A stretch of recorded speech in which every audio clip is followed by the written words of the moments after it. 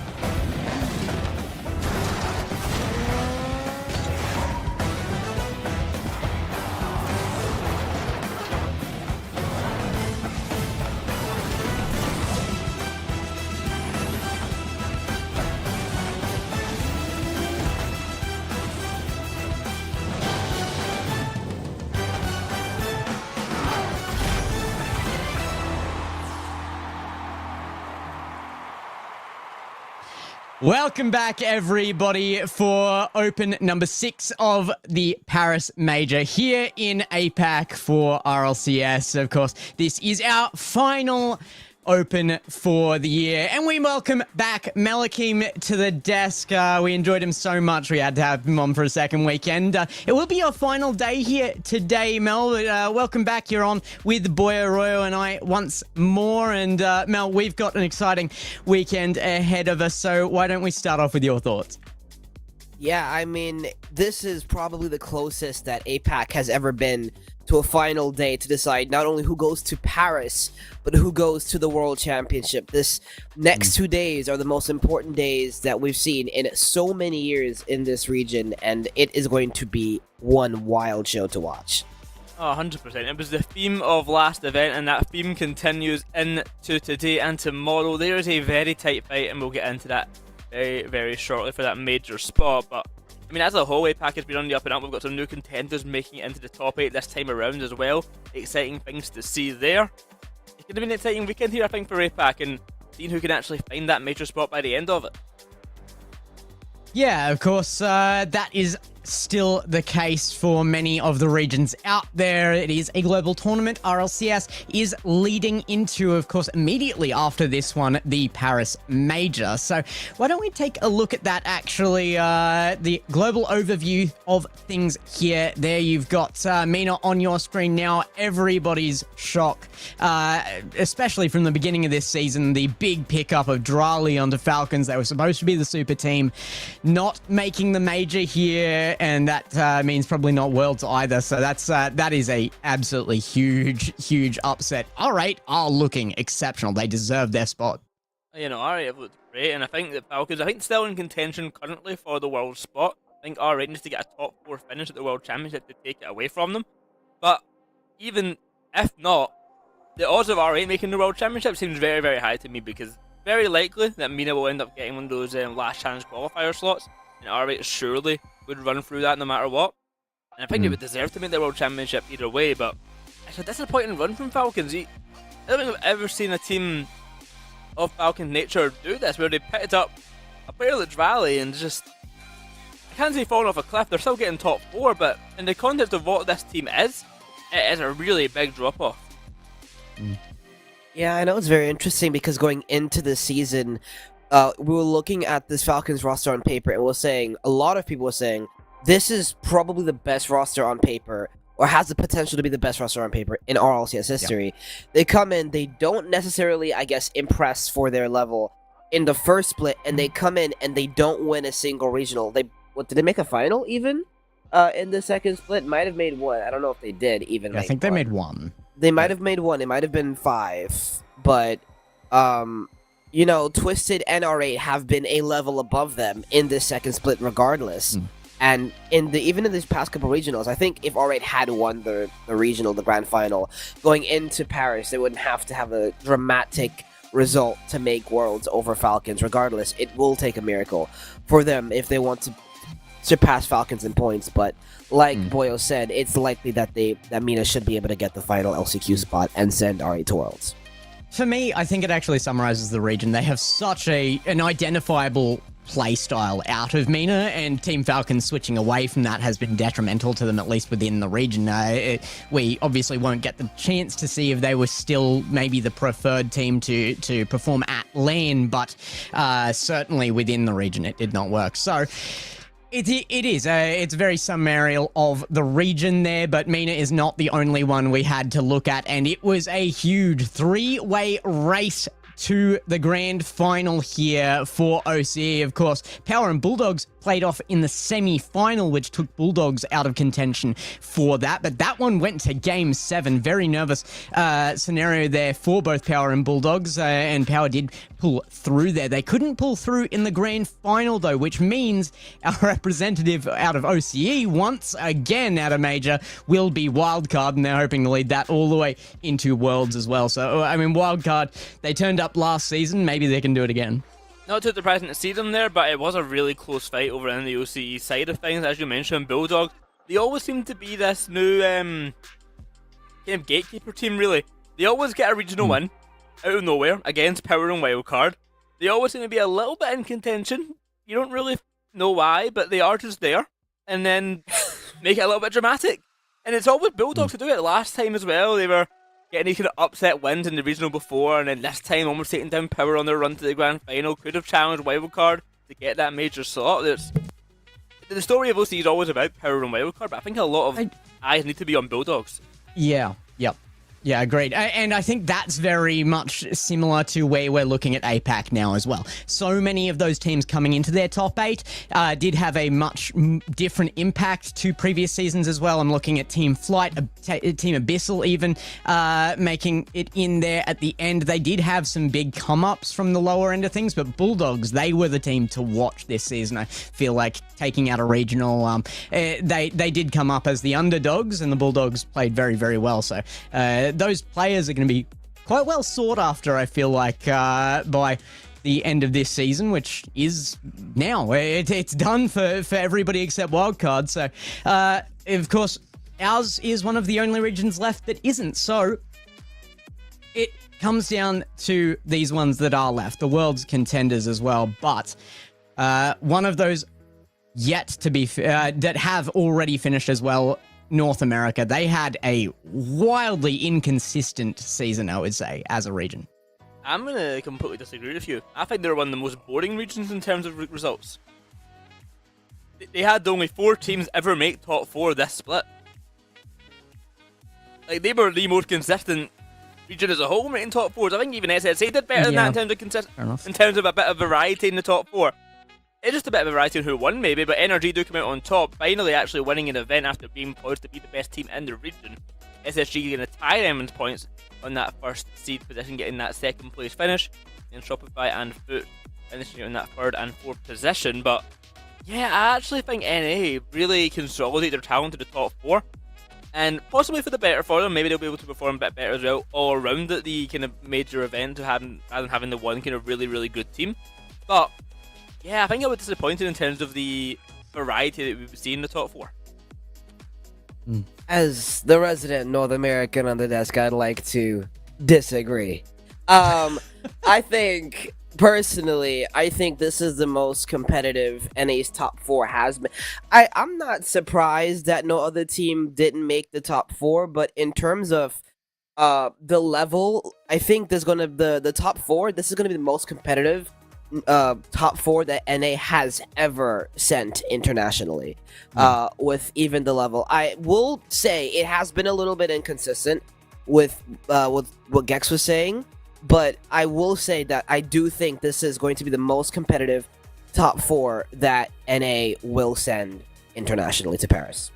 I'll have to disagree on that one, but it's fine. We got to see it there at Worlds, and that's really where it lies. The proof will come out on the field, and it's going to come out from a few very certain teams already. Of course, there are some still to lock in 4th and even 5th position here from EU. They do already lock in Gentlemates, Carmine Corp, Team Vitality, NIP, and Manchester City currently looking like they're going to lock out those extra spots. Vitality almost pretty well confirmed there, but where their seeding will be is still to be decided, I suppose. But that will be locked in this weekend. North America, they do lockout in their last weekend as well. MENA have already finished theirs as well. It really does just come down to these last few regions, and APAC, we have a 3-way race here. You see that 74 on TSM, 57 Kinotrope, and North Star, I believe, for the major have their chance, but the World Championship seems locked away here. As well, over on the OCE side, Power and Wildcard both being tied on points. The only way that tie actually breaks is if Wildcard can earn more points at the major than the default 4, so they have to get a better placement in their group to overtake Power and to break this tie for that World Championship spot. SSA is already confirmed, as mentioned. Mina already got Twisted Mind confirmed with the fight between Falcons and R8. And yet, between Kinotrope and TSM to make Worlds here, likely for it to be TSM, unless disaster strikes and Kinotrope go on a massive run at the major if they so make it. Yeah, I mean, Kinotrope, obviously, it would very much help if TSM would probably lose before the grand final, but if Kino are able to win the grand final and then go to the major and maybe win 1 or 2 series, because TSM went 0-3 in Boston, if they're able to go win a couple of series at the major, that would boost them over TSM, but they have to do a lot. You can see the point standings right now. Kinotrope in the split are just 4 points over TSM. Yeah, I think this is the important graphic of the weekend, to be honest.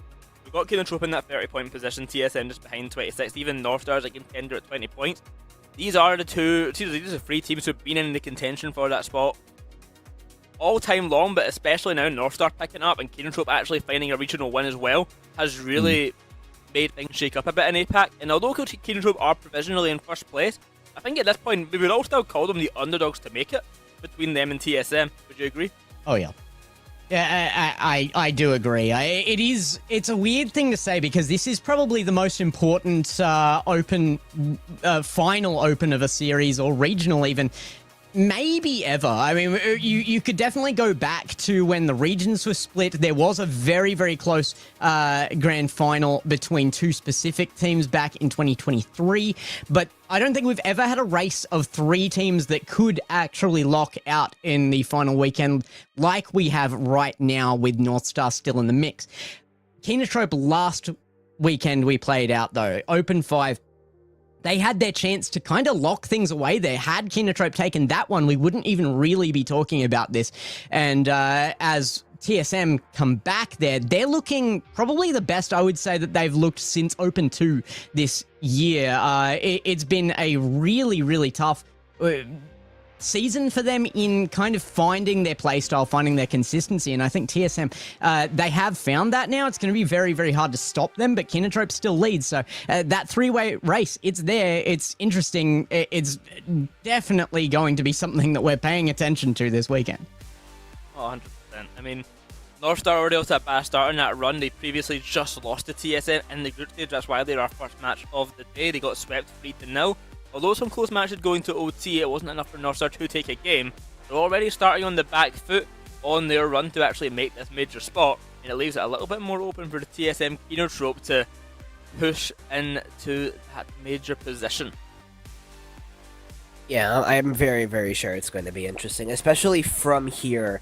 This is, again, to kind of bring the hype back up. It is a very, very close ending that we're going to see here, so I cannot wait to see how this one ends up. All right. Well, I mean, that does bring us into our next segment as well. We'll keep it a bit brief here as well, but we have to talk about these players that are next up. It has been a turbulent season for the region, but it's because depth has kind of grown here, and a lot of that has come out of young players, the next up of the region here for Apac, and I'm sure you guys have ideas of who you'd like to shout out for that, but I also I'm wondering where they go after this season. We already saw the come up of Sphinx and some of the last generation of that new blood into Apac, so if we were to look at new rosters coming into next season, where are we looking? I think we got to look at places like your Kinotrope, like your Dream Station, and like kind of these Japanese rosters, because I do think we're seeing the come up again of a player like BBot, like Croado getting here into the top 8. Croado retiring and retiring many times now. He has actually made it to the top 8 with Nagatomo Ninjas, with J-Bots and Kaizen. I think they're two very young, exciting players who, Croado especially, has already made a shine, and J-Bots as well at moments, but I think they can do more on these new rosters, as well as, of course, Lunatic on the Jungle Juicers, who has been, I wouldn't even call him a young player at this point. He's been around in APAC for so long, but I think he's having a rise once again. You know, this is kind of funny. I kind of want to bring Pangoli into this conversation a little bit, because listen, Pangoli and Lunar have completely full intention to stay in this region as long as possible.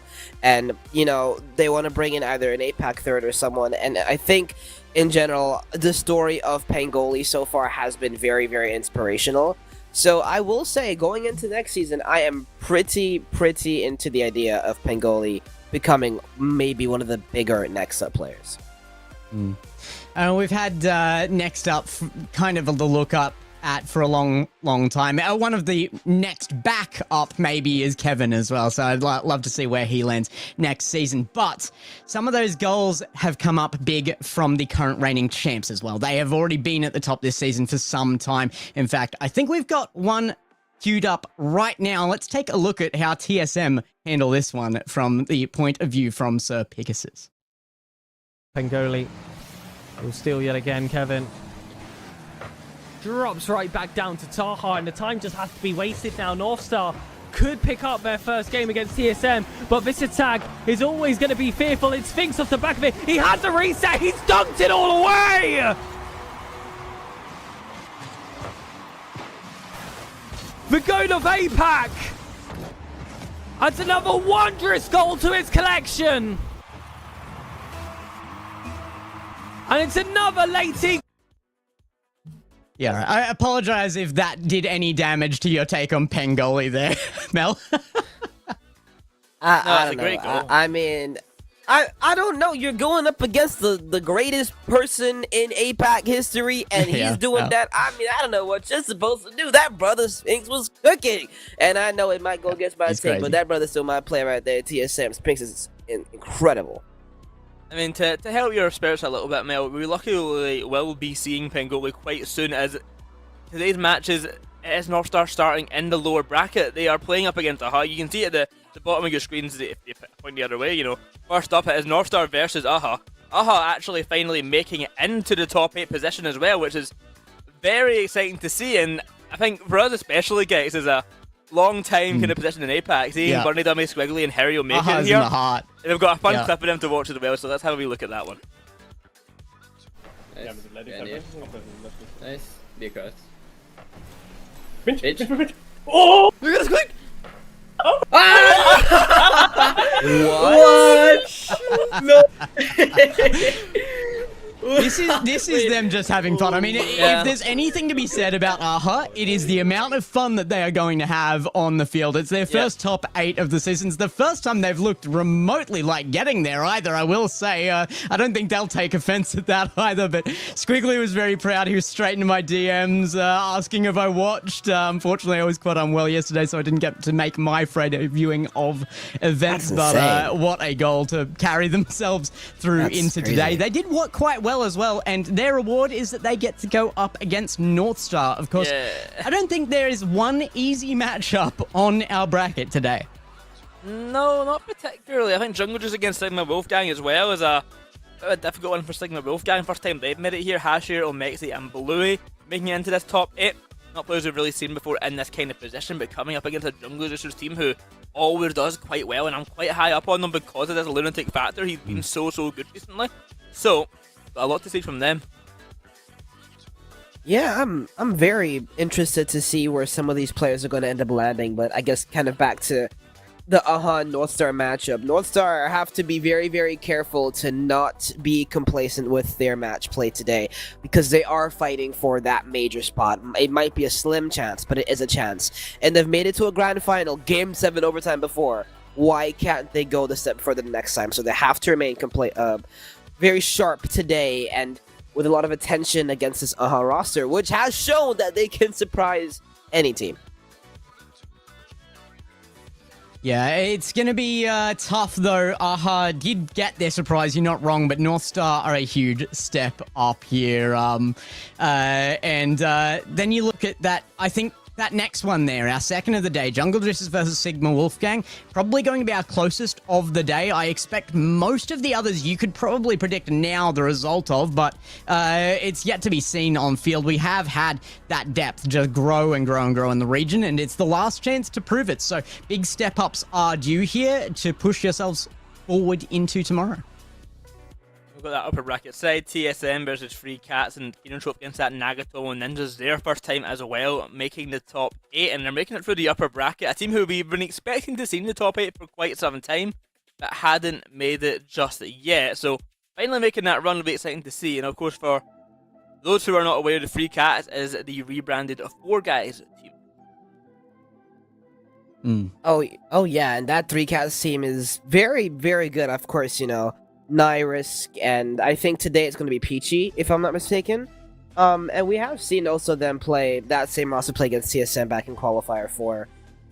So hopefully today they could put up a better fight. And I do rate Peachy. I don't really think he's a sub-level player. I think he's a pretty good player.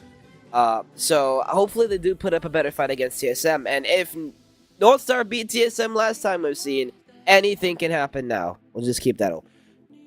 Yeah, and it's about that depth again. AHA just showing yet again that just about any team getting into the top 16 can make it all the way to the top 8 now. Apac is really growing in that depth. AHA's just joining the ranks. So North Star have to be careful that they don't fall to AHA here. But we do have a lot of fans in the chat, I'm sure, for Pengoli, depending on whether we've had a rate already or not as well. I'm sure one of those will come through somewhere throughout today, and people will be wondering where Pengoli is if they don't make this. So look, they are coming through with the name combo. Apparently Taha chooses to sit out of that one time and time again, but Ping and Pong on the field for North Star.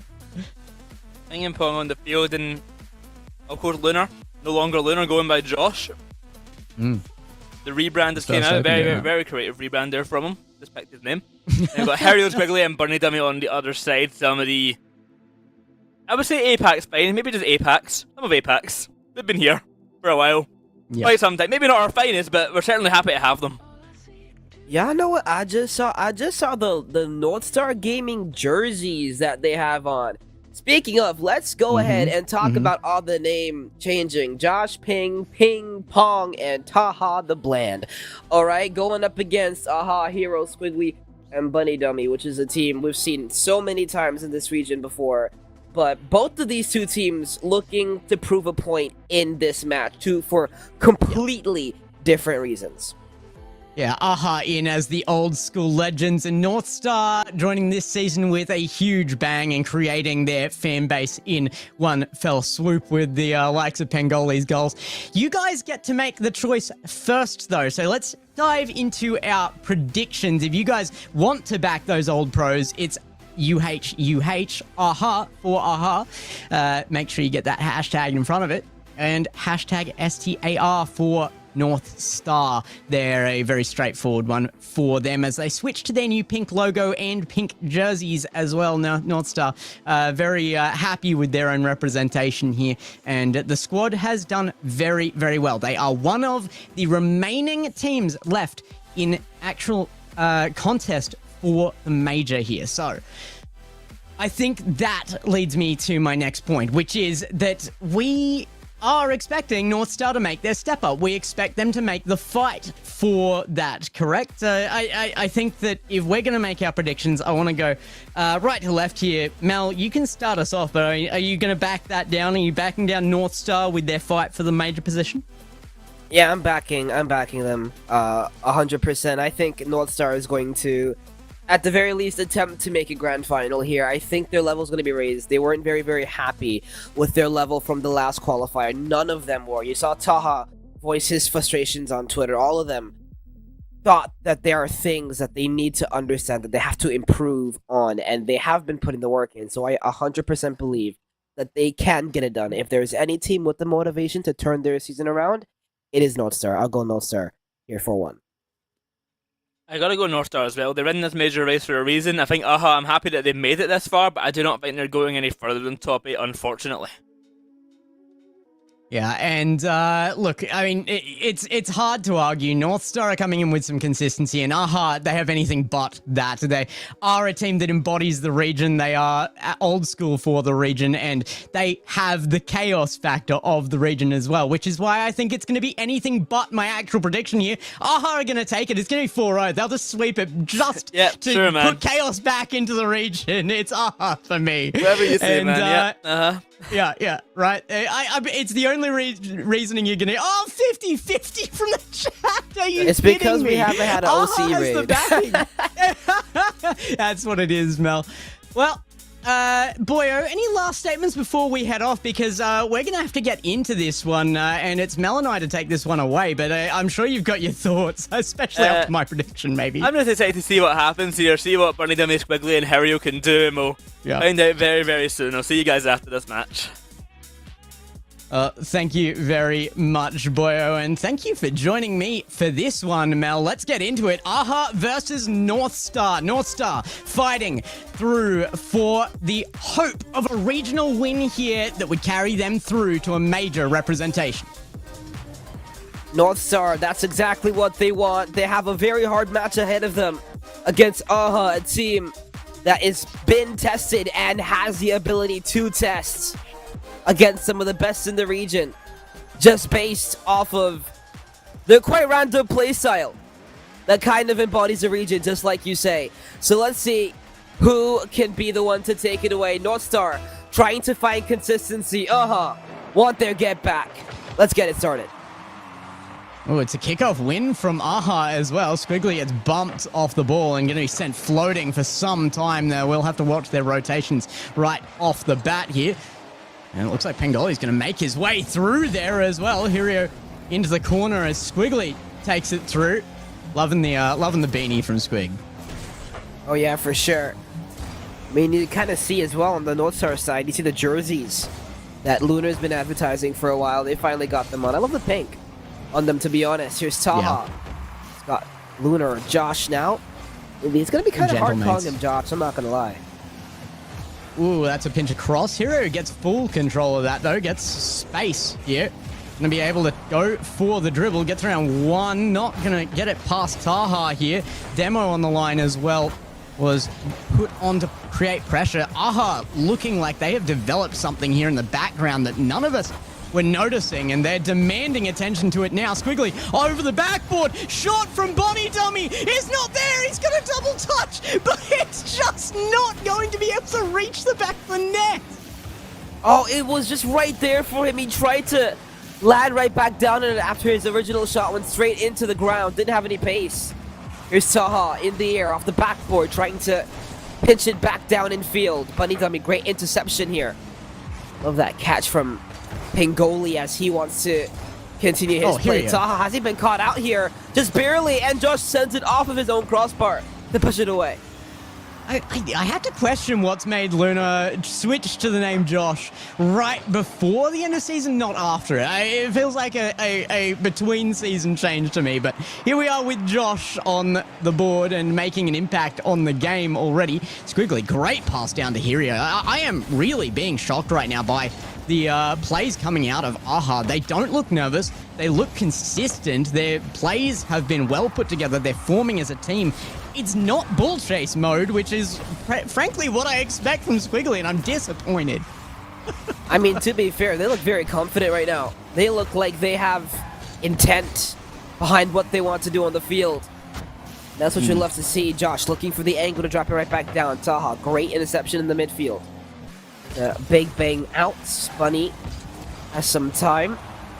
Decided to delay his touch a little bit. This is a very awkward touch by Pingoli. For Squiggly in the air, trying to win the 50 and completely dominates it to give AHA goal number 1. Squiggly going absolutely nuts solo here. First touch is very hard to beat.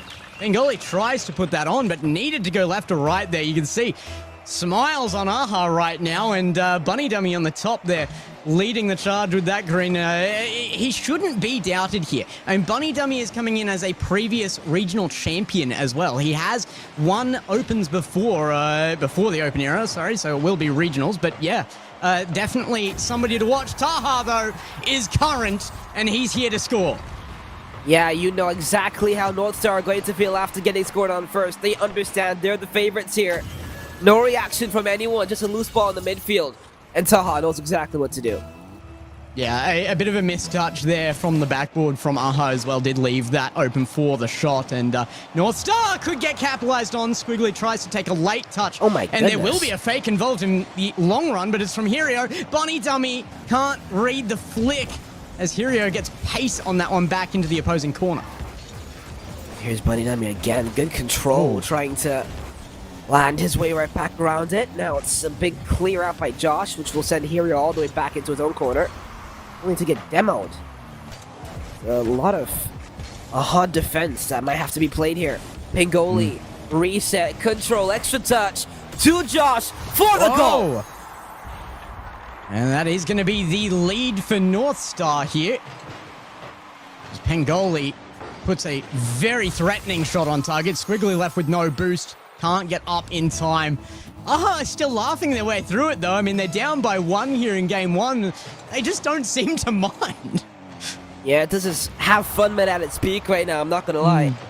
They're having so much fun. Northstar on the other end are not exactly thrilled with their performance. Haven't had much reaction on their camp so far. They're saying it's a long way to go before the job is anywhere close to done. Double commit. Pingoli reset. Whoa. He's done it again! He just keeps doing nonsense, and it is incredible!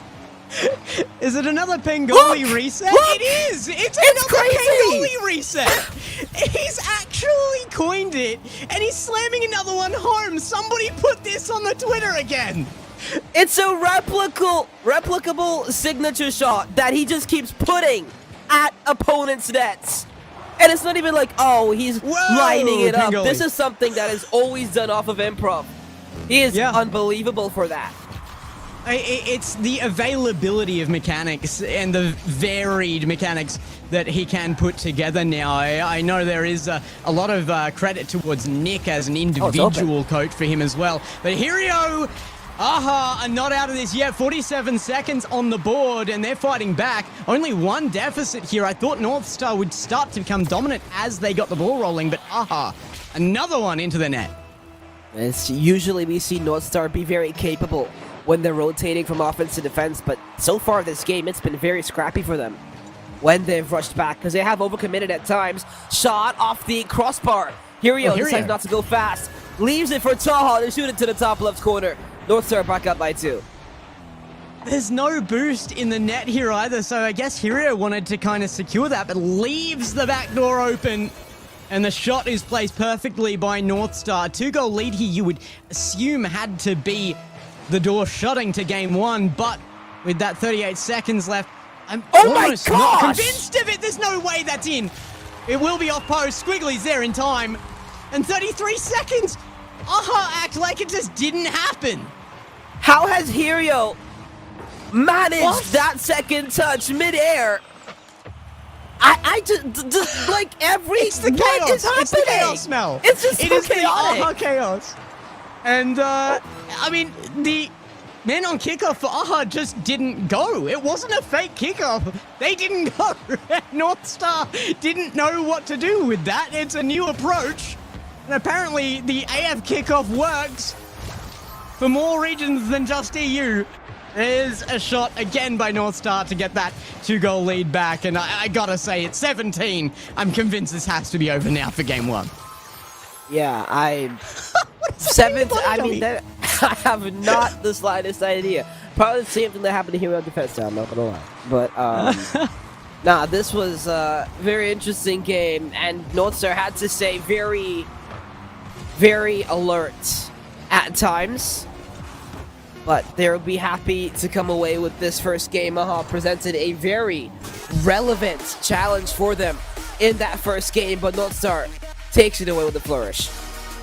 Yeah, there's that 2-goal lead found by Northstar. But I gotta say, I was convinced that AHA had the ability to win games in this series, and they just kind of didn't seem that committed to doing so in that game. Every time they were in their half, they didn't want to pressure the ball, didn't want to give options to themselves. They just kind of sat back and took shots against them. AHA are in a position to be able to push forward from this series if they can play at their peak, because we saw that peak be enormous in this for game one.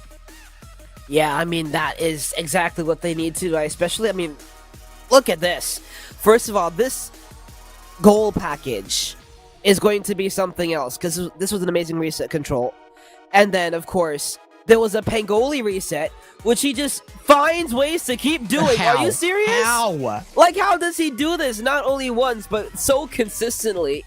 Yeah. It's just crazy. Twice in 3 opens, twice he has found his signature goal now, and I think he's definitely going to get that phrase coined. Pangoli reset has been found once again in game one. He'll be looking for more. Apparently he was going for it yesterday as well, so I'm sure it's not the last time he'll attempt it. But Northstar, though, they had kind of the opportunities to play around with the ball at times there. It was a chaotic series, but they knew they had the better hand of it, I think, as soon as they got their first goal in.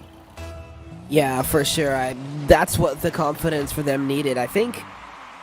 They did start pretty well. What a pass to Squig to the top left corner. What a read on the defensive side by Josh. I know, they're feeling pretty confident right now.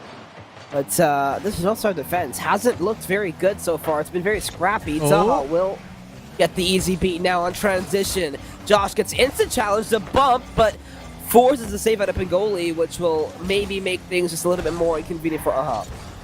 Just like to see more calls from AHA. I mean, Hirio has had the opportunity to go for ball and not known his teammates were out of boost time and time again. He could have gone again to get control back, but it goes to Northstar. Josh with the pass in off ceiling. This play is beautiful. But the control of the ball gifted away by AHA, so Northstar will get one here. The play off as a result of AHA, and they make good on it. Yeah, I think that's the thing as well with Northstar. They like to capitalize on every opportunity. Taha reset, double opportunity. Everyone from Northstar right now trying to be their peak mechanically. We've seen some stuff from Taha before, ceiling doubles and corner reads. Hirio reset around Pangoli, forcing Bunny Dummy to go. Squiggly will just pop it back up in the air. Pangoli, good control. Off the backboard, reset, try to maybe make everything awkward. Taha committed. Josh will get beat, and AHA will equalize.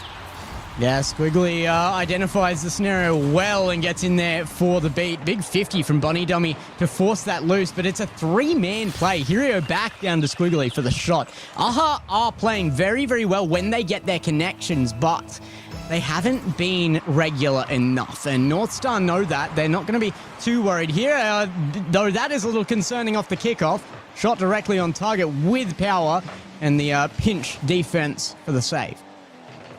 And Hirio trying to go around the corner again. Try and make things happen. He's been so good on the ball today so far.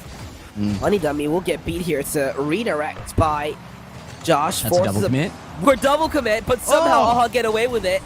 And we'll try and transition. Will it be open? It will be open on transition. Perfect shot from Hirio. Aha take the lead.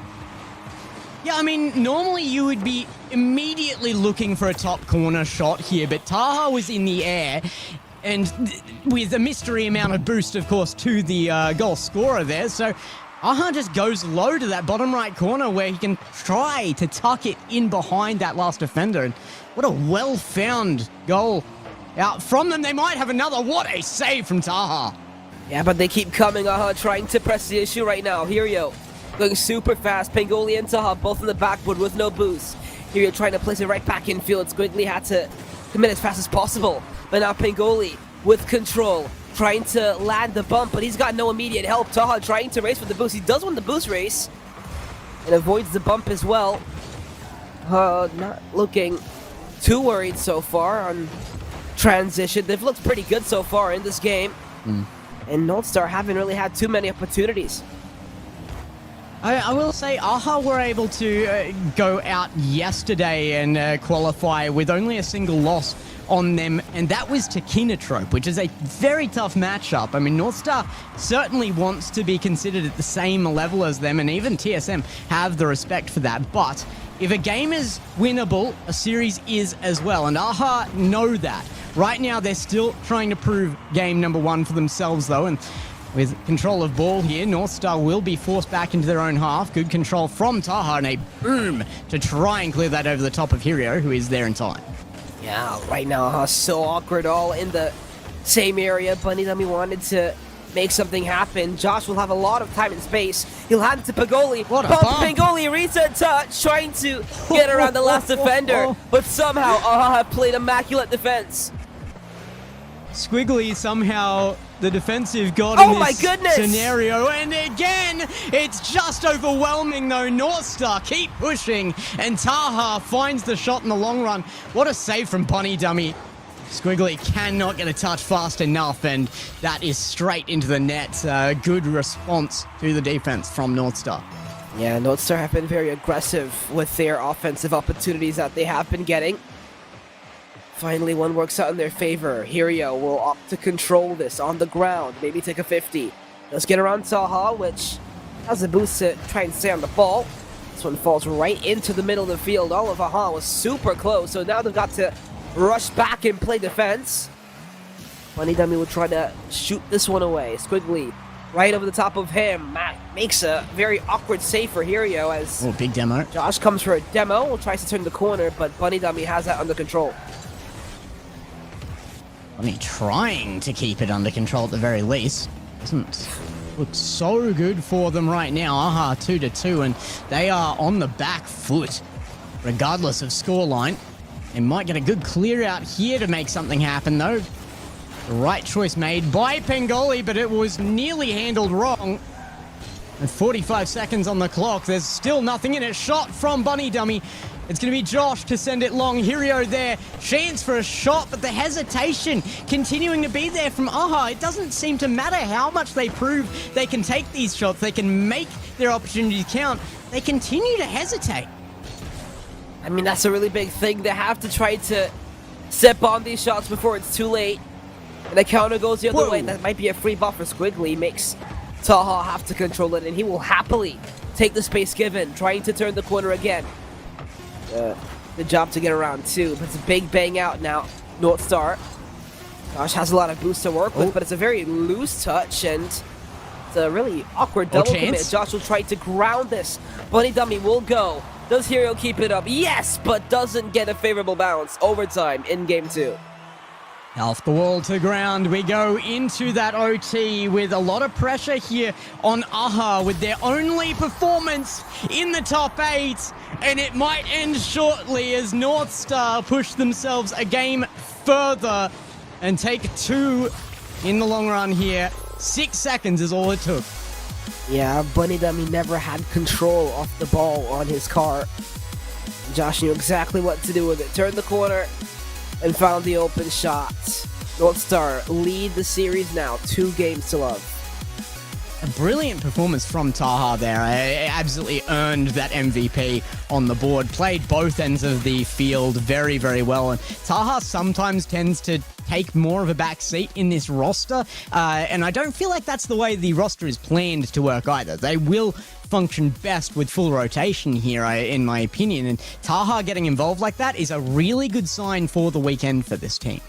Yeah, for sure. And especially the way that Taha can play is unbelievable. I think Taha has proved that he can be very, very good on the ball, but I think sometimes it can be a confidence issue with this team because they do get very hard on themselves. But Taha on the ball has always been something really special. You saw every single defensive touch.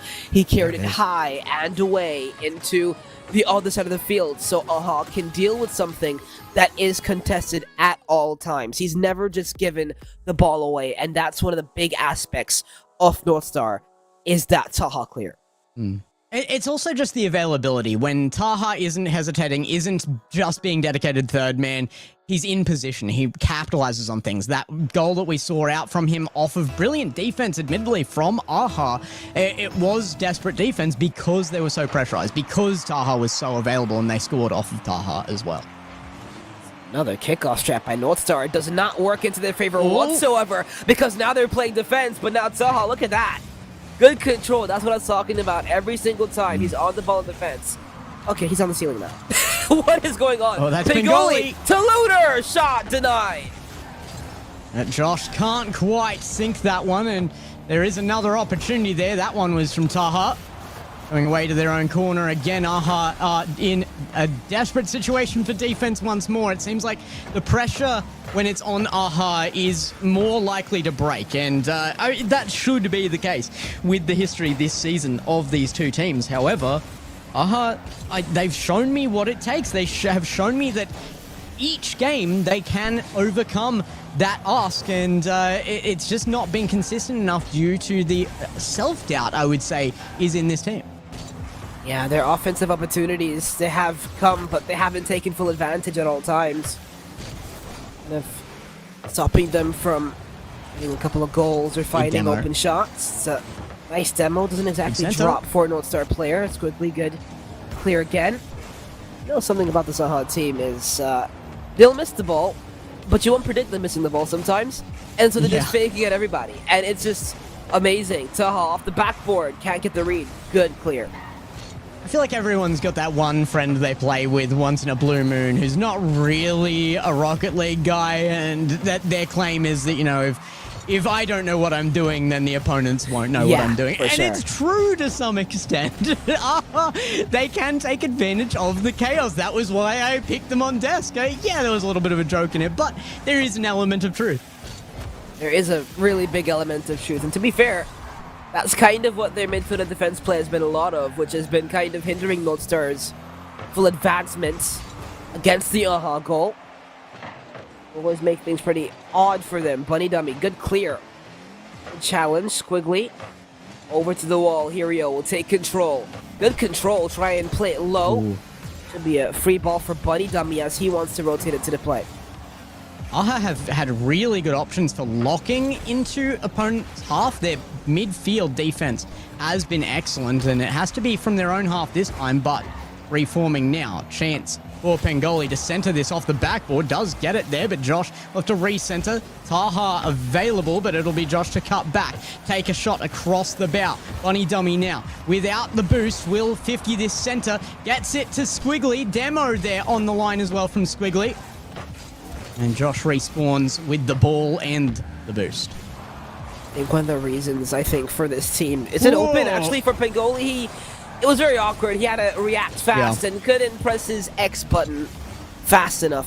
One of the things for this Aha team, which does make it a little bit awkward sometimes, yes, the defense is good. They're making amazing saves. Bunny, control off the backboard, trying to squish it through. He got taken away. He might get the rebound. Hirio turns, shoots, and scores! I'm Bunny Dummy starting to look back towards that 2022-23 look for himself here. And Hirio, he identifies it, gets in position, and a top right corner shot there beats out the team of North Star. Aha one up with 1:43, and it has been a very different looking game. Aha trying to find their consistency, find their, I guess, their confidence here, and it is looking good for them. Can they hold for the rest of the game now? Yeah, right now Northstar not exactly pressing so hard. It's a really good bypass and a bump as well from Squiggly. He just had no help. Josh will turn the corner, has one to beat. Taha looking for the bump, shot, and Northstar will tie. What an angle here from Josh as well. Flicks it left-hand side. It was tough. The ask for hero here with Taha chasing for the bump as well, clearing the net and opening those opportunities. Josh will not miss that shot. That's the one thing. Just on these transitions, how can be pretty awkward. It's the one thing hindering them. Here's a Taha. He got the reset catch. Here he'll try and turn the corner. Pangoli. I have a little bit of space to work with. He gets bumped straight into the ceiling. That play. The one thing is, I don't exactly always challenge the ball. On the defensive side, they're kind of afraid to challenge. They like to play from their own back line. Doesn't find Lunar. He barely misses him. And Lodestar will try and keep this pressure. Had Pangoli had a shred of boost there, would have been a redirect as well, but just very, very tough scenario to be able to get that one with a pre-jump on the redirect. Away to wall it comes. Bunny Dummy goes high, looks for the reset, nearly gets them. Josh with a miraculous early challenge there. It passes back to Taha. That's a quick commit from Hero. No hesitation this time. Aha trying to win the match here with 15 seconds on the board. They could get their first game, but it's back across the line. Josh towards the net and back towards the midfield. What a cut by Bunny Dummy. Squiggly will Squig. be there, but couldn't exactly get the desired touch. Bunny Dummy will leave it for Hero. We'll go here. Squiggly doesn't have the resources to reach it. And we'll have overtime in game 3. Let's pick up of the ball. Taha passes across. Big three-man play. Has to finish it. What a placement. North Star peaking here. Taha off Josh. Back to Pangoli. And the pixel-perfect placement of the ball to finish the game. Yeah, it's the most satisfying shot in Rocket League from Pangoli into the top left corner. And that's 2 consecutive games being found from Northstar. Let's start really quick off the overtime. And for them, as much as have been troubling them, their confidence remains high. It feels brutal that AHA don't have a game in this series and may not have one in this series. One game to go for a shutout from Northstar, but it's yet to be seen. AHA, it doesn't seem to matter to them that they're on a losing foot here. They do not care. They've made their top 8. They're happy enough with that, but I mean, they just keep playing the way they're playing. And in fact, I would say that every single game they've been playing better. Is that pickup one more time enough to actually get them a game in the series is the question. Yeah, I think that's a big thing. I think the only problem is how they defend the transitions from Northstar. Northstar haven't been particularly good on their own transitions, but the big problem, I think, for AHA really just is they don't understand how to challenge from the defense moving into the opponent. And that's been the really big thing, in my opinion, for them, because they just don't challenge and it gives away the space for every single Northstar goal, because it's kind of been gifted. Okay, I get it. I understand. I agree for the most part of this series. I don't agree that was the problem in that last game, though. They gave up just about nothing in regulation time, and that had to be a perfect play. Defense even got to the ball at the end of that shot in overtime. That was Northstar's absolute peak to score there. Again? They might not need Pangoli! quite peak here. Pangoli goes for it again. Stop it. Stop it. No, he wants no, 2 just Pangoli resets no, in a single series. It's crazy. We get the point. You're better than everybody. Goodness me. Brother. No, I mean, Insane. he's crazy. He's crazy for it. And I'm telling you, it's not just like something...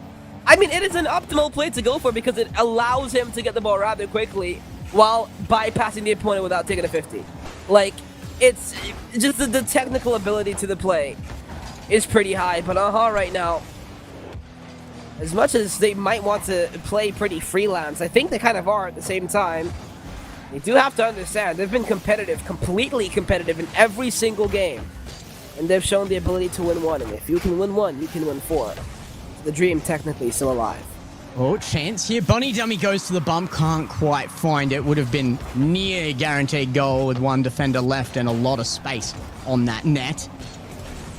It gets away. Hirio now to reset that attack with the help of Squiggly. Comes up for Bunny Dummy. Looking off ceiling to backboard. Tries for the dunk. It's in front of net. Taha makes the save, but it might still not be enough. Hirio with an absolute zinger straight in. 110k an hour off just a direct shot.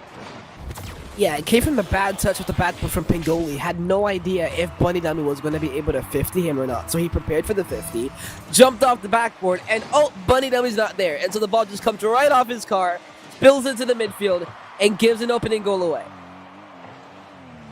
Bunny Dummy now in corner. Does push forward. Okay.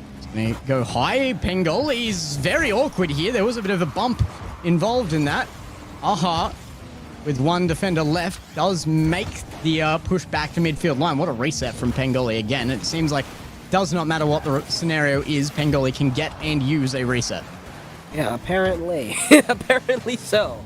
That brother is a reset merchant, I'll tell you that much.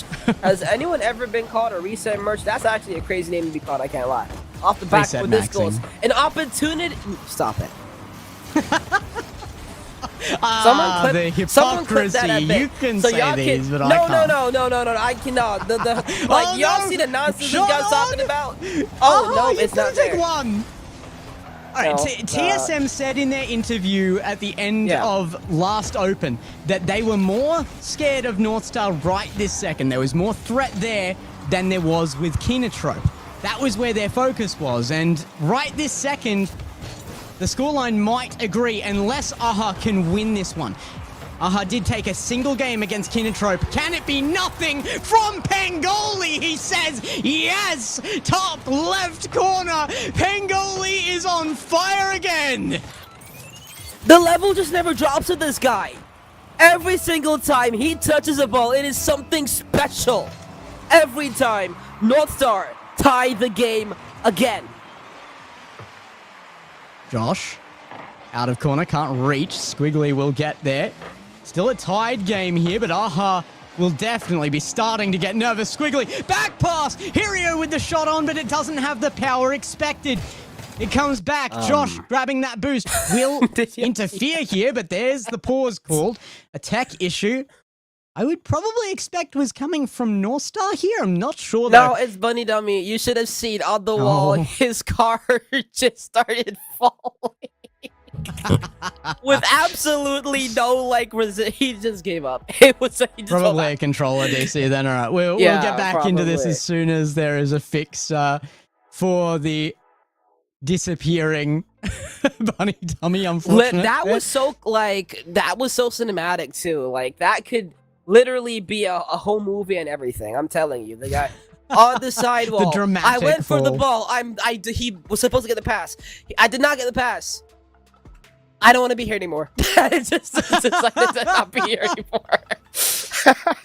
Like a fly falling onto its back. The last breath. Actually, like a fruit fly. Unfortunately, that may be the scenario for Aha here, though. I mean, they're 1-1 right now with 2 minutes left on the clock, but it's last game for them if they can't pull this off. I need to see that they have that potential of going into the next season. Maybe we don't expect that top 8 finish from them again. Who knows? I mean, they look pretty good so far. It's just that it's the minuscule issues. It's the, oh, are you serious? Not off the kickoff again. Oh, wow. That's hilarious. Somebody go back and look at Zaha's camera. He didn't realize there was going to be a kickoff. I saw him jump back to his keyboard and mouse. And Northstar still win the kickoff. 2-1. It's just the series of chaos. I'm telling you right now. It is actually absolute chaos. Here's Saha, this time completely full and ready for there to be a play in the game. Squiggly with a decent beat in the midfield. Bunny Dummy has no resources to enter the play here. Here we go. And just gives that play away. Which will take his time, but will flip right past the ball, allowing Bunny Dummy a free ball. Squiggly in field will not be used. He might be used now. Jumping to the backboard and trying to pass it down in field, and that's happened a couple of times. But an AHA player has never really been ready. What a Bad shot. touch! Oh! Squiggly will tie. This is actually brilliant. I mean, yeah, Hirio maybe made the wrong play originally, but coming off that backboard, maintained control. They pulled the opposition out of net there, and when they put it back in front, it was slammed home. AHA with a very convincing goal to stay in this yet, but they need one more to have any possibility of going forward in this series. Oh, it's a really good demo by Josh. Does he find the angle? Never really falls for him. Squiggly will maybe want to play the make a play the bot. Can't really do that. Taha will try and go now. Here's Irio trying to flick past the last defender. Pingoli. Demos out all over the place, trying to give Pingoli time and space just for him to kind of hang it away. So does Hirio. Here is Lunar. It falls for him, but it's a touch away. Pingoli gets beat. He was lost for a second, but Josh had to save the day for a moment. Bunny Dummy lands a free ball. Oh, it was open. double? And no one knew that. Yeah, it didn't seem like it. Hirio's last respawn was a savior to AHA. It seemed to have beaten the defense, and he spawned right in front of it, so they did get the clear upfield and a chance, but they need more than one. Pengoli is forming one right now, though. Josh underneath actually lets it bounce off his car, and the doink goes upfield across the face of net. Coming up wall again. It's Hirio looking down. What a read, but not quite the net. And overtime inbound if nothing changes in this moment. It might, though. Hirio with the chance. It's blocked on the line. And a third overtime in the series. AHA have not won one yet. They're trying everything to get past. They have to make sure not to get scored off a kickoff again. It would be like the 20th time that North Star spawned with a kickoff goal. Good defense so far. Squiggly bangs it as far away as possible. Bunny Dummy now off his own backboard. This is pretty awkward for them. Whoa. It almost fell very dramatically in front of their 18-yard box. Good first control. Never got the reset. Squiggly on transition, but the first touch was a little bit too heavy for him to continue. Hirio now out of corner and carries it through. Squiggly is deep defense here. I think this is maybe the problem. In overtimes, they're so concerned about a single goal that they actually have deeper defense, and it allows North Star to cross too much territory with control. Finding passes like these, down from ceiling. Squiggly in defense. Taking it upfield now. Big 50 will look for the boost. It's taken by Pengoli, and Squiggly trying to force something through. Bunny Dummy will be low here and have to rotate back. It is a little bit of a ball chase here, but it might be the right choice, giving time to AHA's defense. Here's Saha trying to turn the corner. Curio with a really good couple of touches to beat the last defender, but there's no help though, so Taha will have a free ball on the back line. Should fall for Josh here. Pingoli will be next up to go. Squiggly.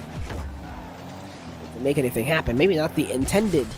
Most definitely not the intended touch. Good fake by Hirio, but Bunny Dummy had to be equal to it. Squiggly Bunny will Dummy's go now upside and down. try and go. Are we gonna get another pause? No. We're Okay, he's everyone's all back. good He's back for now. Oh, a demo. Hirio behind the ball. The 50 goes well for AHA, but they can't quite get there in time. Squiggly underneath. Doesn't jump in time. Hesitates again. It's going to come off backboard. Bunny Dummy grabs that control. Hops high. Demoed for his efforts.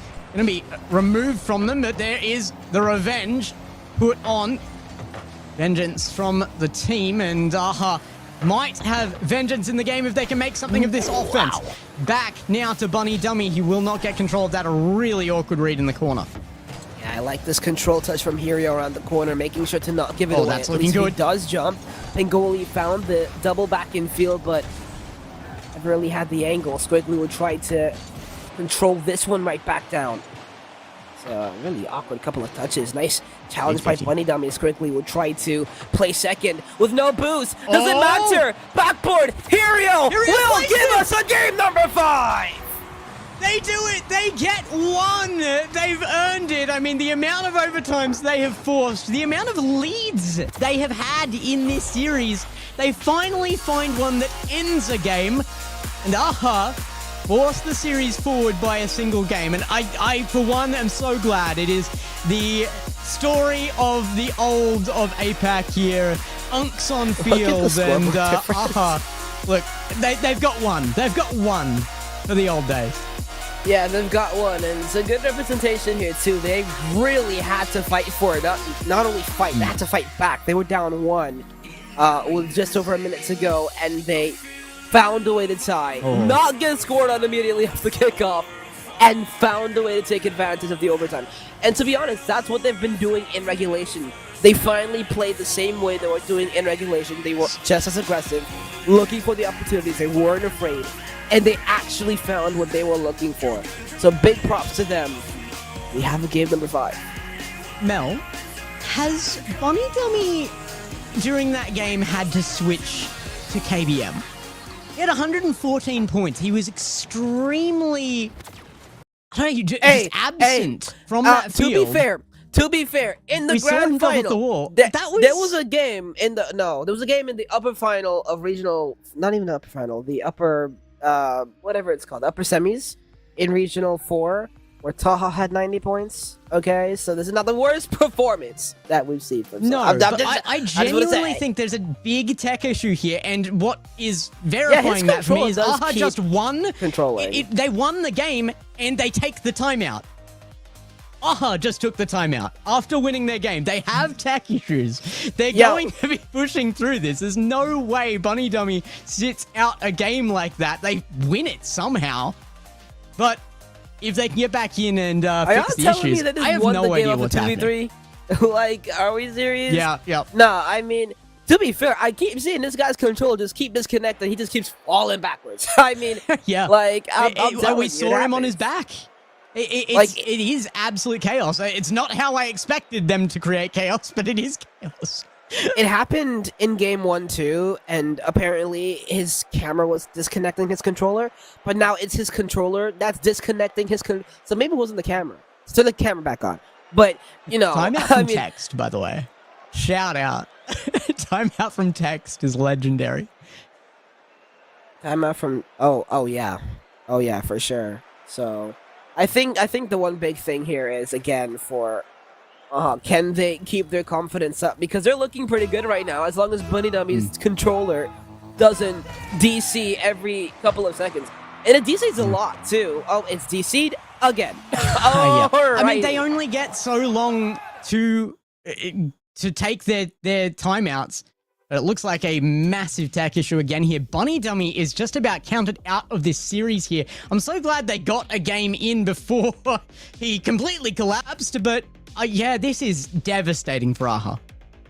Yeah, and I mean, I want to go and look do they have a sub even? I don't even know if they want to, because Bunny Dummy has been playing pretty good Rocket League, even with his controller disconnecting every couple of seconds.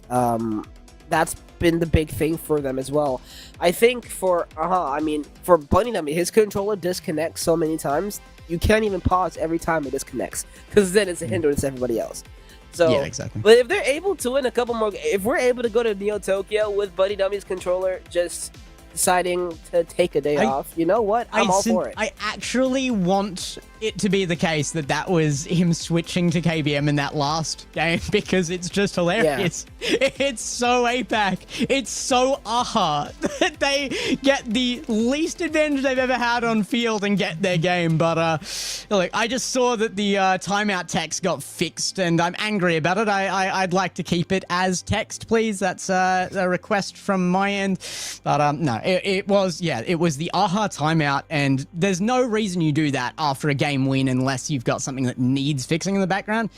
Obviously, getting back on and having a tech pause immediately, there's huge issues here. So let's hope for Aha's sake, as we resume this, that we will be seeing a full team take the field. Yeah, I mean, I think they can recover easily with their whole full game meta mentality. I think the big thing here is going to be also how does North Star respond to this, because they are also a very mentally heavy team.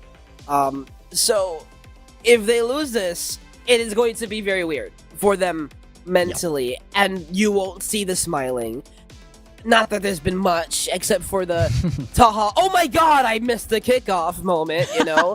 That was but very good. I like that yeah, one. like Hey, it worked for them. They scored that kickoff, so maybe that's the trick. Have one player with hands-off controller and just hope.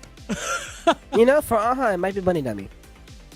No, I'm joking. But he has been hands-off controller multiple times. I can say that he's got much. a choice though. But Yeah, well. I think the big thing for them is how do they stay locked in, because of course for they've got to find a way to fix whatever's happening, but this is also going to be a big test for the mentality of North Star to see where necessarily they are at mentally, especially going into this. So if they do drop this game, then it can become interesting, but we have been away from the game long enough where it has probably become a hindrance on their mental for both teams, actually. So, I don't know. Paris awaits.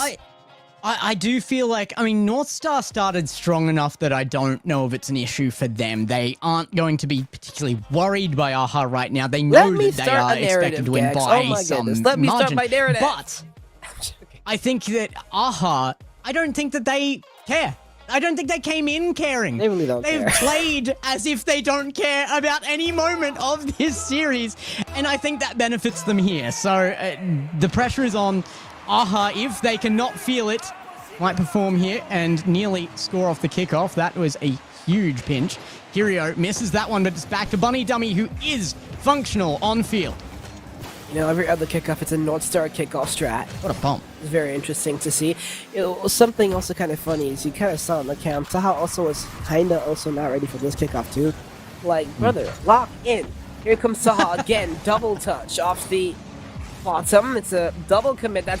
How does that send Squiggly into the top corner? That's actually a crazy bump from the teammate, so it kind of forces him into an offensive position, which makes him have a play on the ball.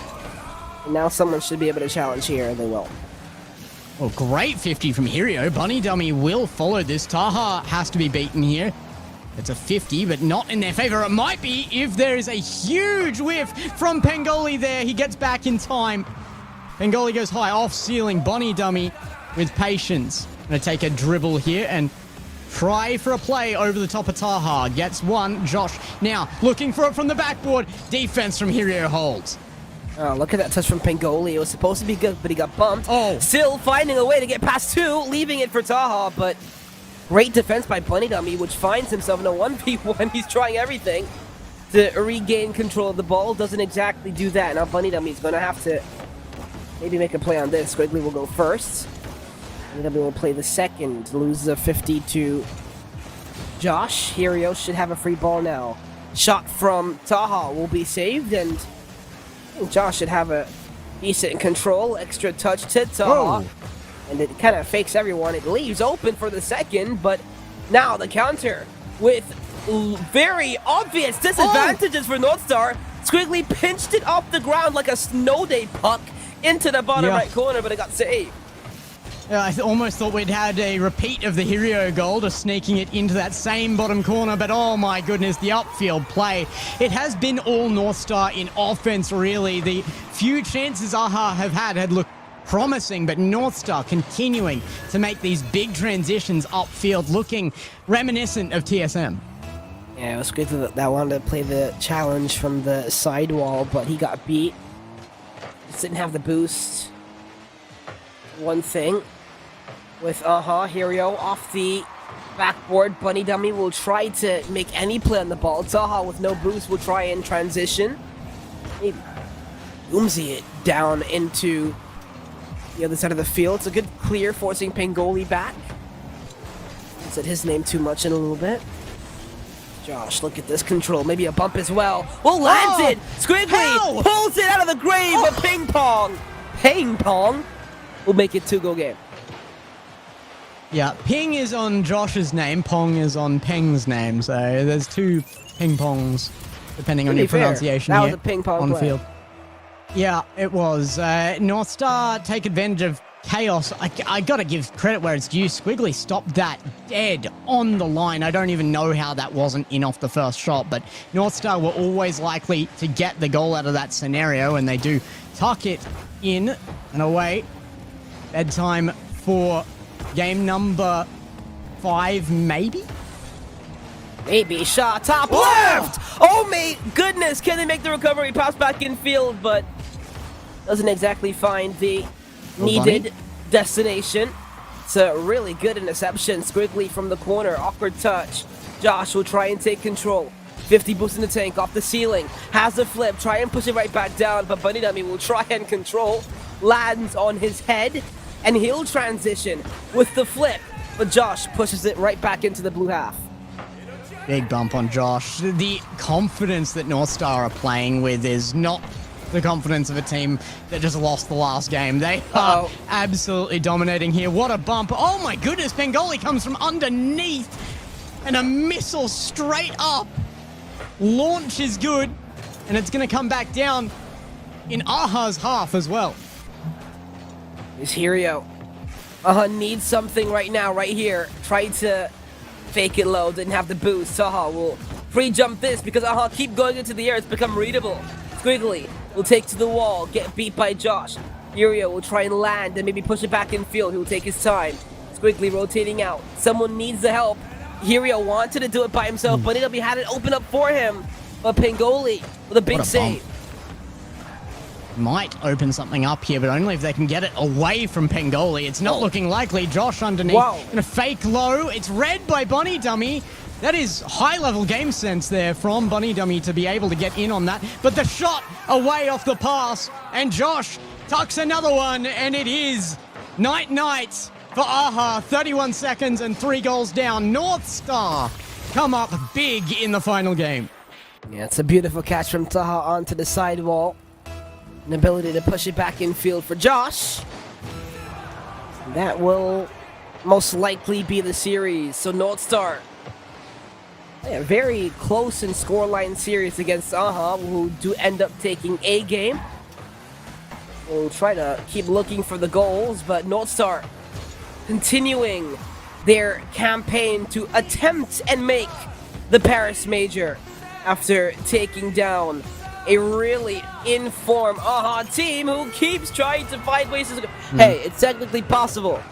They are a chaotic team. Let's see if they can find a way to make another goal into the second kickoff goals. That's what is needed here from Aha. But you're right though. North Star, they had to be dominant in this series to show us their best hope for the major still. They are the underdog for that major position. The real contest there we would be talking about would be TSM versus Kinotrope. However, now North Star looking brilliant out of their final game in their Saturday performance.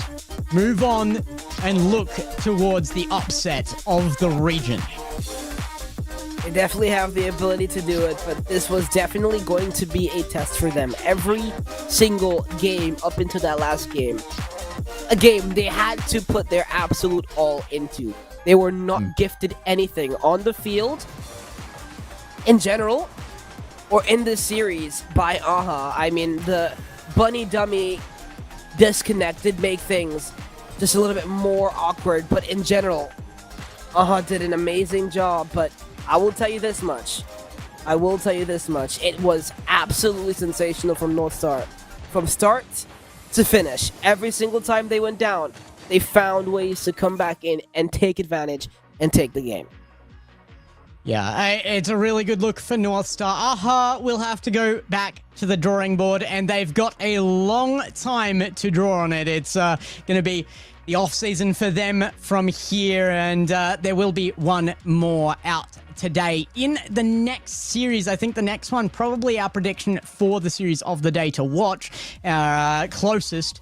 But anything can happen. It is Apac. The depth keeps coming up, and Aha proved that with their game win there and multiple overtimes. I feel like we are underestimating how much that really did say about their ability to take games. They're very, very convincing in regulation, not so much in the overtimes, unfortunately, for them. So we go through to that next series. Stick around for it. It is going to be, of course, Sigma Wolfgang versus Jungle Juices. We'll be back after this break.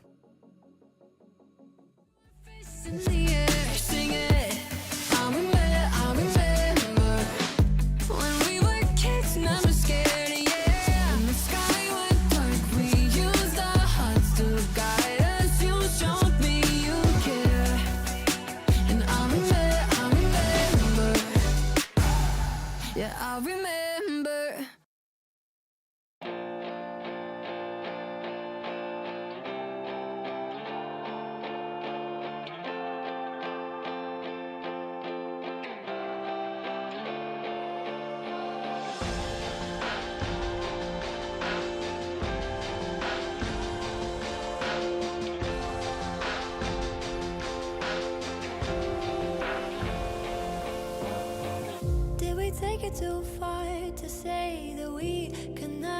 pretend now. Was it never enough to have just everything you want? In your shadow I found a place to hide me from my own thoughts. And if I ever got lost, you find a way to bring me home. And I want something I can hold. That's worth this waiting cold. And I want something that is real, something to make me feel alive.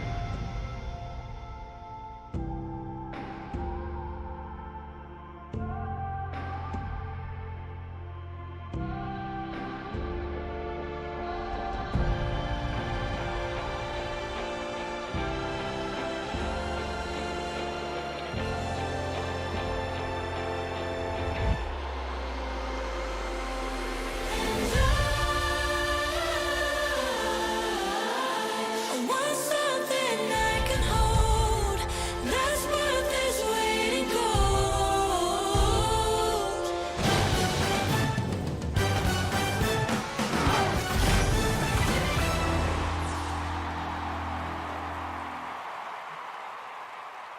Welcome back, everybody, and a big goodbye to our first team of the season to drop out on stream. Aha will be headed off, but I think they're going to be very happy that they made their top 8. They made some really good plays here, but that series was all about North Star, and I gotta say, it was largely about Pengoli again. What is happening there? That was a great goal coming out for Bengal. I think it was in game 3, possibly, maybe game 2. And there's one that particularly sticks in my mind, and yeah, the Bengalis Rotaha as well had an excellent series. But North Star in general, as we expected, making maybe easy work of Aha. They did get a game. So I've got to give credit to Aha there. And it actually had quite close games, to be honest. It was a bit chaotic at times. Yeah, I think that's very fair for Aha, at least. They have been a little chaotic. I mean, they do have that kind of play style. And it made things very awkward for North Star at the very, very least. It did give them a legitimate test because you have no idea what you are going to come against. In this region, you will face one team that plays one way, a team that plays something completely different, and a team that can't hit the ball 50% of the time and will take you to Game 7. And it's just so completely different every single time. So, big props to them, but North Star, great job keeping their level in check. Yeah, I think definitely the best I've seen Aha play probably ever as well. They are a team of friends. They are in for the fun times, but I feel like that applies across to probably both the teams in here as well in our next matchup. So let's take a look at it. It is going to be Jungle Juices versus Sigma Wolfgang here. Tosis, Mohamed, and Lunatic have probably had a little more screen time on the broadcast this season than Sigma Wolfgang, though. Omexi Blue and Hashir coming in there. Both teams pulling in coaches here as well. I did notice the same of our last series, so it's great to see the coaches coming out and making their appearances in the region. I've got to also give credit to Coach Talon, who's such a good coach. His name is half of his name is the word coach. That's how you know he's serious about it. 50% of the guy's name is coach, so he must be a good one. But this Jungle Juicers tied. I keep talking about Lunatic. I think Mohamed and Tosses have also been excellent this season. I think they've all had a bit of a step up, and Lunatic having his revitalization where we kind of found him missing a little bit in previous after Detonator broke up and he kind of went in separate ways from the team and tried out in different rosters and at these moments then wasn't always at the very, very top. I'm liking to see him challenge and contest again, and I think we're going to see a lot more of Lunatic. Over on the other side, I don't know what to expect from the Sigma Wolfgang team. They haven't made it to the top 8 yet. Hashir, Bluey and Omexi have all been around for a decent bit, Omexi and Hashir especially, but I've never been amazed by them and seen them do anything exceptional yet, so that has to change now. Yeah, I think big ups, especially here to my American brother and Bluey, of course, because, you know, it's very interesting, I think, for Bluey. He's come over to this different region, and he has been absolutely... he's been pretty good. I think there have been the struggles from them as well. I think Arch will tell you that he's been their team streamer. He's been yelling, "Oh my god, no!" But, you know, I think the big thing for them is, can they keep their consistency? Can they find their consistency? And can they keep their consistency, Sigma Wolfgang? And I do think that they do have the level to push Jungle Juicers. Yep. But I think the big test is, can Jungle Juicers start their level high and keep their level high throughout the entirety of the series? Yep. I think as well, the players in the region tend to agree. I've heard some good things about Sigma Wolfgang from other teams that have had to face them, and they have presented a challenge. So, if you're one of those players that's watching right now, waiting for your upcoming series, or already went out, you'll get your chance right now to tell us how you felt as well in the predictions for this series. We want all of you at home to give us your favorite for this one. It is hashtag JCRS for the Jungle Juicers or hashtag SWG for Sigma Wolfgang. I think this one has to go for me towards history. I'm going to go back down the Jungle Juicers on this one, but I keep saying today that this is going to be our closest on stream. I think can always be surprised, and I'd love to be as well, but Jungle Juicers for me, I think they will have this in maybe a 4-2 kind of fashion. I'm feeling the opposite way of you guys, although although Jungle Juicers and SWG have both made it to the top 8, deservingly so for both of these teams, I think Jungle Juicers are just a step above. I think this isn't going to be particularly close, and maybe I'm discrediting SWG too much. I think this is Jungle Juicers all the way here, quite straightforwardly. Yeah, I'm going to say Jungle Juicers as well. I'm not going to say it's going to be so straightforward. I think they're going to be genuinely tested in this series, but I do think that Jungle Juicers just are a level above right now. And it's good to see two new kind of introductees to the top 8 here, but unfortunately, I think they might be early exits. So big ups to Jungle Juicers. I think they will come in with a Game 6 victory.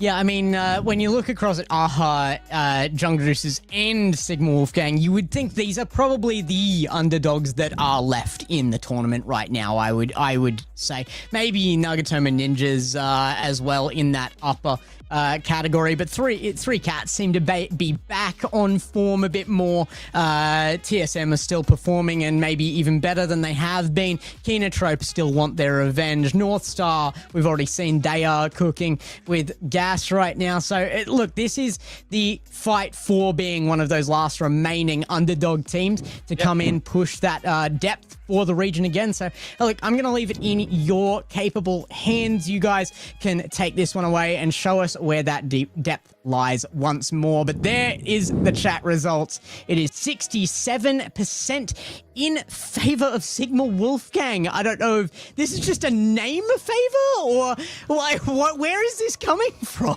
And the Omexi fans have came on out for this one here, but let's get into the series. Goodbye, guys. We will see you later on as we get into our second TV Top of the Day, our last of the lower bracket here for Saturday.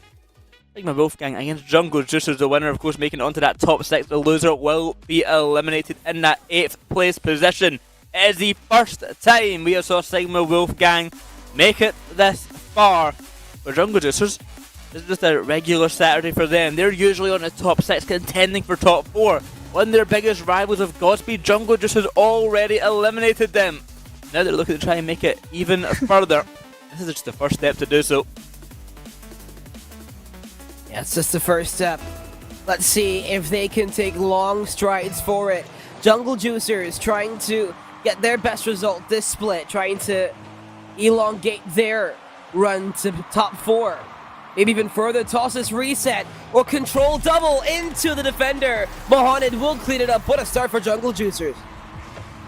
1-0 Star and Jungle Juicers are already up. Tosses with a pass to Mohamed. 1 goal, already the way of the Juicers side. Absolutely unbelievable start from Jungle Juicers. They came in with absolute and complete intent. The big question is, I did raise it earlier, when they start with that high level, the question is, can they keep it? The 1-0 Star and only 30 seconds in, so plenty of time for SWG to bring anything back towards this one. Around the corner is a sheer. Be cut on out, Mohamed. A bump onto Omexi, met by Tossis in the corner. Holding that ball well for now, but a find on the pass. Hashir will get one back in an equalised game for Sigma Wolfgang. Yeah, what a comeback as well from Sigma Wolfgang. It was just so awkward in the midfield. A couple of loose balls. It's a great 50 from the corner from Omexi. And Sigma Wolfgang with a great turnaround and tie. Here's Omexi. And got beat him. Mohamed Bluey is up nowhere near getting that touch. Hashir's caught out of possession and Mohamed takes full advantage. What is going on there, SWG? That was really in their control. It was, and then Hashir in the midfield with a very awkward backflip. This was pushed up way too far. And Mohamed with the ability to strike when needed. And they retake the lead. Well, that leads once again reinstated for the Juicers. It did not take long for it to come. And Tossis and Lunatic might link up to find the first. I think Tossis had that. I think he had that there. Lunatic went in for the shot. Does not find the goal out of it. And down the other end it will go once again. Lunatic no boost. No. It's known by Sheer. So maybe go again. No boost for him either. We'll try and take their top corner boost. So Mexi will allow this to draw all the way back into his back corner. The ceiling and try and control. Good bump. Bluey wanting to go fast, just doesn't have the ability to. Nice turn and go from Sheer, but now Mohamed on control. Reset, trying to get past the last defender. Got the dunk as well. Jungle Juice is up by 2. You just keep on scoring, Mel. Mohamed goes solo with the reset, dunks onto Hashir, makes it 3-1 for the Jungle Juicers. This is exactly what you love to see. Jungle Juicers came in with intent. They've been striking on it so far. Been kind of allowing things to go down the other end, though. Hashir off the backboard to Omexi, making it a very awkward save from Mohamed, but he definitely had time to make the save, given the very soft shot that was put right back on target. Here's Omexi around the corner, getting denied. Very interesting beat. Hashir will try and play it back to his teammate Louis. Jungle Juices have been doing a really good job on transitioning and maybe look to get past the last defender. It's also the ceiling reset into the bottom right corner. It's a 3-goal game. This is what I was expecting to see from Jungle Juicers, all on form here, fighting for a Saturday spot. But in typical Jungle Juicers fashion, I'm not convinced just yet, because they always seem to have these high-scoring games leading into a defeat. So I need to see how they continue in the rest of the series here. 4-1, we're getting a run with half the game to go. It's a great starting position, but what more can they do as the series progresses? Can't even find more in this game, well they're certainly going to look for it. Big thing, can they find it? When needed, Tossis. They keep things going. SWG, they just haven't found the offense, the transitioning. I think Hashir's found himself in more than a couple of awkward spots. What in the world was that? That bounced right into Hashir's car. And then made Jungle Juicers awkward for a second. I think that's going to be one of the bigger things as well for SWG. How are they able to transition against this Jungle Juicers team that isn't going to give them much space? Ball falls back to Tossis. Lunatic heads up for it. A bit of a double commit there. We talked about the communication on this roster before, where Lunatic being a native Japanese speaker might have some issues with the comms, and Possibly punished there with the positioning. Ashir wins the dunk, Omexy's in position, and it's a second goal for Sigma Wolfgang to make this this game a little bit closer. Maybe try to make this just that more interesting within the last 2 minutes of the game. Lunatic, whoa, interesting. Touch, recovery with no problem or no pressure. Sheer just kind of gives the ball away though. Bluey and Omexy both trying to take this one back. Good touch from Hashir. Doesn't get the mid boost though, so can't stop and enter the play for that. Omexy has to run back. Very loose touch. But now this does go in his favor. Wins the 50 as well. Lunatic doesn't want to go. Hashir had a lot of time and just kind of gave it away. And that's one of the big things. What can you do with the ball? Can you do the most with the ball in situations just like that? And the corner will go again. Hashir will try hunting for goal number 3, but the Jungle Juicers defense is holding strong. Round the corner, Omexy denied. Out to Lunatic, the ball will fall. A little touch to stall for some time. Let Tosses get into position, and that he will. Pass into centre now could seal the deal. 4-2 with 45 seconds left. Game number 1 looks to be going the way of the Juicers, but there's always time for SWG to find something back, but that time slowly ticks on down. Yeah, they have to find it fast if they're going to find it. Hashir is going to have a lot of space here. Drops it down for the 50. A bump as well. Omexy turns and at least puts his car on the ball, but that floater is wasting away so much time. Bluey will be late, but he does win the 50. Lunatic will turn. They need something here. They have to win any challenge. Good bump off of the backboard. Mahoney will completely send that one out of the field and even find a shot on target. Or just barely off. Jungle Juicers play a very sound game. A good display of skill. They will find a way to take game number 1. It will be a victory for the Juicers, although SWG did make it a little bit closer at the end. It still felt like Juicers were in control for most of that game. What is the response going to be in game number 2 from SWG? Well, Hanny, they're getting themselves the hat-trick. He was a sharp shooter there, 3 shots, 3 goals found. And SWG just had to sit there and watch a lot of the time. Yeah, SWG just have not been really finding them. They haven't found themselves in good positions. I mean, to start the game, they started the game pretty awkward, I think. It was a lot of their defensive positioning. I think really good play by Tosses there, but the double commit just kind of set everything off. I think Hashir was awkward a couple of times on the back line. So was Omexy. And Bluey never just found himself in the position to take care of the ball. And that was really the big thing from SWG. Well, going into the next game, they really have to figure out how to make things a lot more sound. This is a really great play from the Haunted. Jungle Juicers, I think, will be complacent with how they started out this series. With a really good win. Well, it's a good beginning for the Juicers side, but can they keep it up? That is the question on my mind right now. Can they continue for game 2 and onwards and have a smooth road to day number 3? We'll see some challenge come out from SWG. They certainly showed signs of greatness in that last game, but they got to do a little bit more here. They're going to try and take down this Juicers side. Want to make a top 6 finish. They've got to do a whole lot more. Find themselves on the ball.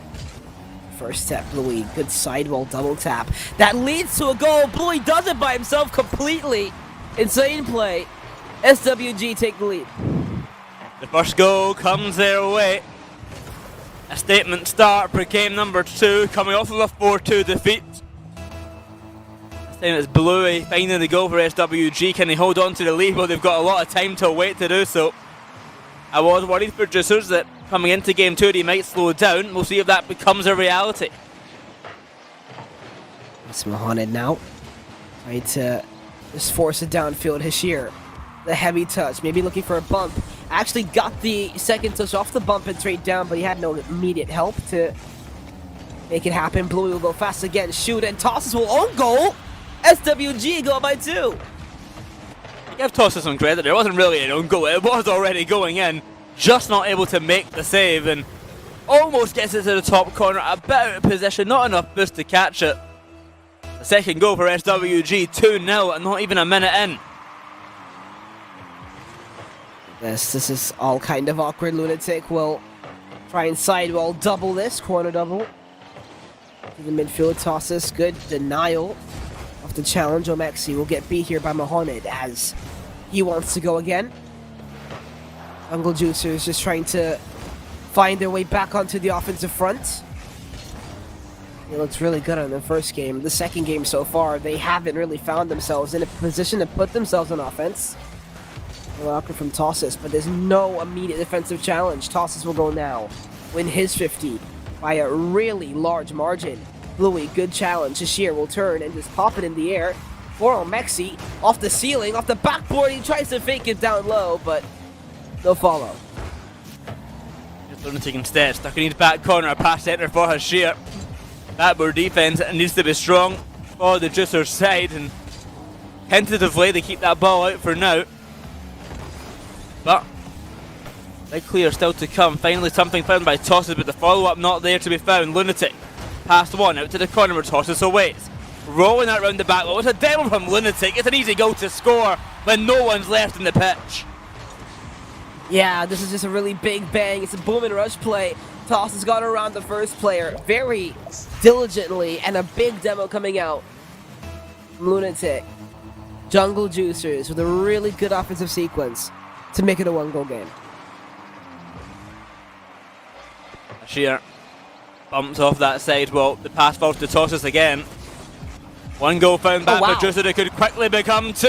Hashir, a good save off the crossbar, saving his team's lead just there. Look at this play by Tosses, having to enter the play as fast as possible. Now Tosses will try and go again. Good 50 by Hashir, but even if he did get that ball around, he had no immediate help.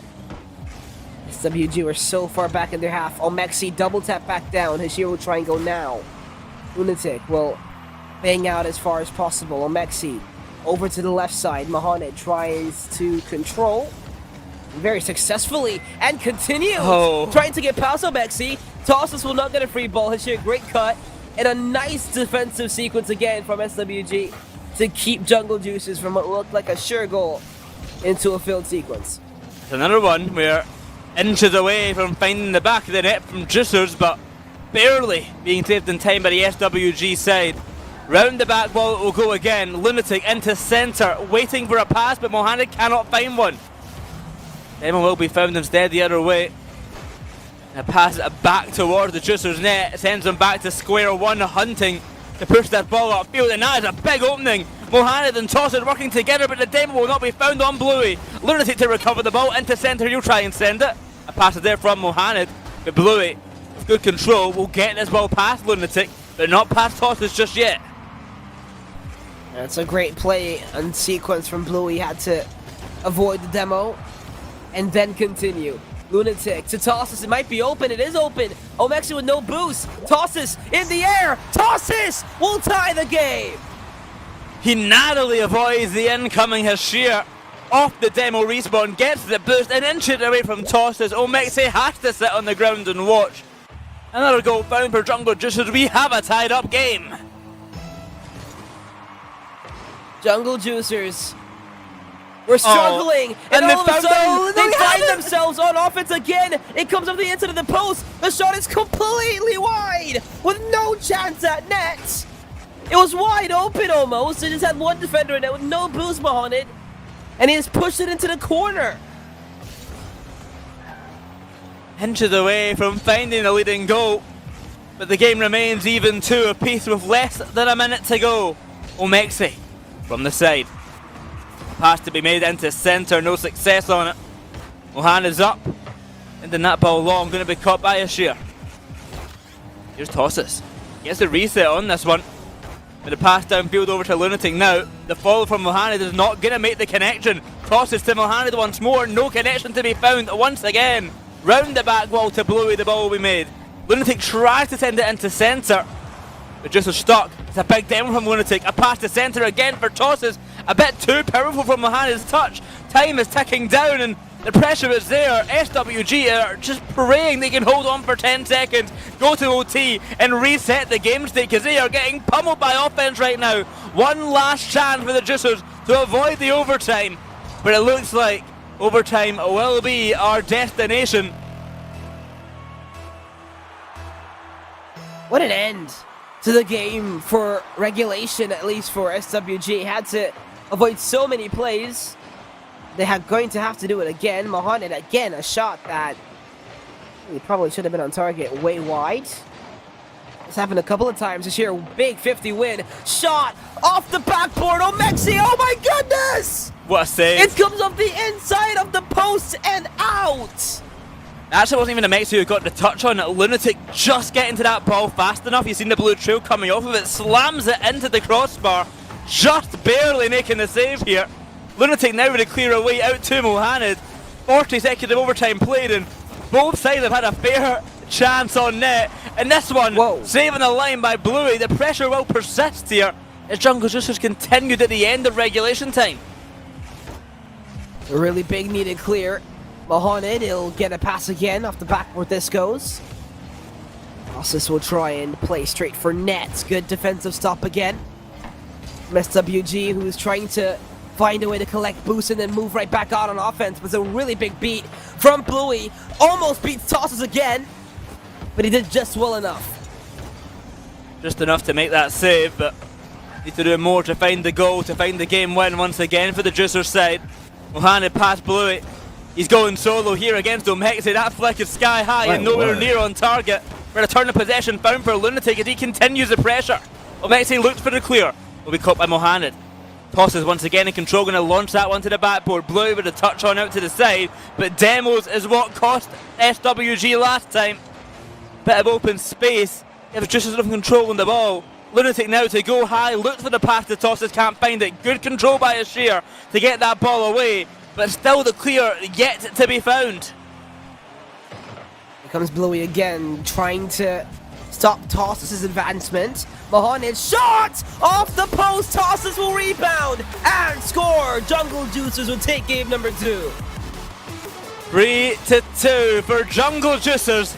2 minutes of overtime later and many close chances on both nets. They'll take game 2 and continue their lead into this series 2-0. SWG will most definitely feel like they should have had that game. Look at this MVP performance from Tosses, and it's not even close. 3 goals. He got a hat trick in that game. 781 points. His two teams had 188 and 274. That is quite the difference. You saw Bluey on the other side for Sigma Wolfgang. That's quite the name. Tried to do as much as he can, but unfortunately for them, it just wasn't enough. I think they did find the pressure. They did a decent job of stopping the counters that Jungle Juicers tried to push against SWG. And again, at the end, it just wasn't enough.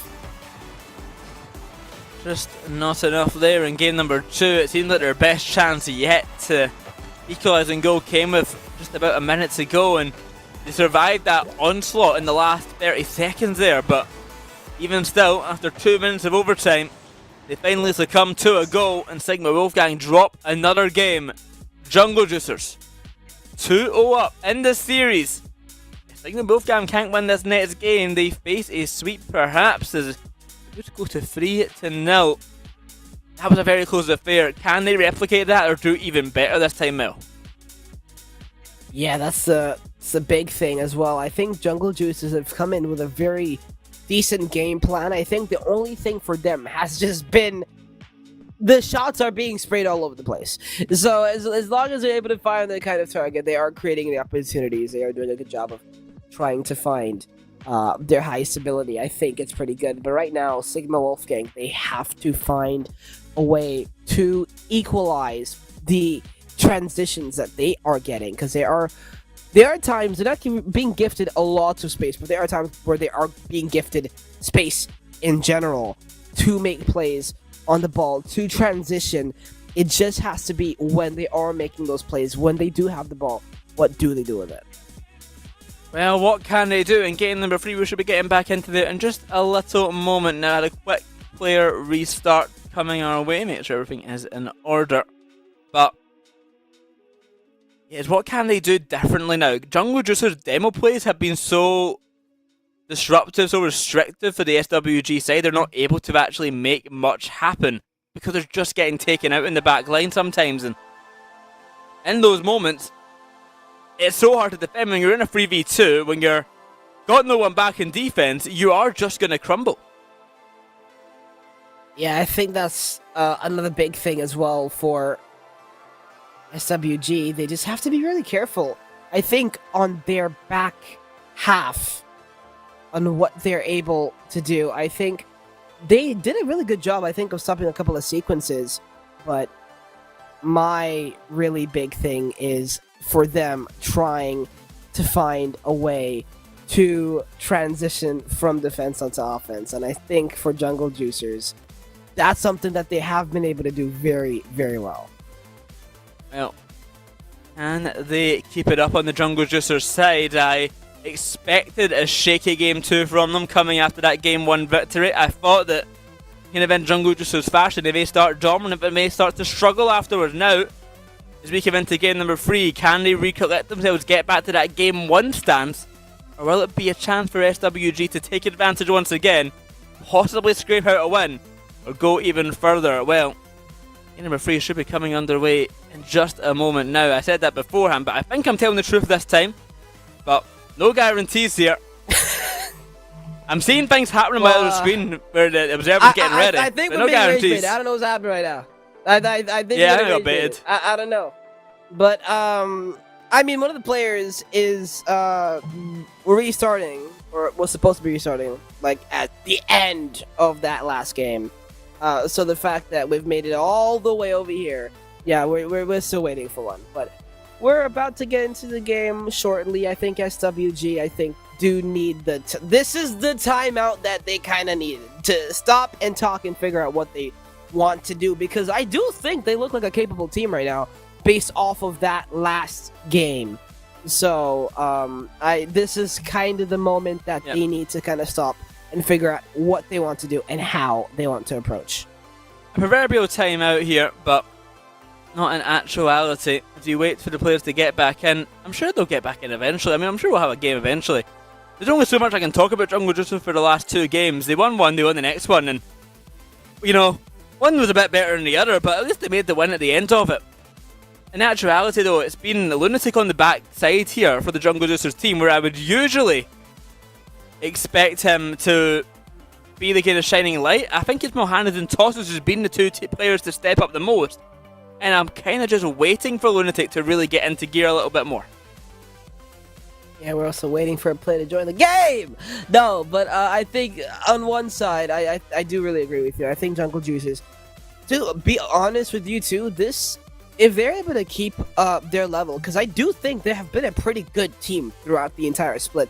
If they're able to raise their level just a little bit, I do think that they might have a semi-favorable bracket-ish to extend their run into the top 4, I think. Because I feel like who'd they face? They'd face either Nagatomo Ninjas or Ninjas or 3 Cats if one of them loses to TSM or Kinotrope. And those are 2 really winnable matches.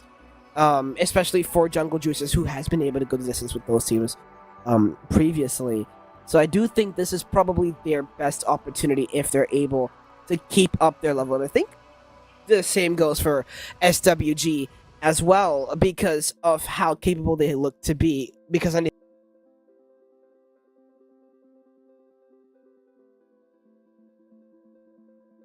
Well, hopefully things will get going again soon. We may have a little bit longer of a break here as we wait to figure things out. But yeah, as you were mentioning with that bracket run, the winner of this one would end up playing the loser of Nagatomo Ninjas versus Kinotrope. Nagatomo Ninjas being that other new team to our top 8.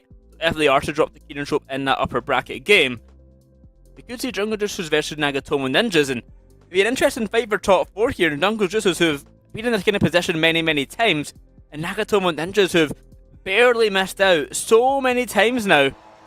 but just haven't quite made it. Finally made it here into the top 6 guaranteed. But that is a match for the future. Finally back into the game. Game number 3. Juicers against SWG.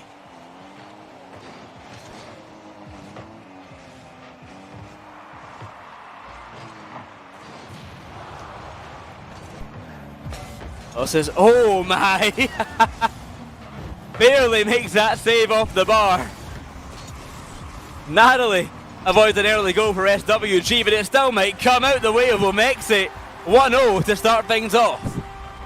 Yeah, what a transition here from Hashir, and a great attempt by Bluey, driving Lunatic away from the goal, and then Hashir locking onto the other opponent to send him as far away as possible. SWG, this is how they started last game. This is definitely a favorable start to this one as well. Well, can they hold on this time round? Last time it slipped away with a minute to go, and then the overtime went the other team's favour. What have SWG got in the bag this time to change things up? Omexi with a high flick, pass into centre, he might get a go out of this one. It is awkward, but Jungle Juicers, by divine intervention, will keep this one out of net because no one could hit the ball. Away the ball will be clear, a minute gone by, and Mohamed finally gets that ball out of his half and away from the danger spot. Divine intervention is right. Bluey had a wide open net and just completely whiffed the ball. Not a wide open net, but the ball in point blank range of a goal, which he would have scored because there was no other place to shoot it. Lunatic might shoot this and will perfectly shoot it from that angle. He will tie the game for JJ. I've been waiting for Lunatic to get activated. It's a good shot to start that hole. Oh my gosh. Ashir inches away from getting that touch, but with no boost and sitting awkward in net. It's a very hard save to make. That is a 1-apiece scoreline. That lead very quickly taken away from SWG. Yeah, if you don't do anything with it, they'll do something with it. Here's Mohamed off the double tap from Lunatic. He'll go again, but again, the shots just not hitting their mark for Jungle Juicers, and that's been their main problem. When they're on offense, when they have found the transitions, the shots just have not been hitting their marks, and that's been the big thing. Here's Bluey, tried to double it right back down. Tosses couldn't beat Hashir. Good demo on the way out of rotation as well. Should leave just a little bit of gap and maybe make anything awkward just for the moment, but it looks like Jungle Juicers have fully reset. Somewhat, maybe not, but good play. Omexi is left really awkward too. He's got no boost, just trying to keep a bit of control. Now caught out of position. Bluey with the miss here. It'll be an easy clear for a hash here, but some odd mistakes coming out from SWG at the back. Maybe the nerves getting to them a little bit now, being 2-0 down in the series. Maybe getting a little bit nervy. And to the side, it is Mohamed. With a clear upfield, he'll try and keep control, and that he will. Great burst touch there to dribble that ball towards net. It will be cleared by Hashir out to centre for Bluey. The goal not going to be found though with tosses with the first save and the second touch to get that one out. Bluey again trying to make things happen. Lunatic will try and turn the corner off the backboard. Maybe this goes. No, he doesn't get the second touch. Mohamed will turn though and try and find a very closed angle. Have the help of Tosses as well. So we'll have Mohamed this time. He's got Tosses in field who will jump very early and go and force a double commit at the SWG. Try and make things happen. Hashir, free ball. He'll just send it away. Mohamed with a very interesting touch. He kind of gives it away to Omexi. SWG just kind of giving away the space, but Jungle Juicers gave it right back. Lunatic trying to make something happen. It's an odd demo. Hashir infield. Omexi will score into the bottom right corner. A pre-flip advancement. SWG take the lead. SWG find the lead once again. A minute 43 to go. Can't they hold on this time around? Can they find this game win? Will Jungle Juicers find an equaliser once again? They have been very close to finding that second many times this game, but yet to do so. Two demos coming out the way on the Jungle Juicers. It leaves just Lunatic by himself, but he'll make great work of that. Pushing upfield, chasing Bluey. It's a bump onto Omexi instead. Tosses. I get that ball to centre. Doesn't have his flip to pass it through. Mohamed is there waiting.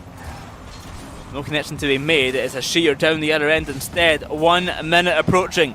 Tosses to Mohamed.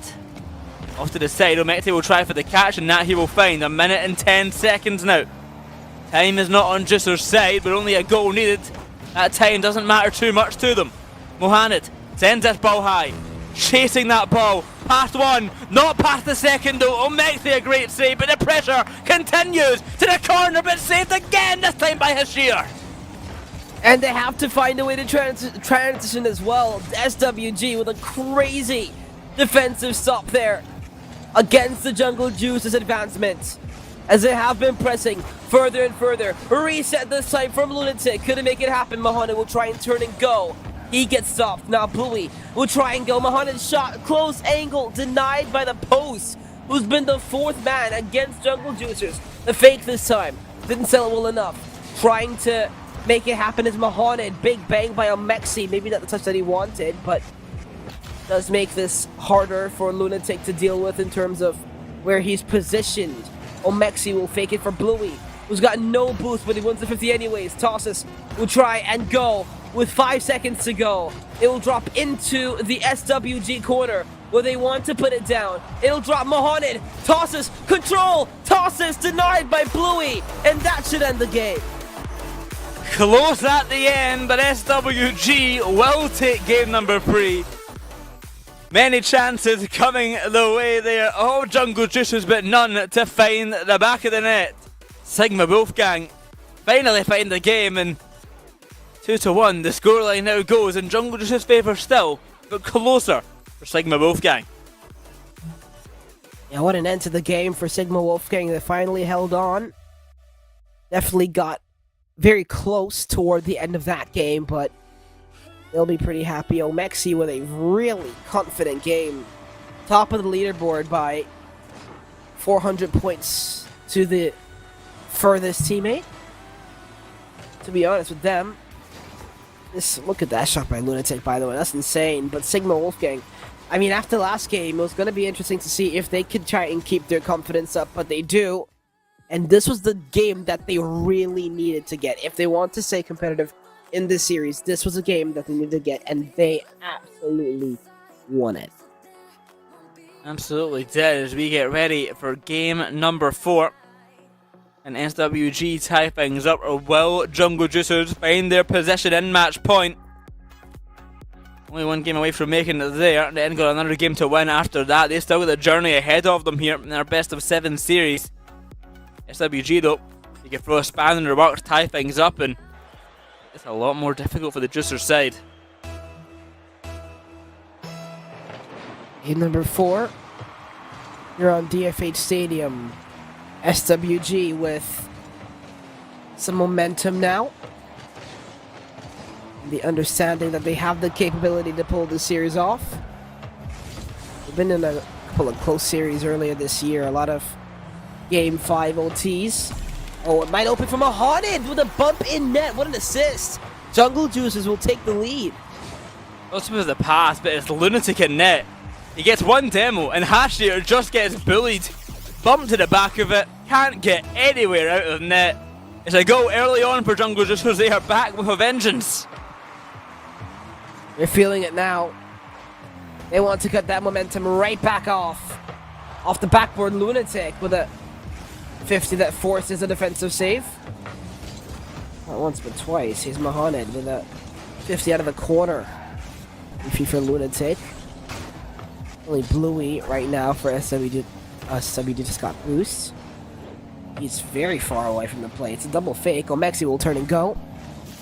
Try and make everything more awkward. It'll land for Bluey, who tries to force Lunatic to make a play on the ball. Mohamed might be late to this. I think he will be. That 50 from Omexi. In the midfield, SWG. And finding ways to elongate their offensive sequences. To be honest with you, it has not necessarily looked the prettiest, but they have been physical enough to get things done, and at the end of the day, that is what matters. Off to the corner. It's Bluey. Find it past the centre, find a teammate, but no connections to be made just yet. Omexi down to Hashir. Shot to net. That is an awkward save, but it will be a save nonetheless. Kept out of the net for the time being. As usually look for a further clear away. It will fall to centre once again. Saved this time by Tosses. Now to Lunatic. Past one. to Hashir. The ball is up in a double commit. The ball will fall to Lunatic once more. Chasing this ball. Off the steal and it will go. Looks for the ground pinch, but Bluey will catch it just in time. So Maxi, he'll bang it downfield as fast as possible again. They've been doing pretty good at keeping Jungle Juicers locked in the defensive half and trying to keep up with the physicality while doing so. You see that rotation out by Bluey, looking for the bump, getting the boost. You've got to be careful to not go too low on resources now. Maxi will take the 50. Does someone turn? Bluey will have to turn now. Maxi doesn't enter the play. Lunatic's second touch never really comes. The second touch from Jungle Juices also remains stagnant as they continue their offensive side. The centre of the pass is there. Mohamed near corner. And Jungle Juicers make it 2. And a play by Lunatic right back around the corner and infield. Jungle Juicers really have found ways to elevate their level when they have been off of offense for a while. It really only takes that one opportunity for them to strike. And they keep finding it. Centre once again, this time for the SWG side, looking for a goal back. Looking to tie this series up, but we're not in good standing right now. 2 goals down, 2 minutes to go. The last time they faced a deficit, it was in game number 1 where they were unable to claw back at it, unable to find the comeback. Now again with a deficit. 2 goals, the difference. And only 2 minutes to go. They need a goal soon, but it just does not seem to be happening yet, Mel. It really doesn't right now. It's completely Jungle Juicers that have taken over the driver's seat right now in this game. And in this series, they're a minute and a half away from moving on to triple match points. But they've got to remain firm right now. Good shot. Sheer will try and push it downfield. Bluey will just completely chase this over to the wall. Wins the challenge as well. What type of commit was that? Tried to take a direct cut of the ball that it looked like Omexi had a chance at. She will try and go now. Bluey's upfield already. Omexi from the sidewall. He'll double it downfield into the blue corner. Try and continue for SWG. And again, these plays that have been being pushed into the midfield, SWG have not put numbers there. And not made themselves available for the passes and the shots. Go to the corner. Here's Lunatic. Gonna let this ball roll past, stall for some time, only 30 seconds left now, and that is not much for the SWG side to find 2 goals.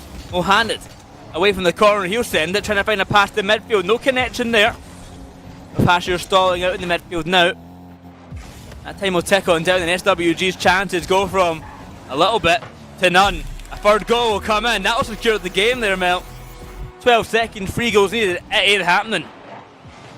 Yeah, Jungle Juicer is just so good from the corner. Specifically Lunatic, the things that he can do with the ball. Every single time, he is a threat of the highest order. So now SWG with a really good game. A really good bounce back game after a very long time out in the last game. Jungle Juicers will elevate to the triple match point. Jungle Juicers 1 game away from heading to top 6. They're still going to win that one more game. Sigma Wolfgang could not find a goal this time around. 3 shots taken from Blue, and that was it. And every single one of them easily saved away. You got to come back here for game number 5 and clean things up a little bit.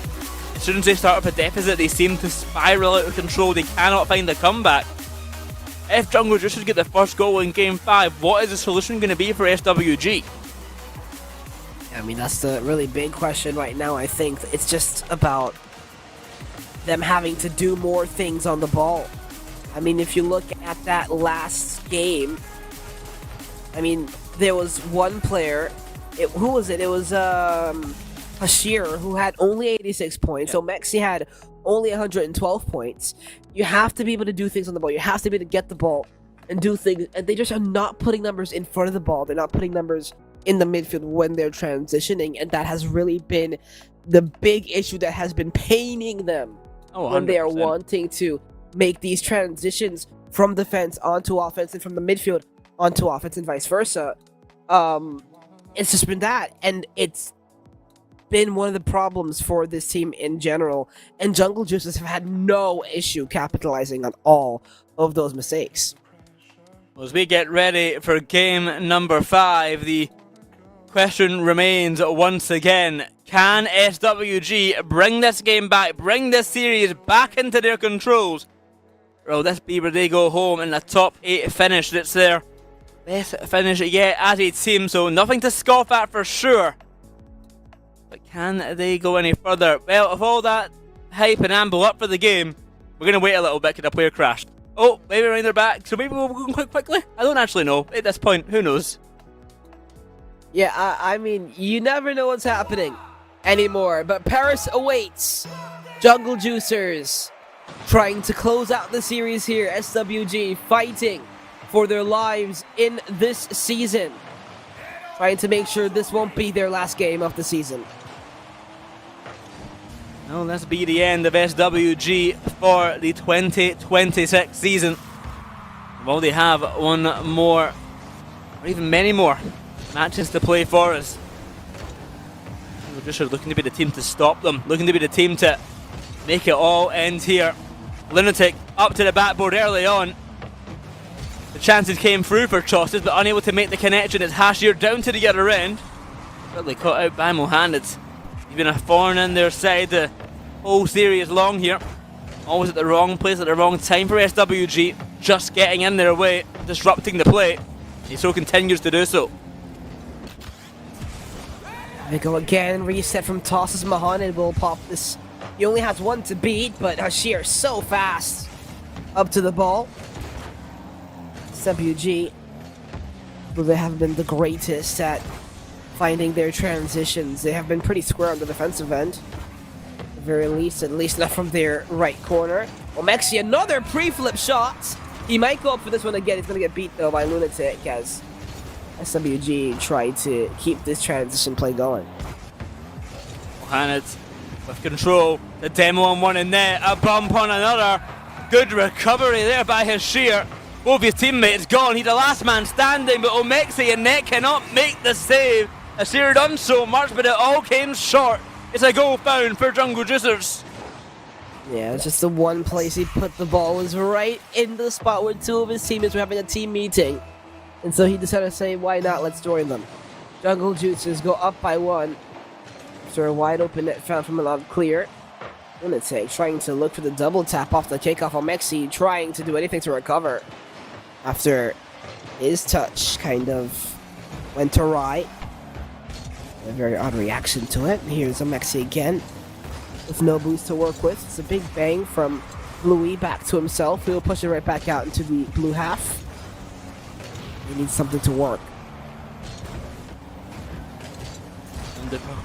Whoa. Eye for Omexi. Lunatic unable to make the connection. At the Mohamed that will fall in the corner. A lot of ground given to SWG with half the game to go. The attempt to clear from Lunatic is not to be found. The chances are coming for SWG though, but they're not able to get a go back just yet.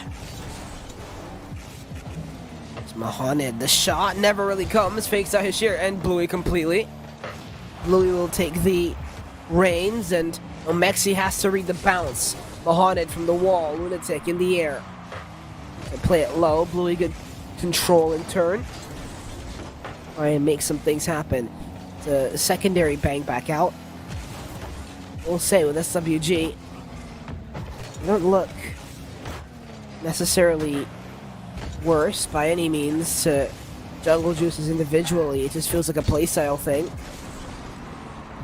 It's just giving away so much space to Lunatic, and you just cannot give that guy that much space to work because he will always make you pay. I mean, keep in mind, Lunatic is an Apac regional champion. He's been at the very, very top of winning events here in Apac.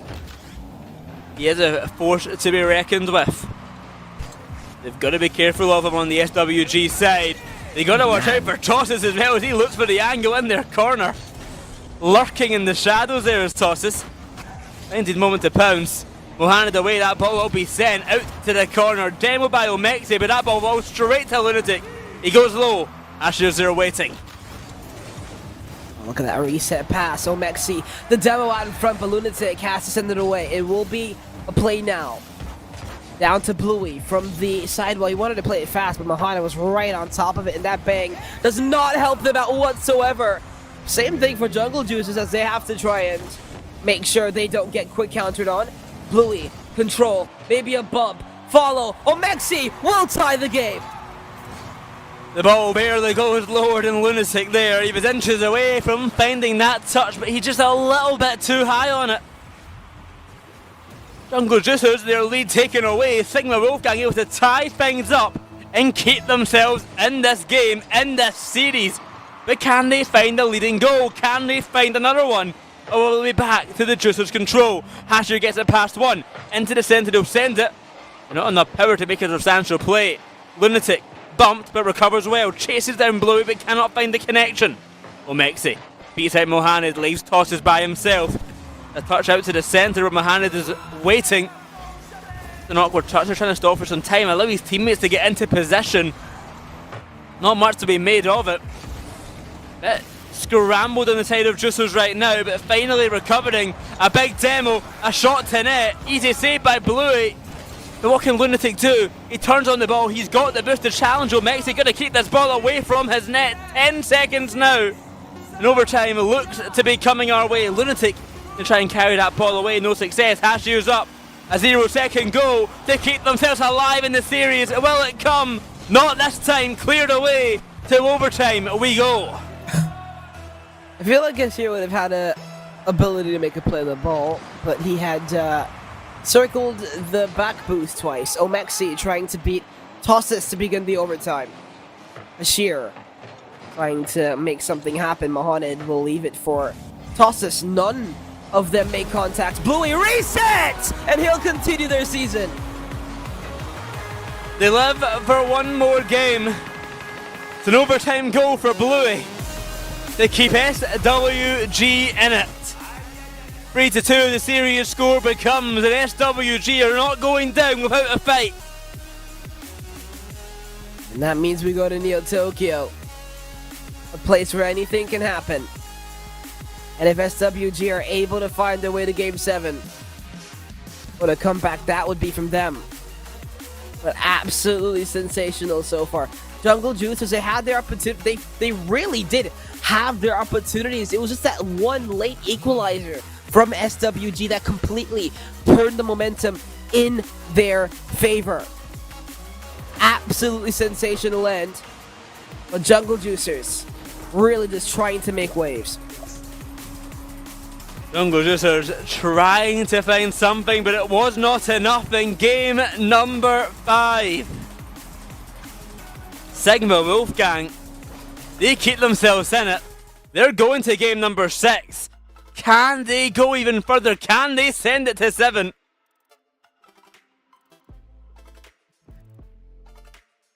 I mean, I don't even know what's going on anymore. I'm not even gonna lie. It was a one overtime sequence. 15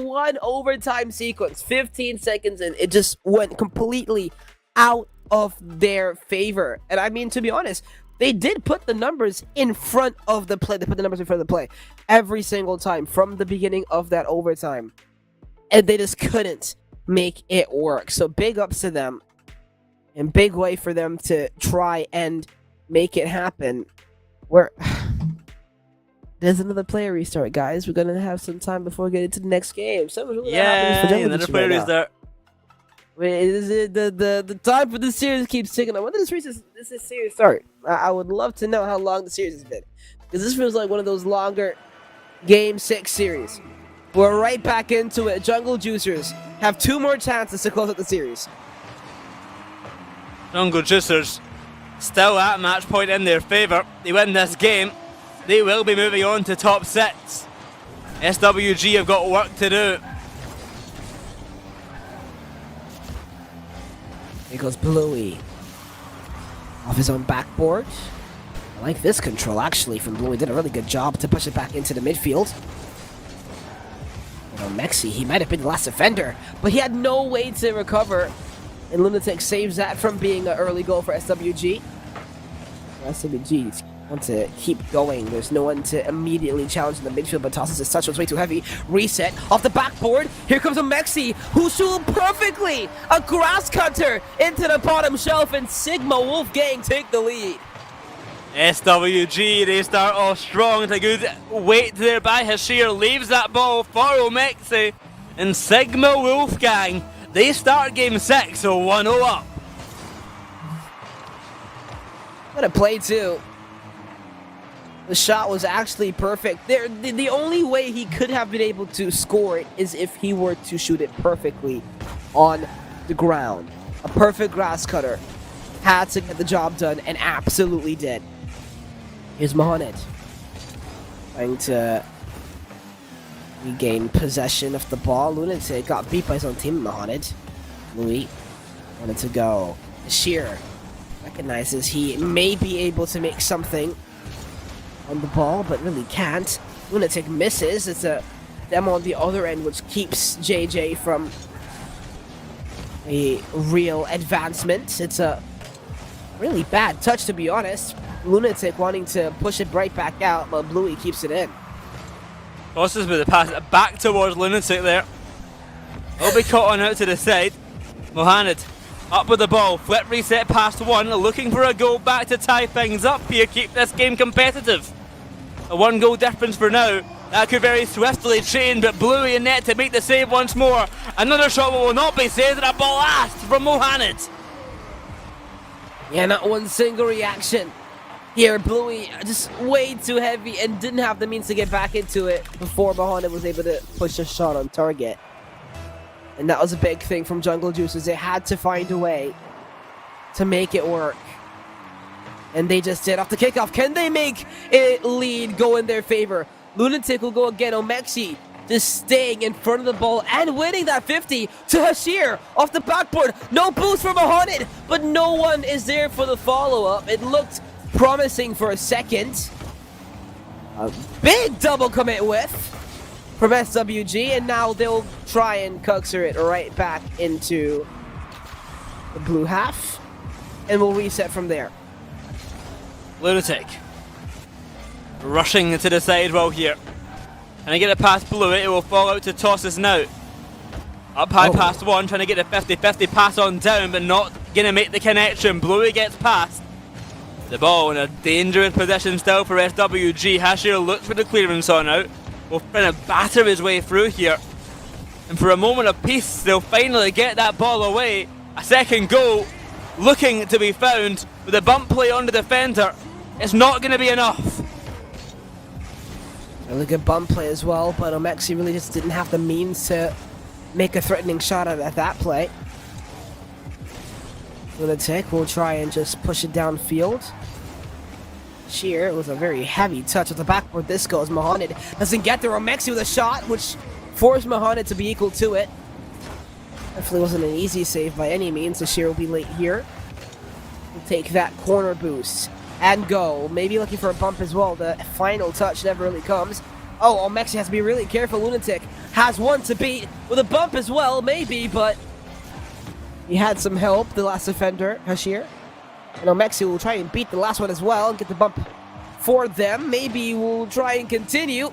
It's a couple of weird bump plays. Bluey trying to beat one, tosses no boost, big demo, and they'll reset. To send it, the ball remains. It is lingering in front of the Jungle Juicers net. Finally, the ball cleared away for a moment, but sent straight back to the Jungle Juicers half once again. Bluey trying to whip that ball into centre. Falling now over to Hashir. That's a shot on net saved by Tosses. Now Mohamed beaten to the ball by Bluey. Caught by Lunatic, less than a minute to go. Omexi to centre, Tosses away. But Bluey making the catch. It's up to Mohamed now. Then a pass out to the side, but no one is there for it. Oh no. Hashir gonna stall, but Lunatic keeps the pressure going. But nothing substantial behind it. Is a wasted chance again. Yeah, some of those touches by SWG were so flat. So I'm very surprised that Jungle Juices haven't been able to capitalize. They might be able to do it here. Off the backboard, this goes. What a touch Well, Mexi to push it out to the corner. And now here comes the Sheer with one to beat, trying to get a dunk. He was always going to be late to it. Now it's Mahonet in the air with Omexi trying to stay in the play. The big bang by Bluey hasn't been the last man! Oh my goodness!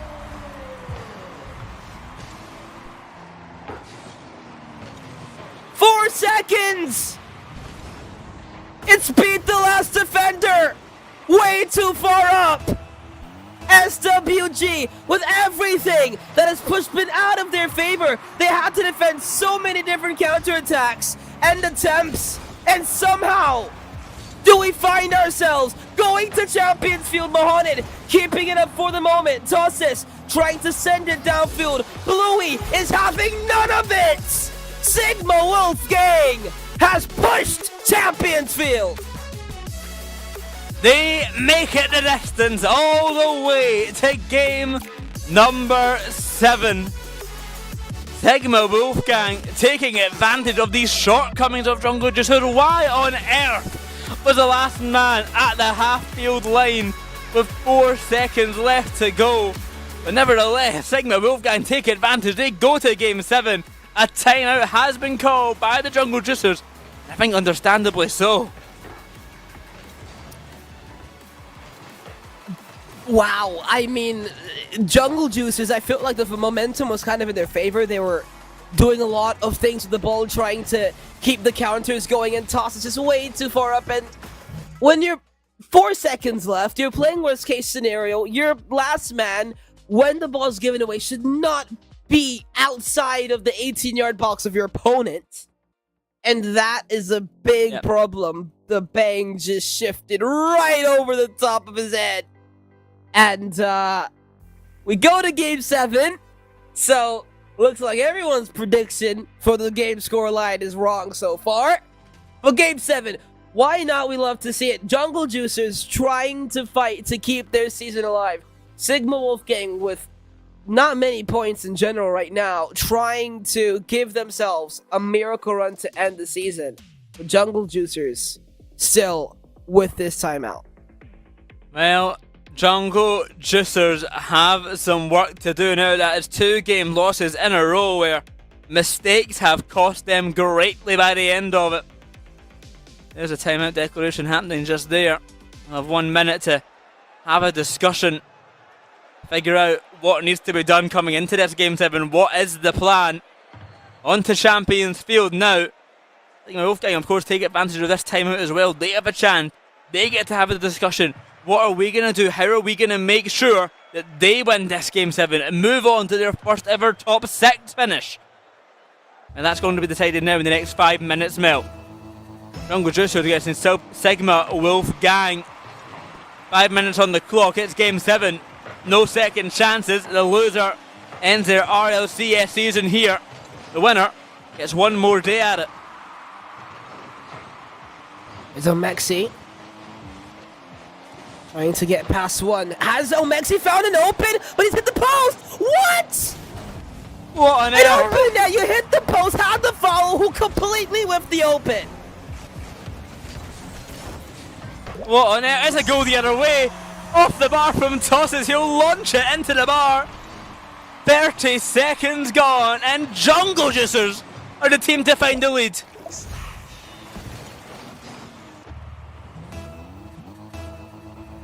Every single time you think something's gonna happen, the complete opposite happens in the series.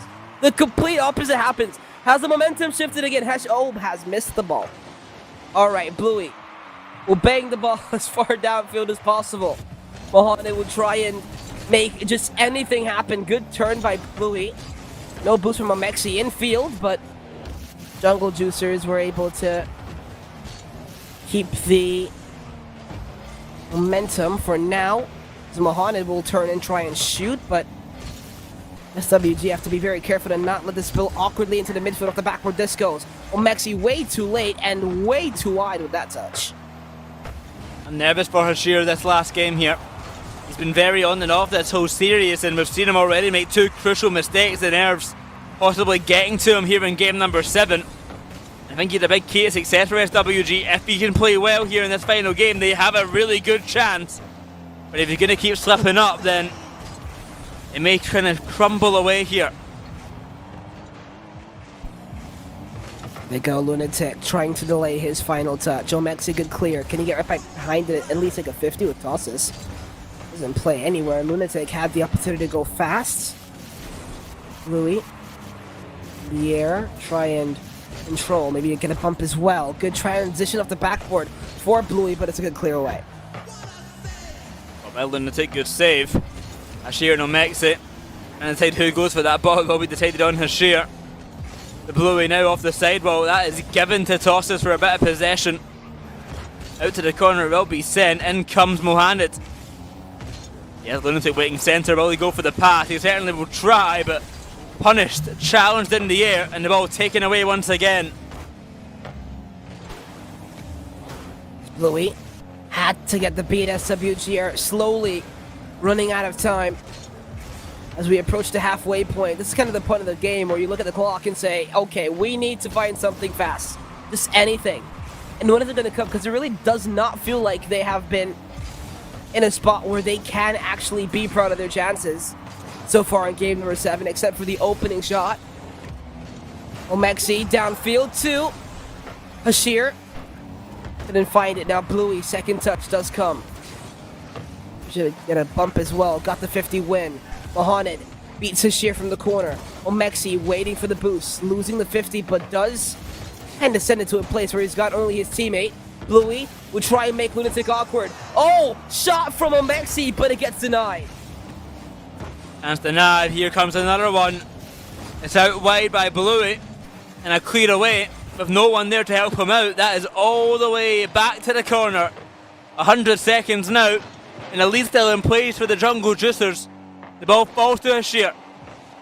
He's got Bluey waiting centre. Doesn't go for the pass though, decides to go solo. Omexi denied again. The double commit up. It'll be okay for Jungle Juicers, they do not get punished. Bluey, last one, over to Lunatic now, to the corner. Here he comes, denied again, beaten by Lunatic. Ooh. A couple of really odd touches by SWG in that midfield, but they still have not found anything to be proud of. This one is lingering to the top corner. Oh, that just makes it even more awkward, but Bluey has to send it away. Jungle Juicers, just like this one goal lead has been good enough so far. Bluey, maybe the bump, he didn't know whether to go for the bump or not, or for the ball, and it just made that decision all the more awkward. Here's Hashir, we'll try and bang it to the wall. Back to Lunatic, going fast. Omexi will just send it downfield as far as possible. Tosses will return the favor. Oh, Bluey with the bait, but he hits the crossbar again! This is still awkward. Mohani will try to enter the play. Pass, shot, bang! Omexi keeps it alive once again. SWG with 20 seconds left. One apiece. The game even one last time. It's going to come down to the next goal, Winsmill. In overtime or regulation, the next goal will be the victor, will be the one moving on to Championship Sunday. Mohamed to Lunatic in centre. Tosses his left foot instead, but that off the bar. Again for Mohamed around the back wall. Nothing to come of it. It bounces to the side. It's caught by Tosses. In the air he goes. Flip reset. Off the backboard. Hashir away. Mohamed cannot keep it up. We go to OT. Game 7 overtime. Jungle Juicers and SWG, who had to come down 3-1. Is it open for them? SWG win 3 consecutive games in a row to defeat the giant Juicers from the jungle. And it comes from Hashir. 6 seconds needed for the OT. You see Omexi on the camera there. Rightfully so. Incredibly happy. Sigma Wolfgang, it is their first top 8, and now it is their first top 6 as well. Jungle Juicers in the last regional of the season are eliminated in a top 8 position, and it is Sigma Wolfgang who make it all the way to Championship Sunday. You should see my face right now. What? What in the world was this series? What was his ending? What was his clutch? By Omexi, the shot to split the defenders, not once, but then Hashir did it to split the defenders in overtime. Are you serious? Okay, so we all just terrible at making predictions, I guess. What a series from SWG. Gave us a Sigma to end a cinema. You know what? It's catching on. Why not? Everyone's a Sigma now. Why not? To end the series. What a play, what an end. Oh my goodness. What an end indeed. Well, Sigma Wolfgang, as we said, they go all the way now to Championship Sunday. But for Jungle Juicers, we say goodbye to them. That is the end of their season. The end there will fizzle out. A Game 7 OT loss. They were expecting better, but it was not enough. With that all said, Mel, we've got to figure out who they'll be facing tomorrow. That is all decided by the upper bracket. Speaking of, we've got that coming up after the break. Free Cats against TSM will be coming up very, very soon. See you then.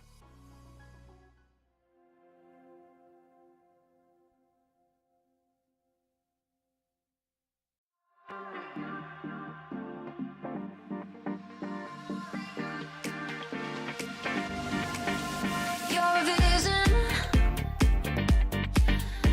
when look in my jaw distract, can't catch my breath. The sand in the hourglass has stopped. You light up my world in ways I can't explain. Your electricity's running through my veins. Oh, baby, I can't help it. I've never felt like this. Only you can do what you do. Only you give me that deja vu.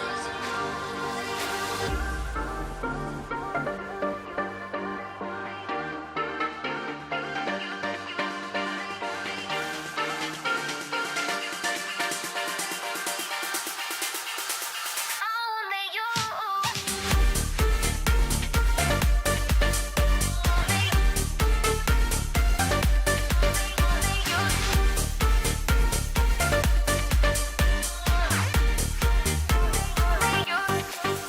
Before you found me,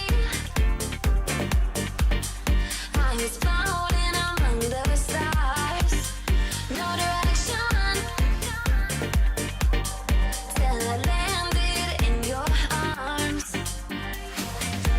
Destiny makes sense when I look in your eyes. A new force of nature that brings me to life. Oh, baby, I can't help it. I've never felt like this. Only you can do what you do. Only you give me that deja vu.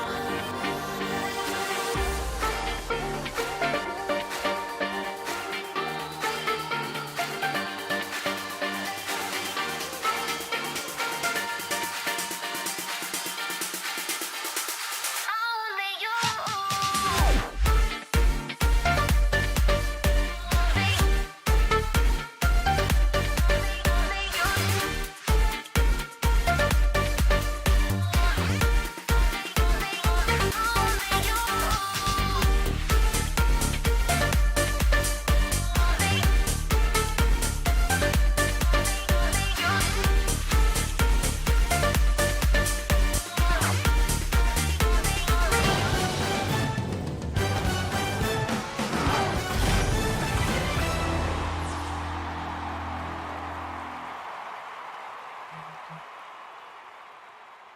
Well, I said that would be the closest of the day. I did not think it would happen in that fashion, and I certainly didn't pick the victor of that one. You know who did? Twitch chat. So chat, make sure you get your predictions in for the next one as well. But that is the war continues between Twitch chat and the casters apparently. But Boyo, the most dramatically As wrong of always. us all here on desk. Oh, yeah. But why did that happen? Why were you denied your 4-0? I mean, the fan expectations here, I thought Jungle Juicers would have been more solid. They are always inconsistent in each series that they play. But I thought in this situation there would maybe be enough of a tier gap between these two teams, and I evidently was wrong. Sigma Wolfgang have came here and showed that they are more than capable of taking down teams like Jungle Juicers and have rightfully earned their top 6 position. They now wait to play either Nagatomo Ninjas or Kinotrope. Depends on who loses that series later on, but it'll be an exciting one for them tomorrow. Can they make a run even further? Continue this little Cinderella story they've got going on. Yeah, I mean, I kind of said in the middle of the series, like, whoever wins this is obviously going to be a capable enough team to make a top 4 run to face whoever loses the upper final. You know, Nagatomo Ninjas and Kino, and then of course CSM and the Three Cats team right here. I do feel like that is a pretty capable team. And I've been rating them for a while, to be honest, and I just have not been able to really shout that out. But speaking of capable teams, we've got the reigning regional champions versus Three Cats, who did make a grand final appearance back in regional number 2, and this one should be pretty interesting. Well, indeed. Three Cats versus TSM. TSM, obviously the reigning champs of the last regional. Not currently ahead in the major points, though. That still remains with Kinotrope by just a couple of points there. Very little in it. But TSM coming back in a big way in the back end of the season here. And Three Cats, I feel like they're making a little bit of a comeback for themselves as well. They had their drop-off, and now they are back in it. I think the drop-off of Three Cats is overstated. I think they're fine. They made top 4, they made top 6 here again. They are any good contention to make a top 4 finish as well, based on how the bracket is looking, but we'll have to wait and see, of course, how that goes.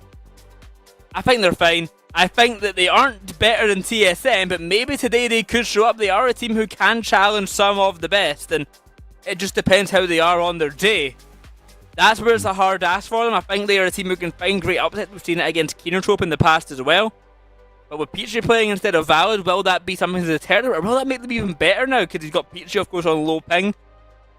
Maybe able to practice a little bit more here. I'm not sure what the situation is, of course. Valid unable to make it due to some illness he is facing, and we are wishing the best for that. So I'm interested to see how Three Cats will perform here. I think for me, I mean, outside of the grand final that they had back a couple regionals ago in Open 2, I do think that this match, obviously TSM won basically all the games in this matchup, but the games have been really, really close, and I do rate Peachy pretty well. Nai is finally back on the field. We didn't see him a couple weeks ago. We didn't see him back, was it Regional 5? Then there was a time he had like a transit issue as well. Yep. There are always things that is missing. keeping someone away from the field on this team. Exactly, and that's gone into their scrims as well. We've talked about it all season long. Three Cats, a team that it just really struggles to get their practice in. The fact that that carries all the way into RLCS main days, that's got to have an impact. Of course, this time it is a very, very valid medical excuse for Valid. Our thoughts go out to him over in hospital waiting for good results for himself as well. But best wishes with him. However, as I said, Peachy, not the first time we've seen him either. And Peachy has had a meaningful impact on this team. He has been very, very good. They came in as 4 guys last time, and that proved to be the case. They were very, very relevant even with their sub. I mean, 100%. And I made that comment once to me. I think I was talking about them, bringing Peachy in the sub. And he went, well, we're called 4 guys for a reason. He is a part of this team as much as everyone else is. He may be down as the sub, but he is a key member of this team, and I'm sure he does a lot more behind the scenes as well to help things get into place and to actually motivate the team a little bit further, and we've seen that definitely have a good advantage. So I'm excited to see how they perform against TSM, but it's a hard mountain to climb.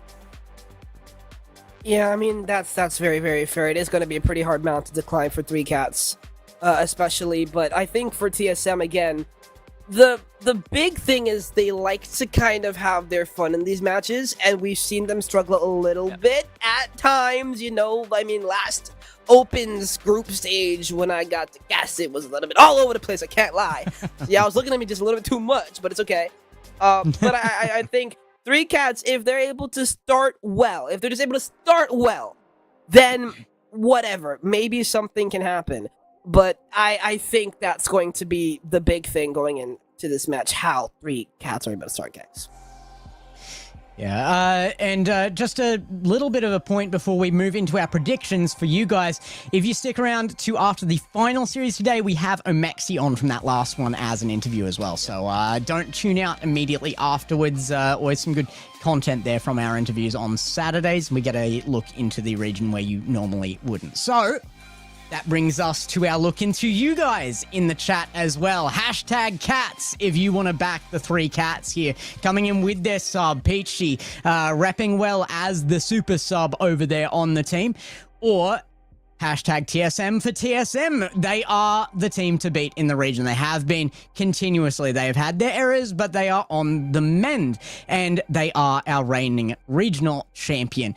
Can they make it to the major is the question, just as it is for Northstar, just as it is later on for Kinotrope as well. So we want to hear from you guys in the chat about that one. Of course, that brings it down to us, and I feel like it's been pretty well covered from us already by this point, and I don't think any of our predictions here should be surprising. I actually didn't check what you guys put in as your predictions, but I'd be willing to bet we're probably pretty similar across the board here. I'm going to go with TSM for obvious reasons. I don't really feel like I need to dive into this heavily. They are the team to beat in the region. I think coming into today especially, and going into tomorrow as well, TSM, Kinotrope and Northstar are all going to be at the highest point of their game. They have all got so much to fight for. I don't see TSM letting it slip right here. I've got them winning it as well. Yeah, I completely agree with that take. I think right now, Trill, or Ricky the coach, is going to... He understands exactly what's at stake and knows that they cannot let it slip. They cannot bottle it from here. So they have to go on with the serious mentality the entire time, whether whatever makes them win, whether it's a fun meta, or whether it's just making sure that they are at the top of their game. For me, it's TSM, and I do think that they'll win this 4-1. Yeah, and a shout out to Trill as well. He was planned on as a guest. It is on me that we didn't get to see him in the community spotlight position. We will see somebody filling that in the next segment after this matchup. But yeah, I did miss out on the opportunity for you guys to meet Trill there. We've had him for his interviews as well, though. And a very unsurprising vote in the chat. I would say this is pretty fair, 75% to 25%. I think that's a very, very good ratio, though. I think 3 cats certainly have a chance. I just think it's a TSM in a day like today and in a regional like this one, that chance gets less and less and less. But we'll have to wait and see what happens in game gets. We will indeed.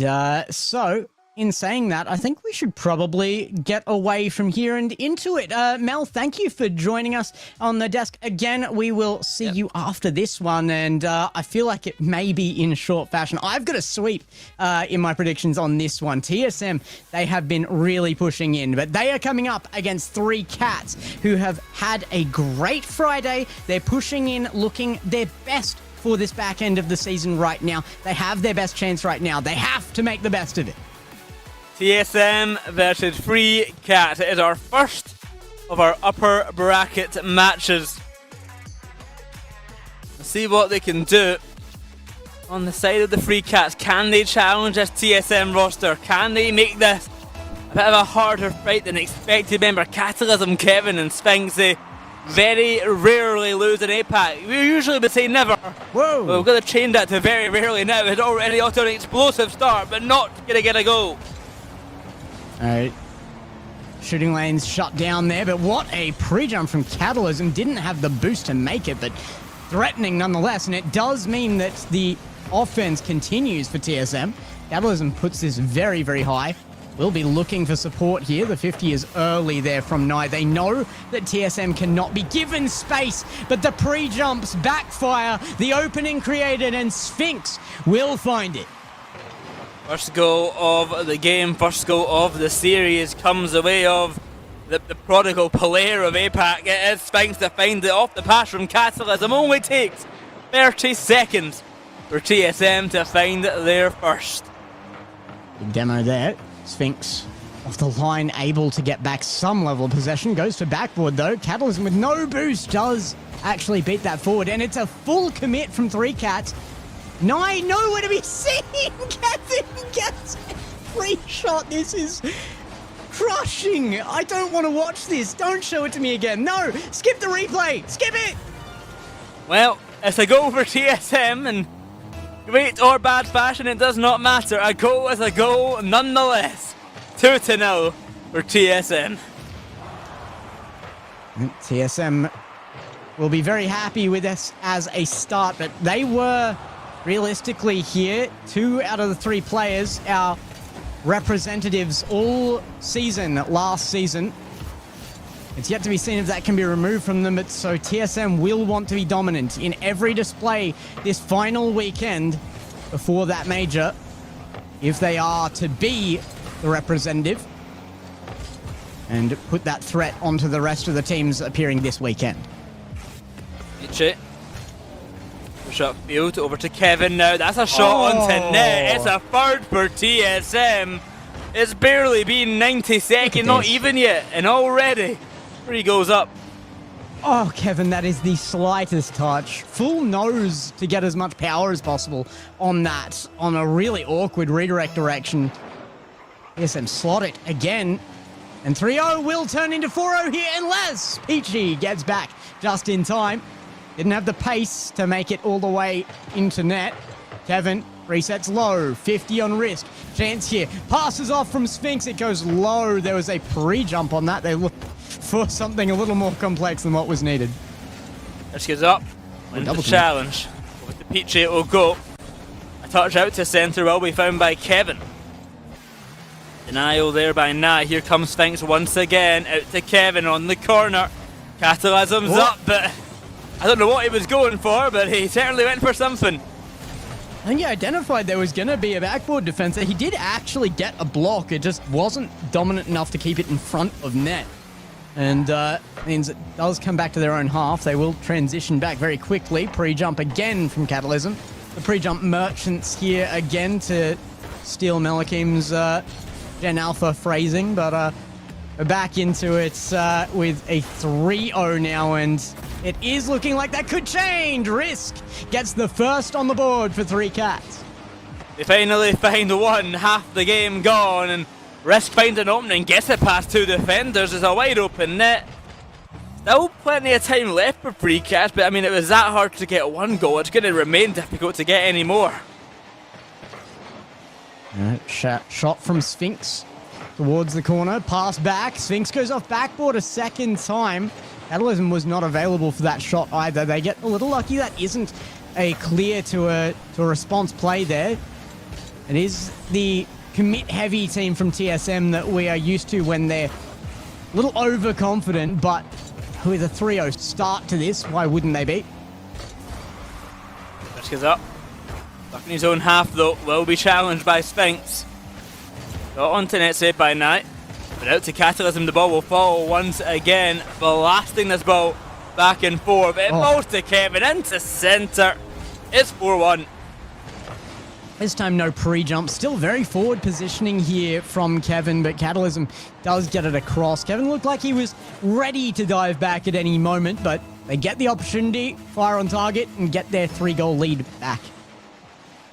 4-1. 100 seconds to go. The chances for the 3 Cats seems unlikely here as the game approaches an ending point. But nevertheless, it's a statement start from TSM. Another chance here from Risk, a good push forward, and the 50's not bad either. It's a lack of commit from Nye though, a little late on it. Maybe a loss of communication there for a moment from 3 Cats. And now back on their goal line again. Going to be very tough for them here to get any mental advantage started, as everything they do seems to be answered very, very quickly unless TSM are making that forward committal issue out of their gameplay. Minutes to go. Peachy will try. Cannot get it past. Catalysm upfield over for Sphinx. To the backboard. Attempt to be made into centre, no success. Risk instead will send it long, but Catalysm, an easy catch. This clock ticks on down, they'll look for a goal for glory. A second one will come the way of 3 Cats, but with 36 seconds, the chance for 2 more. seems a little bit unlikely. Really nice placement on this as well. Nye using his flip effectively to put that towards the top left corner. And gets pace on it as well, 113k an hour. It is within 2, but it feels like TSM, they're only willing to give up goals when they know they can afford it, and they aren't letting 3 Cats within 2 of them at any point in this game. There will be chances for 3 Cats. They have the power to make impacts on this TSM roster, but it's just not coming together perfectly yet. No, not just yet. The time will run out here, 10 seconds to go. Even if this one does sink on in, I mean, they do have a chance here. A kickoff goal is possible. I will not count them out, but surely TSM can hold on to this. And Pichu is up there as well, just in case for the backboard read. So unfortunate for TSM to lose that one, but 3 Cats are going to be really thrilled that they're back within reason here. Pass off, they look for the pre-jump play. Nye didn't make it, and to ground it goes. TSM secure with their 1-goal lead remaining. They barely cling in there. Actually, big chances there towards the end of that game 1 for 3 Cats. A very close affair it is. Kevin with the hat-trick there. 5 shots, 3 goals found. And of course 1 for Sphinx as well. The shots were coming from the 3 Cats side. They got 6 on their side, but finding only the 3 goals, could not find the 4th to tie things up. There's a very, very heavy committal game from TSM though, and I feel like with the warm-up now done from 3 Cats, and them having the better half in the last of that game 1, TSM will be needing to worry about their defense more than they have been. Oh, 100%. They left a lot of gaps there, maybe getting a bit overzealous on the attack, trying to find more goals and leaving a lot of gaps because of that. 3 Cats were able to punish and did a great job at that punishing. Yeah, and I mean, I think the worrying thing that TSM should be considering is that's not the best we've seen from 3 Cats either. They had a good game, but their peak is above that as well. So there's more left in the tank for dominant halves of games. It was a back half there for 3 Cats. If they can bring that forward to an entire game, then TSM will be in trouble. Now, as we get in to game number 2, will TSM clean up that defense, or can 3 Cats continue to take advantage? Find a game win of their own. Game number 2 will be that game to decide it. How does this series progress? A bit more messy or tidied up in that TSM roster. Ooh. Edelson goes for a bump. I don't know what is happening in the midfield here, and it doesn't seem like anyone else does either. That's a great pre-jump play. Kevin comes off the backboard there, though, with a lot of power back towards their own net. Catalysm will push that away. Sphinx can't read it off the high sidewall commit for that. And really awkward beginning to this second game. Here's Catalysm. The pop shot towards net will be saved. Follow-up touch not found. Kevin gonna let that ball go down. Out to the corner. Demo onto Sphinx. Risk around the back wall into centre. Demos all around, and Nye will be the one to get the first goal of the game. 3 Cats really did well with their position here. Risk actually abandoned boost there just to make sure that the opening would be available for them. 3 Cats play all the way around that front right side of the field and shoot on an open net on the back of a bump and a demo from the same player. 2 demos as well happening onto Sphinx and Kevin, both respawned at the exact same time. And that last player of Catalysm couldn't do anything to stop the incoming bulldozer that was Nye on the attack. The great first goal for 3 Cats. The TSM have a response. I thought Catalysm had the read, but the ball waterfalling down a little bit awkwardly for him. Into centre now for Kevin. We'll try and make the catch off the ceiling, but no recovery to be found. Here's Sphinx off the ceiling this time. Bad landing, but he makes it work. A bump onto Nye, and Catalysm's there! Oh, that's a huge bump as well. TSM say, what you can do, we can do too. Nye gets absolutely removed from play. He'll be filthy on that one, I sure would be. On a guaranteed clear too. And TSM sniped the net. TSM find 1. Already equalised, taking away that lead from the 3 Cats, and they're looking for more straight off the kickoff. Don't want to let that one last long. 3 minutes, 30 seconds to go. At this point, it was already a hat-trick on the side of TSM, so certainly lower scoring this time around, but that might be changing here with Catalysm. The passing play there. Catalysm tries to get it away, and it will be gotten back to Sphinx eventually. It's Kevin to make the pass off the left wall. Unexpected to Peachy. Risk tried to pre-jump it. Nye committed forward expecting an outfield play, and TSM capitalize a 1-goal lead back in their favor. 2-1. TSM will find the lead after starting off down. They're back in the driver's seat where we expect them to be. Sphinx is up. Catalysm with the pass over to Kevin now. Oh off my the goodness. backboard, pass on down. Not going to find the goal out of it, but a nice try nonetheless. Yeah, I really thought there was something special happening there, and that is the one of the biggest differences with TSM and many other teams around right now is just the quality of play they're willing to go for. Halfway to 3-man freestyling at times it feels like, but another save put away from net there, and a redirect is very slight. Catalysm will get credit for the shot, but the block made fairly easy by no power being found on it. Centre Catalysm not being challenged there. They wait for the ball to drop to Petrie, and a 50-50 will actually be successful. Lingering in front of net, no one expected the miss on the back wall. Will not get punished.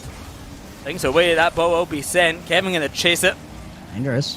Gonna make a pass in centre, flip reset, uses the wave dash to keep the momentum going. Catalysm bumped off that ball and get away for the free Cats.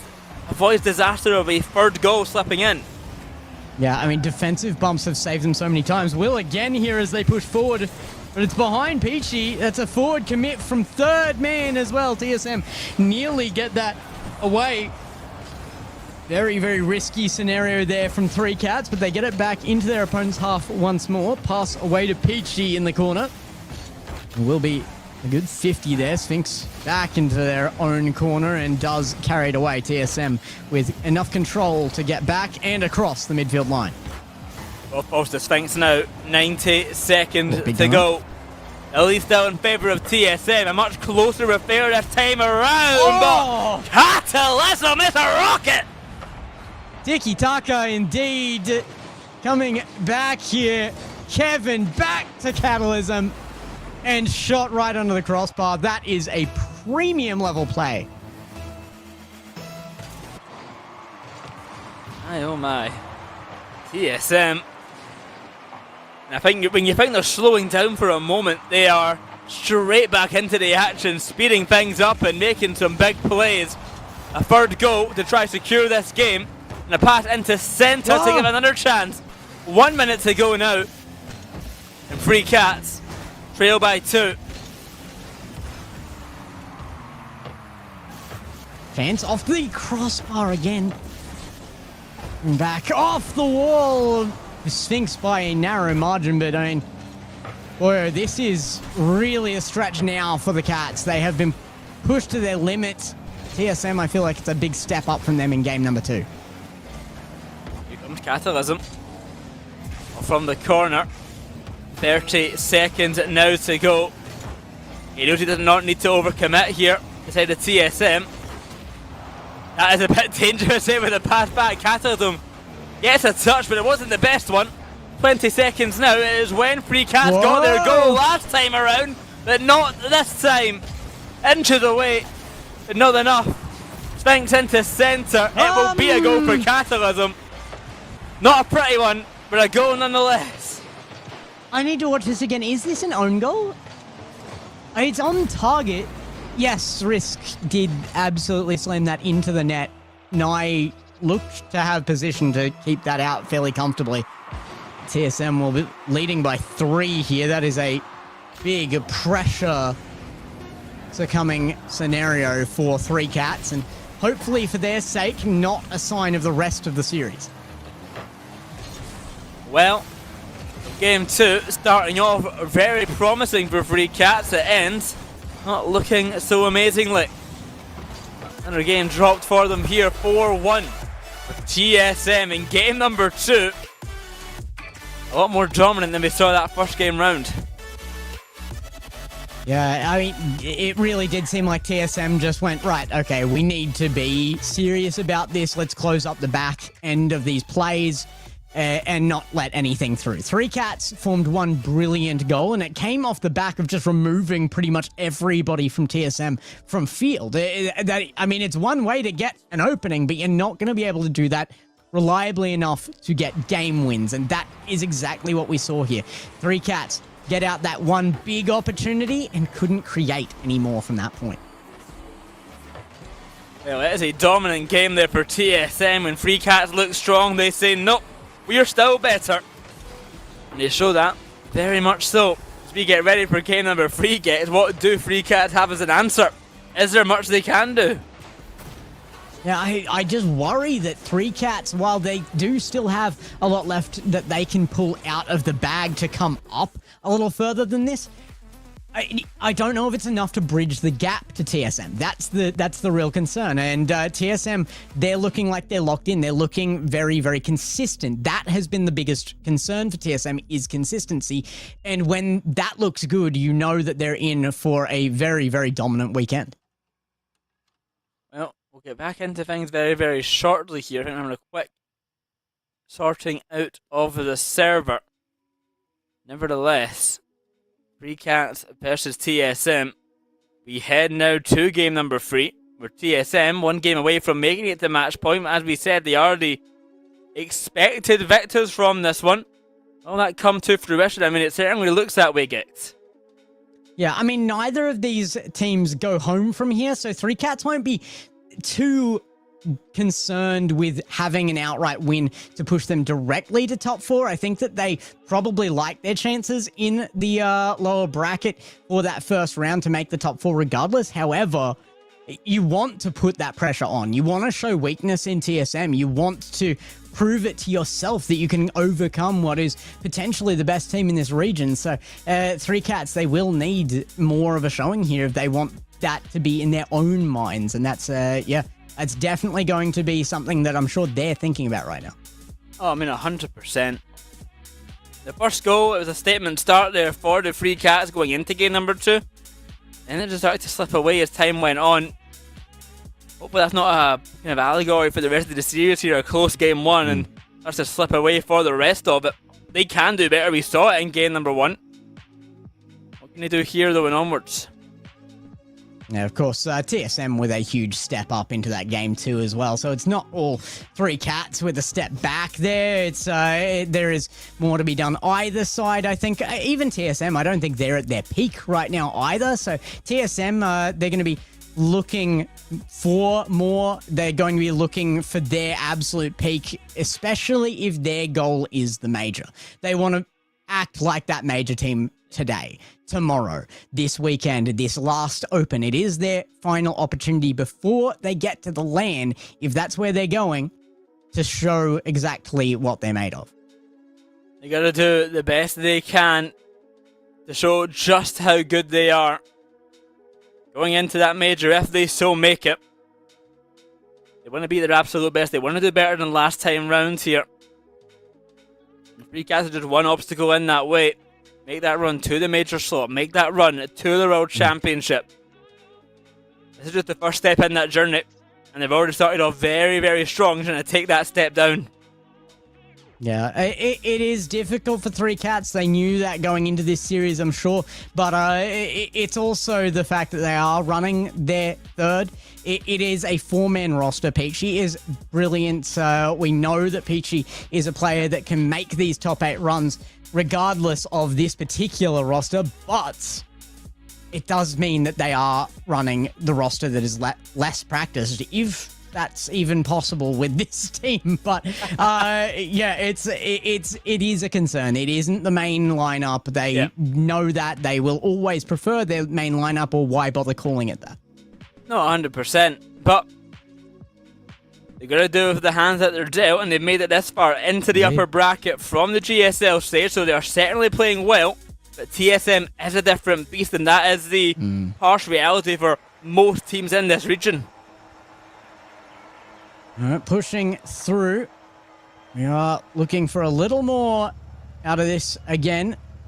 We had a delay coming into this game 3. Let's see if that takes any of the warmth out of TSM's tires. They did have the ball rolling quite heavily in their favor. Sphinx says no. Shot directly on target. Nye does block that one.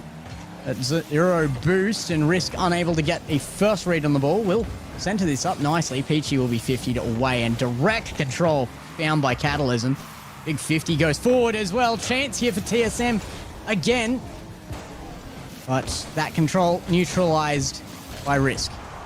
Demo found on Peachy. Goal found by Kevin. 30 seconds. Bot found in Kitchen. It was not a surprise to see a TSM goal this early on.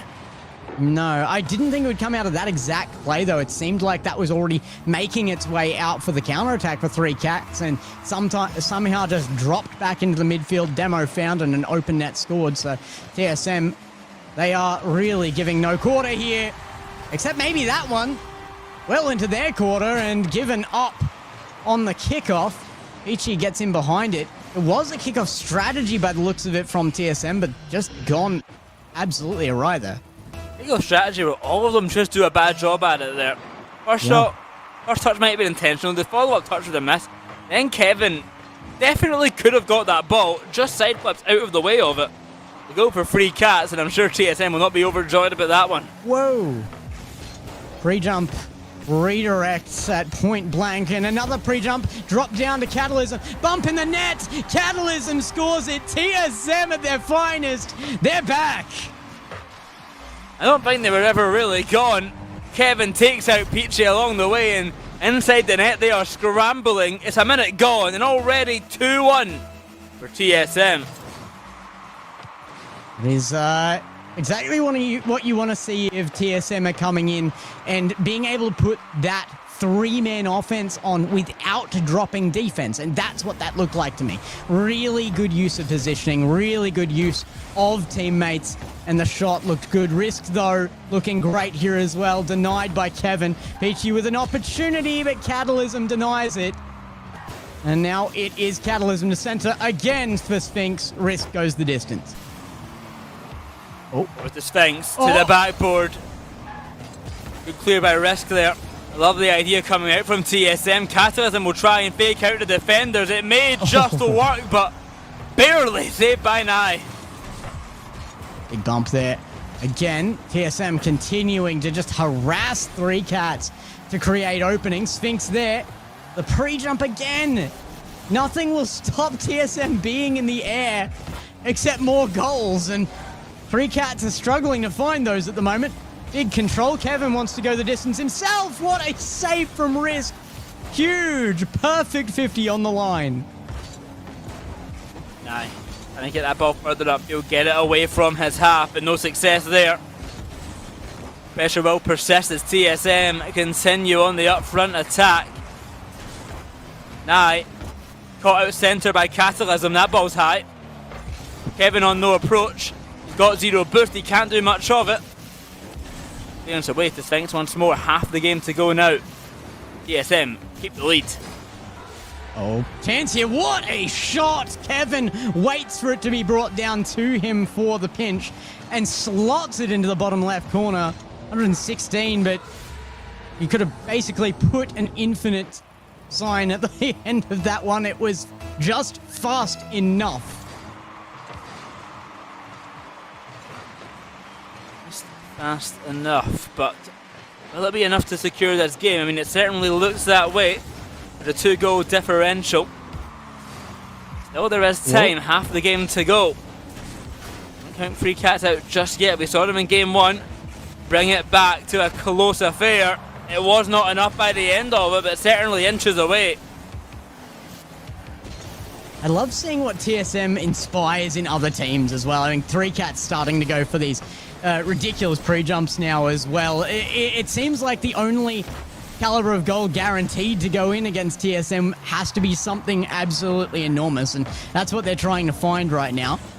It has to be global quality, and we did see plenty of them found against the team at the last major.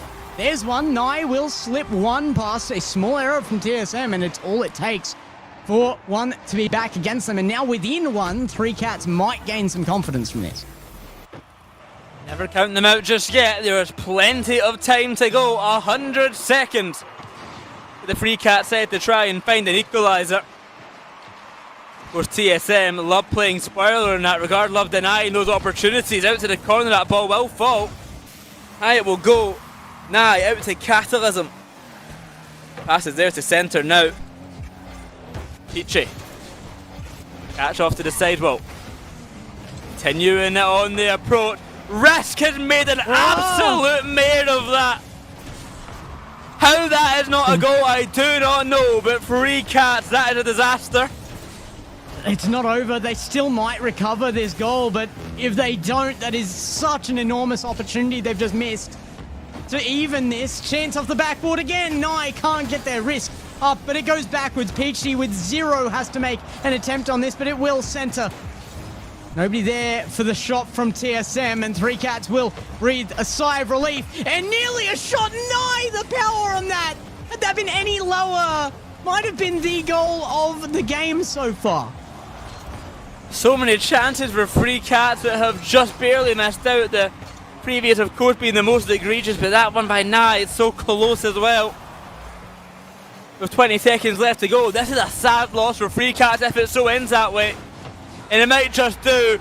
Kevin, that's the reset off the backboard, the soft touch on down to the back of the net. TSM, 2 goals of difference with 18 seconds to go. Man, Kevin really just tucked that one into the net. Almost no angle to speak of, and finds it regardless.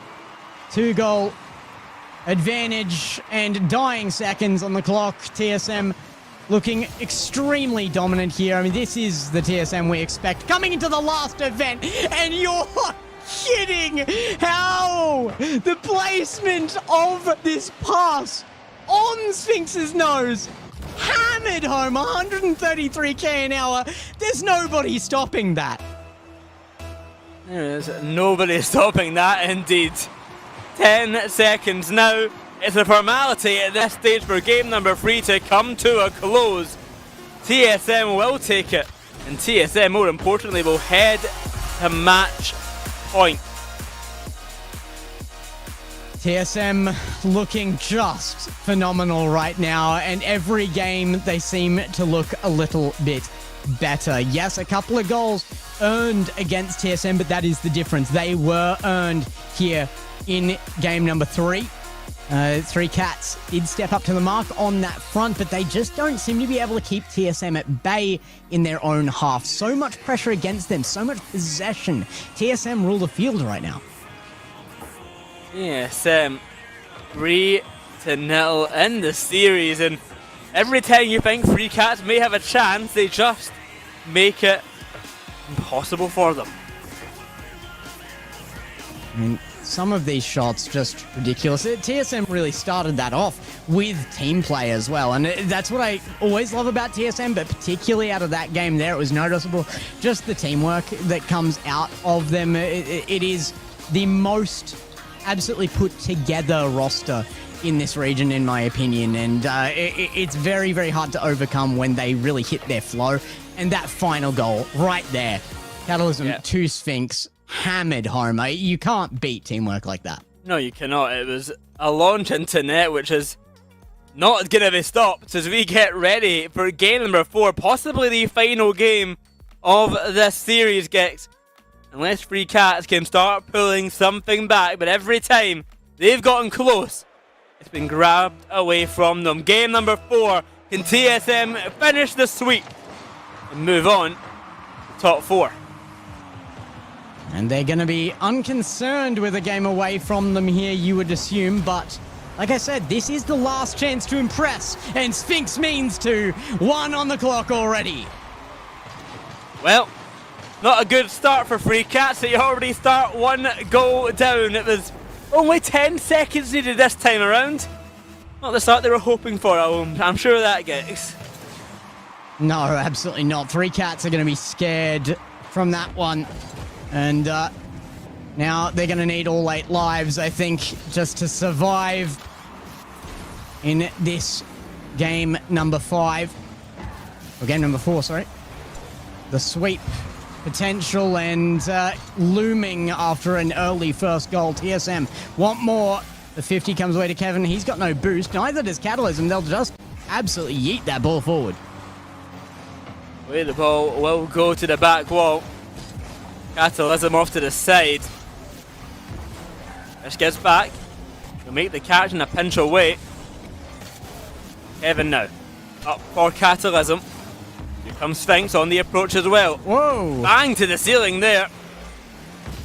The ball falling to Catalysm and a demo from Sphinx. It's a reset. It's a chance. He goes for the fake. He goes low, but it will be saved by Riss.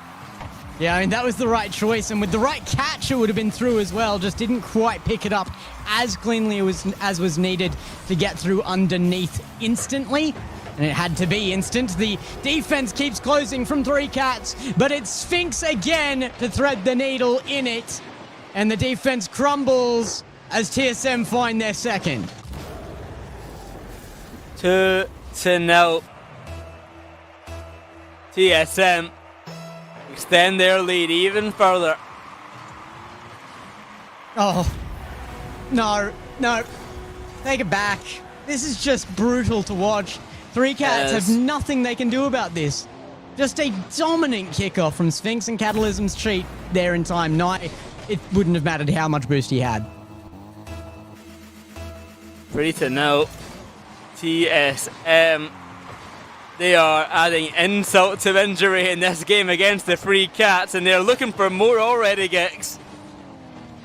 Yeah, Peachy, though, with a good beat there, gets it to midfield, and that's about all. It feels like the ball hasn't left the 3 Cats half and is unlikely to anytime soon. TSM just will not leave the ball alone, will not leave the net alone. It's a good fake, but Catalysm can't get there in time. Avoids the overcommit and does pressure to center. Kevin up, won't let it pass the midfield once more. And another minute passes in the 3 Cats half. Second touch coming there out from Catalysm. Kevin will come in late and make the play out of corner. Can't quite find the center. And it risk doing enough just to throw a spanner in it, but it keeps coming back to right in front of 3 Cats net. I don't know how they didn't concede through all of that. With half the game to go, they may not be conceding now, but they've already conceded 3 times in this first minute of the game, basically, guys. They've now got half the game to go. The ball's back into their half. It didn't last long in that escape. And I'll be honest, I think when it was out of their half, TSM had the ball anyway. That's a goal. And that is a 3v1 scenario where Sphinx wins it into the opposition net. Right. I think we've just set expectation here for what is going to happen in this game. TSM, with half a game left, lead by 4. Yep. Oh, maybe lead by 3. Never mind. Not be lead by 4. No, it's one of those games now, you know? It's one of those games. Please, somebody It's make one it of make sense. it's one of those games. What It's are not they- no, it's one of those games. playing Don't with worry it. about it. They're not meant to score. It's fine. It's okay. It's all the script. Don't right? worry This about is it. all Don't the- worry. I don't think 3 Cats are worrying about it for much longer, to be honest. That clock is ticking down very, very quickly, and Peachy's gone. Kevin, you can't do that Kevin to them. is This just- is cruel. This is so cruel. He is just letting them miss constantly. He is just sitting there, letting them miss every 2 seconds. This is abhorrent from Kevin. He is cruel. He is known as the troll of the region, and he keeps hitting on that Look mark. at him! Look what he's done! He just did it again! He's gone over the ball to leave it for Sphinx. I think Kevin is committed to faking every single touch to the end of this game. I genuinely think that's what's happening. He touched. He went for a He touch. touched it. He's gonna go for another fake. I'm Look at him going for a disappointed. fake again! Oh, that was Catalysm that I was thinking that time. Can This we is just- ridiculous. Yeah, I need a fake counter Oh, up on the there we screen. go. There's a goal. Oh. Less fake, more shot. Love it from Sphinx. Well, Kevin stopped faking and instantly TSM get a goal. Oh, this is so brutal, and it's TSM really coming in to put fear in the eyes of their opponents, because if you are Kenotrope in the next matchup, you know you now have to put on a similar display, or TSM are going to be the favorites tomorrow if that matchup happens. Maybe that's the idea for Kenotrope. I think they want to be the underdogs tomorrow, but I think they want to put on not a similar display at all then. Let TSM come in as the favourites. It puts the pressure on them, because this game, I mean, they've certainly made a statement with it. Especially I don't game know if number there's 4. going to be anything to remove pressure from any of these teams. All 3 that are on for the major right this second will be under supreme pressure tomorrow. Oh, there's no... No, they don't get a goal. No, they don't even get a goal. They do not even get a goal. They're going to get one in their own side. Oh, no, he's going for the Psycho. All right. Okay. Respect. There it is. Oh, Well, there it is. where the shutouts and TSM. If you've got to have a look to your team in the final open of a season, this is how you want to look. 5-0. TSM. A statement win for game number 4. Oh my. I just can't believe the fakes. I cannot believe the fakes. A dominant game from TSM, but not only was it dominant in gameplay, it was dominant mentally, and that's what really came out at the end there. TSM started having way too much fun with it. Sphinx there, winning the 1v3 face down. Straight into the opponent's net. It was just all downhill from 3 cats there, and TSM, they had the full confidence advantage, and they played it out using that confidence. I mean, that was so close for so little moments, but like there were moments where it was so close, and then it just wasn't. And especially in that game 4, that was really a tear gap moment right there. The 3 cats go down to their top 6 position. They are not eliminated. A silver lining does, of course, come from that series, but they do have to face off against Northstar Gaming tomorrow, so it may be a slightly easier matchup, but is it that much easier? I don't know.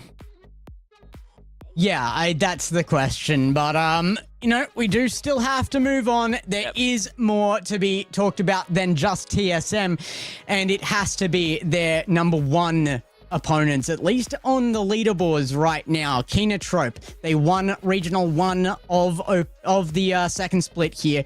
That first open going quite dramatically in their favor as well, with TSM not even showing up in the grand final. So TSM taking it back last time. We have to go through and see if Kenotrope look like they are prepared for that matchup again tomorrow in our next series. It is 3 cats versus TSM in the next one. But stick around, because we have a special guest on the desk from Kenotrope themselves after the break. We'll see you then.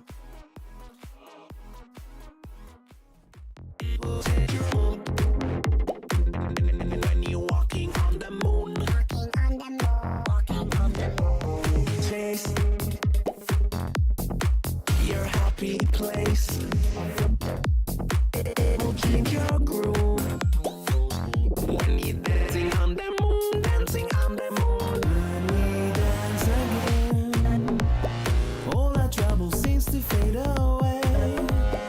This is how I feel when you take me to some levels that I've never been. When we dance again, all our trouble seems to fade away. This is how I feel when you take me to some places that I've never been. When we dance again, that I've never been. That I've never been. That I've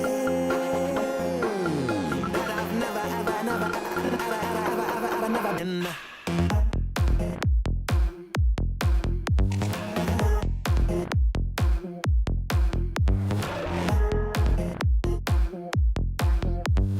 Walking on the moon.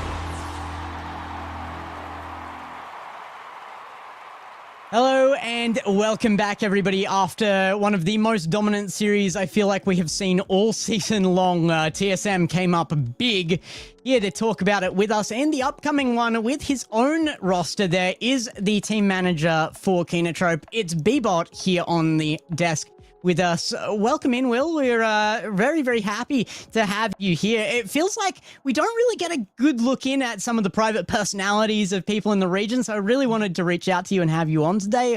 It's very nice to have you here. Introduce yourself. Great, yeah, thank you so much. Hey, everybody. My name is BBot and Will. I know a lot of the international folks probably don't know me, but I know a lot of the Japanese side. I've actually worked with Koken and for like Super Collider. At the last Super Collider, that's where we did our introduction for this year's roster, with Cash and Max and Furlash here. But yeah, I'm the full general manager of Kenotrope, so I'm managing across all our teams, and I actually really just personally like Rocket League, so it was actually my push that really got us into supporting the Japanese region here. You've been here for a long time as well as Kenotrope. It's a pleasure to have you. Thank you for coming on. Mel, I mean, you've been following Kenotrope for a while, and boyo, you have been a Kenotrope diehard for seasons and seasons. So I got to get both your opinions here. Let's start with you, Mel. Yeah, I mean, specifically, I love everything that Kenotrope has been doing across the whole board. They have been one of the huge instrumental organizations in this region for quite some time. And they have been a really good team as well going into this, of course, our upcoming match, Kenotrope and Nagatomo Ninjas, specifically also because they've got a real chance at Paris. They are currently leading in the point standings, and they have a really, really good chance to make something happen, boyo. No, 100%. I think the Kenotrope side, as mentioned maybe, but it does go maybe unnoticed a little bit in terms of what they've done in the Apac scene, just because it's way more focused on the Japanese audience, because they're a Japanese organisation, simply put, and I think that has been really shown in the fan base it's developed on the Japanese side. Like, if you go and watch Koken's stream when Kenotrope are playing, the Japanese audience are all out in support for this team. The only team I've seen maybe rival that was Dream Station when they made that run, but otherwise, like, this team has Japan on their side, and all the support comes from them. Yeah, absolutely. Well, we move into that Kenotrope matchup as we say goodbye to the three cats and TSM. They're going to be waiting ahead, and it will be one of these teams to drop down to the lowers with three cats to will it be Nagatomo Ninjas or Kenotrope is the question. I mean, Biba, we talked actually about the fact that you guys are predominantly Japanese. It has been a fairly internalized scene from Japan, separately from a lot of the rest of APAC at times as well. So you said yourself that you love some of these players over on Nagatomo Ninjas. If there's anything that can be brought against your squad, and I feel you that you're not going to want to say that there is anything that can be done, but if there's anything, what would it be here? Very, very interesting. It's gonna take quite a bit of effort, I think. We've put a really, really strong push for, this open 6 here. I think if they just, if J-Box comes in, plays something really, out of the box, I think they might be able to get a few games against us, but I think we're 100% ready for this one here. I think a good point has been made about J-Box and of course Corrado as well, just to include them in. The two young Japanese players coming in with old man Kaisen kind of leading the charge on that team to an extent, but they've been a team who, I think every single event we have said, oh, they'll probably make top 8, and then they haven't. Now they've made not even just top 8 but top 6, they've made it through the upper bracket. Finally, like we've been waiting for, J-Box especially is one who's been fighting for this for quite some time, and I think so too is Croato coming back from on and off retirement and, you know, back to playing, off playing, etc, etc. It's good to see them finally here. They unfortunately have to play against, you know, one of our top 2 teams in the region, so it's a very nice welcome gift to the main broadcast. Yeah, of course you say one of the top 2 teams in the region. I do say they do have a chance, or even it be a slim chance, because we've seen Kinotrope drop some odd games before, especially after their grand final appearance. Even in that region where they made the grand final, they were nowhere close to what they believed that their form should be, especially after what Cash was saying in the interview. They knew what they had to fix, but still, there's still time taken, especially after the last regional in 5, to fix those issues. And if Nagatomo Ninjas are able to hurt them on the counter, just like North Star were able to when they went to 7 a couple times, I think they'll have a real chance of taking a couple games. Yeah, well, I mean, it's time that has been taken, but there's no more to take after this weekend as well. So those lock-ins have to be made. I want to see them made on field, and I want to see what you guys at home think is going to happen.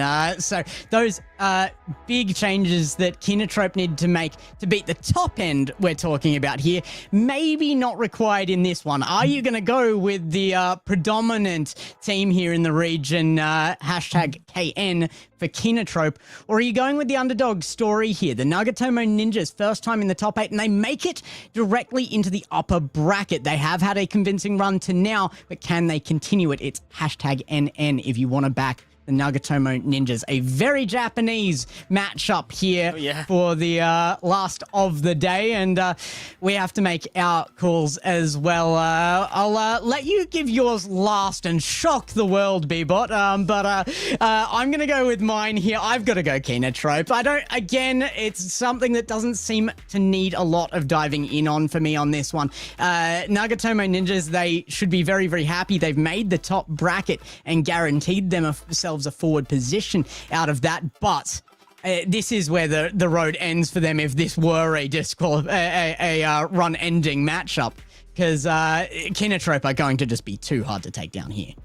I mean, yeah, the Nagatomo Ninjas, I actually was, for a moment, very interested in the idea of picking them, but I just cannot pick Kinotrope to lose this match. I think they are going all the way to the grand final. I'm also hoping for my sake they go to the grand finals, just so tomorrow we get a great grand final matchup no matter what.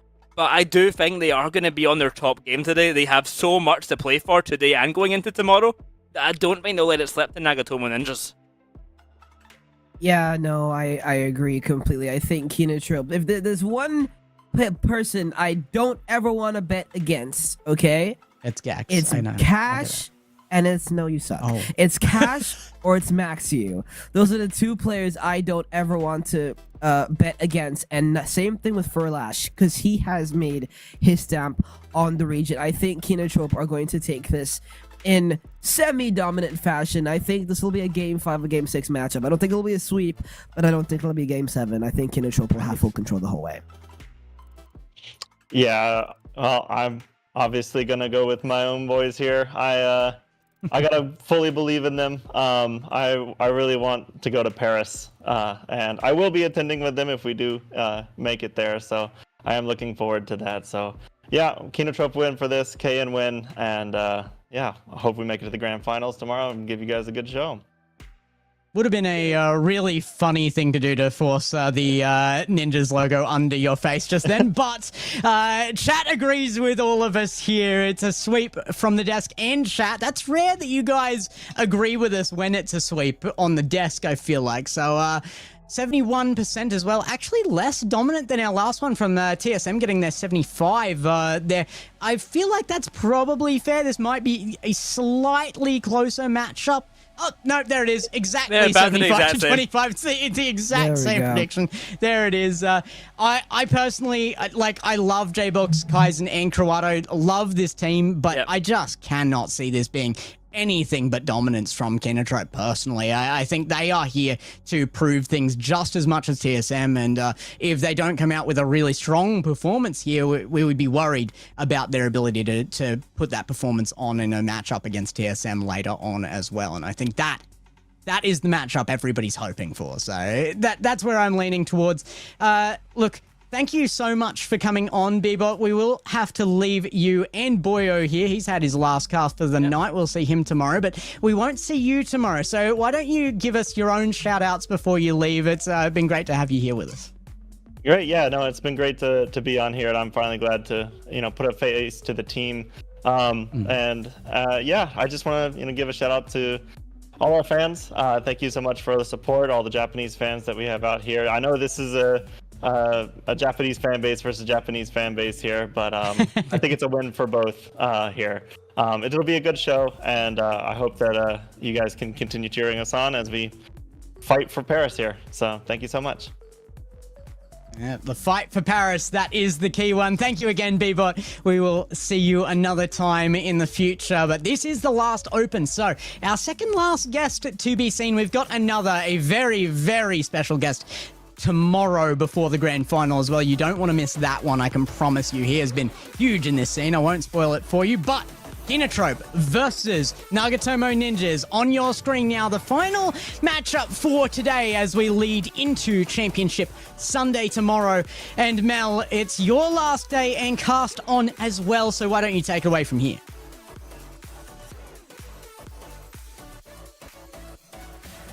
Ninjas. Actually, guys, stream can't hear me. Stream can't hear me, actually. Stream can't hear you. All right, we will be into the matchup though. And Nagatomo Ninjas, they strike! Absolutely thrilled. Look at J-Box. He's going off right now. Kaizen's thrilled too. I mean, it's hard to not back Nagatomo Ninjas at a heart level. They are such a lovable team, but Kinotrope, I mean, they've got their own fan base behind them. Max Hughes had my vote for a very long time, and then you've got Cash being added in, Furlash, who's a long-time hero of the Japanese area of the region, too. It's such a good field right now.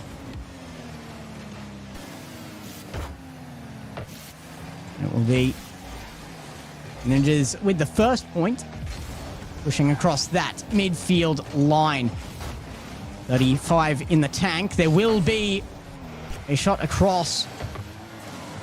And now Kaizen to pick it up. Some tech issues with Melikin. We'll get him back in a moment. J-Box skies that. The read from Furlash, though, that's a huge 50 down. Cash not willing to commit the third man just yet, and probably the right choice there. But oh my goodness, maybe a chance again for Nagatomo Ninjas. They look excellent here.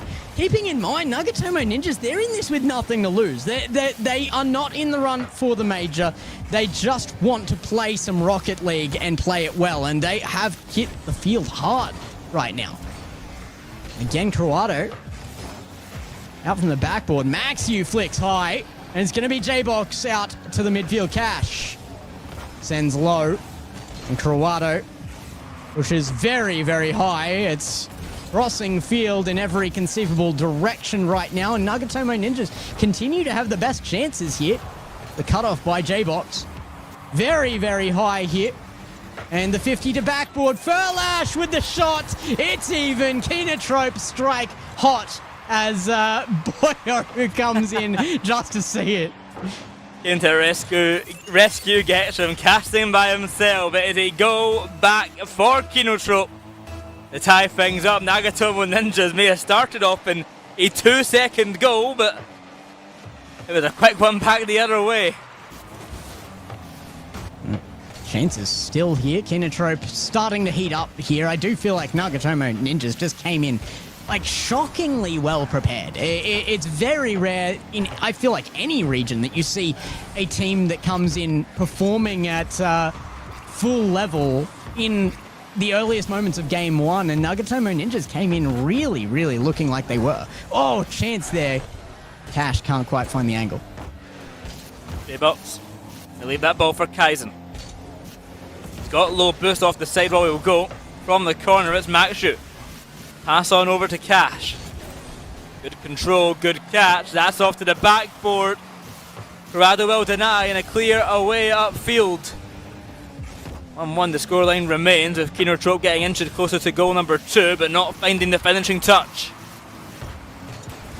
The possession on field really starting to show a difference as Kinotrope has warmed up. Maxu now taking good control of that. Nagatomo Ninja's still fighting this tooth and nail, don't get me wrong. I don't feel like Kinotrope have dominance yet, but they have started their real warm-up into the game, and that first goal very early out of Nagatomo Ninjas, that first kickoff goal, is going to be absolutely crucial for them if they are to take game one here. Corner. Well, will fall over to Kaizen. Shot towards net. Gonna be denied. J-Box will get the clear away. Now Maxu up. It's flit reset attempt not going to be found. Rather good dunk, but Cash is gonna easily clean this ball up. Very close affair here for game number 1, Gex. 1-1, the scoreline remains with just about a minute to go. Big 50 there from J-Box to just make sure that is a capitalizable ball. And oh, that's Cash leaving that long. A little lucky that there was, I think, a bump on the back end as well to keep Nagatomo Ninjas from instant answering that. That's going to be in front of net. Furlash delays the shot, gets defense gone, and their first lead found now. Will be looking very, very good for Kinotrope starting the series. I gotta say, Nagatomo Ninjas not looking too disheartened though. Nagatomo Ninjas are still in with a chance here. They may have only had that one goal off the kickoff 2 seconds in. Whoa! But that next goal may be a bit of a dampening, but J-Bot doesn't seem too upset. He actually started to smile more after that goal got scored. Kaizen too. They're thrilled to be being beaten, apparently. I rate it. I mean, you talked about the have fun meta. It's back again. Nagatomo Ninjas definitely here just to play. Yeah, they're here for the experience as well. And, of course, even if they do lose this series, which certainly is what chat and us seem to agree on the most likely scenario, they will still play tomorrow against that, I would say, underdog team. I mean, I don't think that's an insult to them there, of Sigma Wolf Gaming. A match where they could easily make a top 4, or Sigma Wolf Gaming can make it a statement top 4. Kinotrope making a statement game here, very akin to what we saw earlier from TSM with their 4th goal now coming out. Yeah, I mean, this is really looking good for Kinotrope. I said that I wanted to see games that looked as convincing as TSM's. This is maybe more so. TSM's game 1 in particular was a slow start for them. I mean, it was a slow start for Kinotrope, I'll give them that, but only in the form of Nagatomo Ninjas scoring a single kickoff goal. It really isn't that much to read into. And this certainly is Cash. Oh my goodness, a one-man army plays the field. And look at this backboard. The camera work goes crazy for him. 5-1, Kinotrope. 5-1 for game number 1. In brilliant fashion, they do take the game. And Nagatomo Ninjas, they may have got one goal, but that one kickoff goal, that second goal with 0 seconds was not enough. Yeah, no, Nagatomo Ninjas can get one more, but Kinotrope, I mean, they really do look excellent. They have been dominant here in game number 1, even after a slow start, so they picked up really fast. They came in with a very, very good push and a very good game plan, it seems like. Kinotrope just looking like they were prepared for what was going to be thrown at them and coming in with that preparation on paper and then on field. Now Kinotrope, they take game 1 and we keep on saying it. Absolute dominant fashion. Nagatomo Ninja, they got that goal on kickoff. They got one goal in the first 2 seconds, one goal in 0 seconds, and everything in the middle was a Kinotrope sandwich of destruction. Was indeed. We welcome back Melakim as well. How's the PC feeling? Body absolutely terrible, and apparently so is Nagatomo Ninjas. Getting down 4-1 in game 1 did not look very, very good. But then again, we kind of called it at the beginning of the desk. It's just the class from Kinotrope that has led them to this incredible lead. And we talked about it too, that they know what they have to do to win, and they look like they've been doing it to the fullest of extent. So yeah, they look pretty good to start off the game. I'm going to let you guys get back into things for game number 2 here. I'm going to go eat my lunch like I was supposed to, Mel. Thanks very much. I'm so sorry, Boyo. Yeah, it's all right. We're better off without him, Mel. So here we go again. Okay. We ditch Boyo one more time and bring back Malakim. Look, we couldn't have you not have your experience with Kinotrope right now. Stuff like this from Maxiu. Your last chance to experience it on the desk for the season. And oh my goodness, look at that shot. I'm telling you, talk about experience. Look at Fearlash around the corner.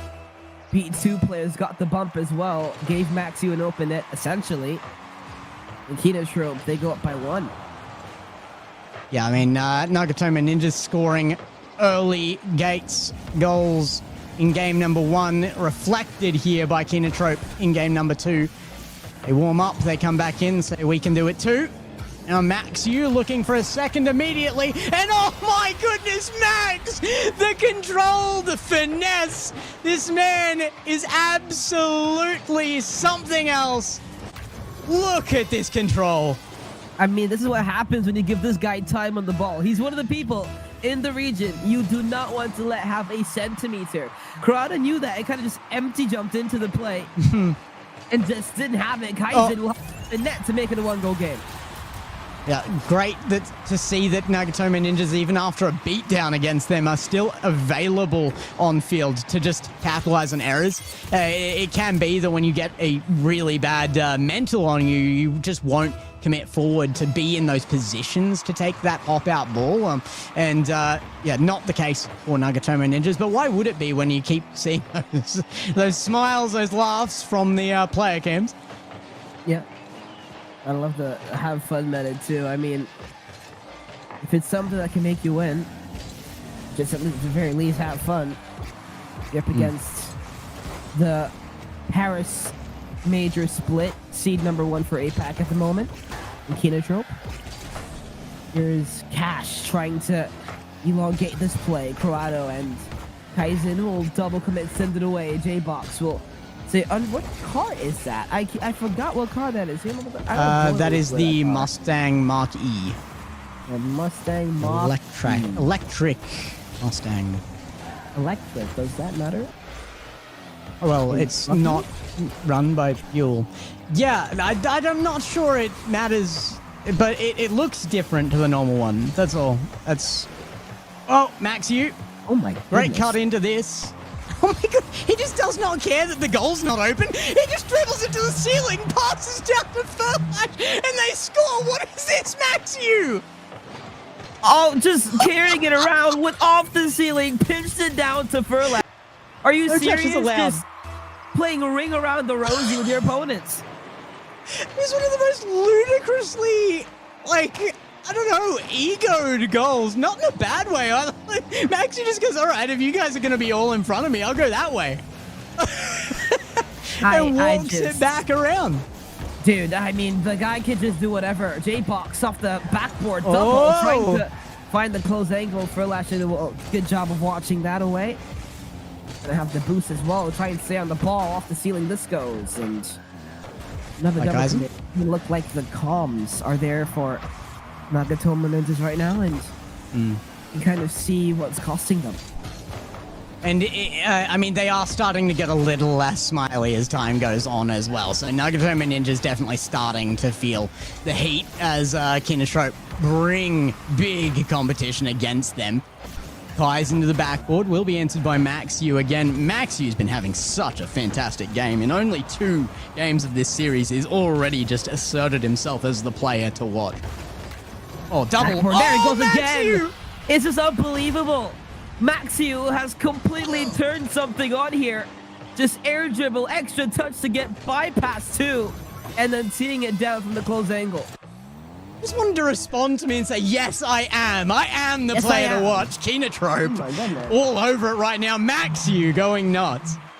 It's kind of almost like a fence that he may feel like he might not always be shot. Open for Croato after a very physical sequence that came from the kickoff. Nagatomo Ninjas were making the 2-goal game. Cash with a really heavy touch on that, but Maxiu could have been up for the read on that and does slip by for a very quick goal from Nagatomo Ninjas, but everything they're forming seems to be based off of initial pressure, and then when it comes to longer play, they've been removed chances time and time again, and initial pressure again might get them something here. It's an open net. Cruado has to backboard this. What was that? Somehow they still make it work. J-Box hammers it home. There's only a 1-goal difference.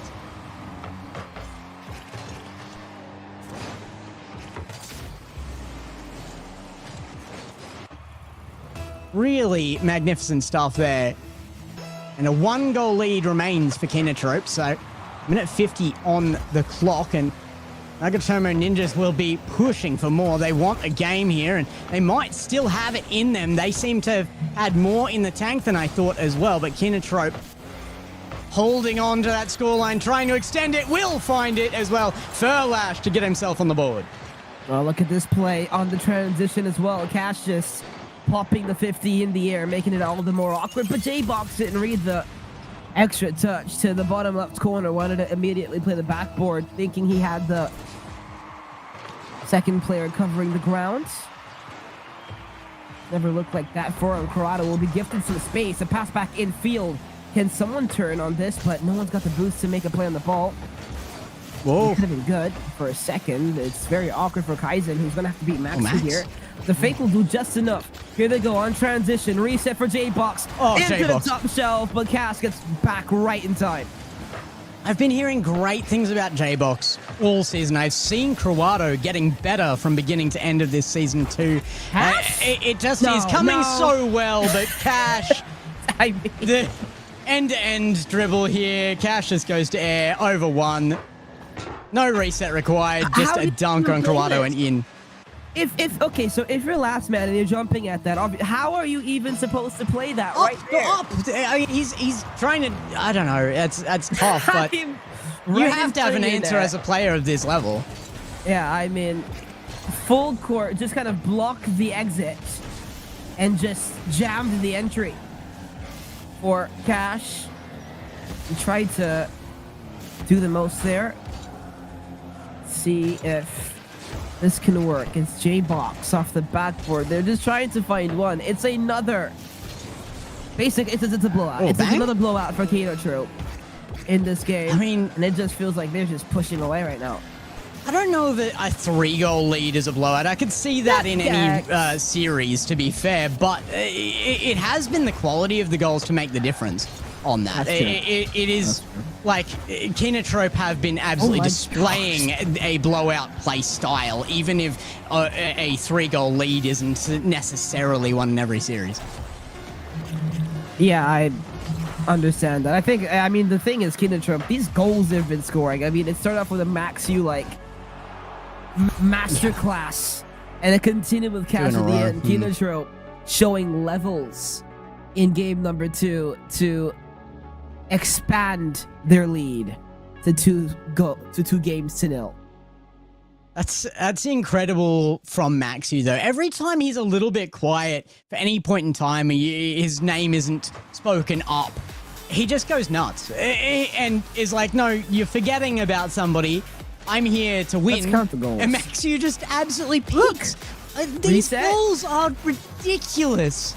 Maxiu just has control of the ball. He just understands this game. I mean, he's got so much tenure at this point. I remember when he was still coming in as a young gun of this region, but he is just everywhere now.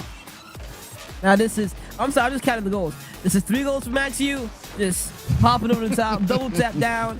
I mean, I'm having my fun over here. I mean, used to be in my organization and everything. I used to love watching this guy all the time. He was crazy, but this play from Corrado, I thought they were in it right there when that happened. And they did have their opportunity almost immediately after the strike, and they just couldn't find it. Nagatomo Ninjas, they were finding the chances, they were finding the opportunities. It's just about having the confidence. But then again, sometimes it is also the comms or the lack of communication to keep them from pushing themselves to the next level. It's just the double commits that is really making it as hard for them as possible, for them to really expand. Why did we just see a double KC kickoff on the first kickoff of the game? I don't know. That's crazy. So, I mean, it has been a kickoff goal all games so far. Nearly is again. And denied by Furlash on the line, who takes it away. Uses Maxiu, who finds the placement perfectly, but defense makes it in time. The J-Box with the reset off the ceiling, going fast as well, forcing Cash to make a quick save back on net, understanding that they've got that little quick flashy counter ability. Nagatomo, now it's Kaizen trying to drop it down. Maxiu can turn, pop it high, but gets removed because they have said, I have had enough of you. Hey, you said earlier that, you know, if there's any player you don't want to question, it's Maxiu, and you made your pick dominantly for that reason. He's shown up, so you've made your reasoning clear, and it's been verified on field. Cash was in that conversation as well. He had one good goal out of that last one in particular to mention his name, but he might have another. Works with Furlash. Look at this shot. Look at this recovery. Oh, he got bumped and got right goodness. back down to it, reading the hard bounce that came off the ceiling ramp. And Kinotrope take the lead. Are you serious? You said they've got levels. Apparently the levels is just one activates, two activates. All of them are active now. There's nobody you can't talk about on Kinotrope at this moment. I don't know. It's crazy. Every single time something wild happens. I don't know. It's just ridiculous. Kinotrope. They're just displaying skill at the highest order. Kaizen trying to return the favor. Nagatomo Ninjas have just not been able to find any sort of momentum, anything to get them going. Really starting the offensive pressure. Even they got the bump. Kaizen was nowhere near the play, and now they've got to completely reset. Yeah, I mean, standing in a line there, they were terrified of that clear and just wanted to make sure that there was somebody on that ball no matter what. You can see that mentality from Nagatomo Ninjas. The respect maybe there too much against Kinotrope now when they're in offense. It definitely should be on defense, but when you have control of that ball, pushing into your opponent's half, it's got to be a little bit more than this. Yeah, they have to make it happen. Cash off the backboard. Double tap for Cash. Defense. No defense, and Cash will score an uncontested goal. Ruado was backwards here, tried to half flip to the wall and couldn't quite make that work from the distance he was from it. Ends up bouncing out. He still made it very close considering the absolute nightmare that half flip turned into, but goal nonetheless, and there might be another. Furlash puts it on target. Cash, you can't do that! Oh my goodness! He's a night bandit! Penalize him! Penalize him now! It's come from the backboard! Okay, at what point does this turn into unsportsmanlike conduct? Oh my gosh! I mean, as long as they're happy, we can't see Furlash's camera, but maybe he's just smiling back there. You never know. Maxiu's in their goal again as well. Okay, wait, no, wanted we have to go to for the stop same it. thing. The shenanigans that we're doing too much. We're doing too much. Oh my goodness. TSM But I had don't their fun. Kinotrope's I just mean, why not? doing the same, right? It's not fakes this time. It's goal steals. Bro, Max's squishy save redirecting the shot. Oh, is that a goal? That's number 4. What a save. What? Kaizen, it came right off the inside of the post and bounced into his car. Nagatomo, it just feels like they need more things to bounce in their favor right now. It's just not working for them. Great pickup by Kaizen and a full beat. It gets to center. Cruado can get involved. There was already a challenge from Maxiu, but Cruado goes again. Does get it past one. Cash now to lead that downfield. There's no defense left. It's been a push through, just dismantling it time and time again. The fake low, and it goes across field for a save from Furlash. Yeah, Kinotrope completely in the driver's seat. And just accelerating down the highway of success. And to see what they want to do. Maxi reset. I mean, at what point Like, at what point? Cash reset double from the corner wall. They've got all the Relash. space in the world to do whatever they want to do with the ball. And they have just been firing. Yeah, I mean, even when they're not scoring, it doesn't matter. They've just got so much control, and it's beautiful to watch. And Nagatomo Ninjas have no answer here, and it's a shutout here so far, and could end that way if something doesn't change soon. It does not look likely that Nagatomo Ninjas are going to find a goal the way they're playing right this second. Yeah, it just doesn't feel like it. Even if they do, it's going to come off of a Kinotrop mistake. There it Into is. the top right corner, no defense as well. Nagatomo Ninjas will make this competitive with 30 left. I mean, this is a brilliant pass from Corrado. You've got to give credit where it's due. I actually do think that defense was there. It was grounded, but you don't expect the shot to be available as it was there. That's a brilliant passing play from Nagatomo Ninjas, but it will not matter if they can't get more of them. 26 seconds on the clock as well. That time just about gone to find them. And it's back to their half. You've got to think this is the nail in the coffin. As it comes down their backboard. J-Box finds a clear to corner. Yeah, they need to find a way to get the bag out. Is someone going to be up for this? No, Cash has completely smothered the play. To Maxiu, Kinotrope with display of skill of the highest order to bring this game to match point.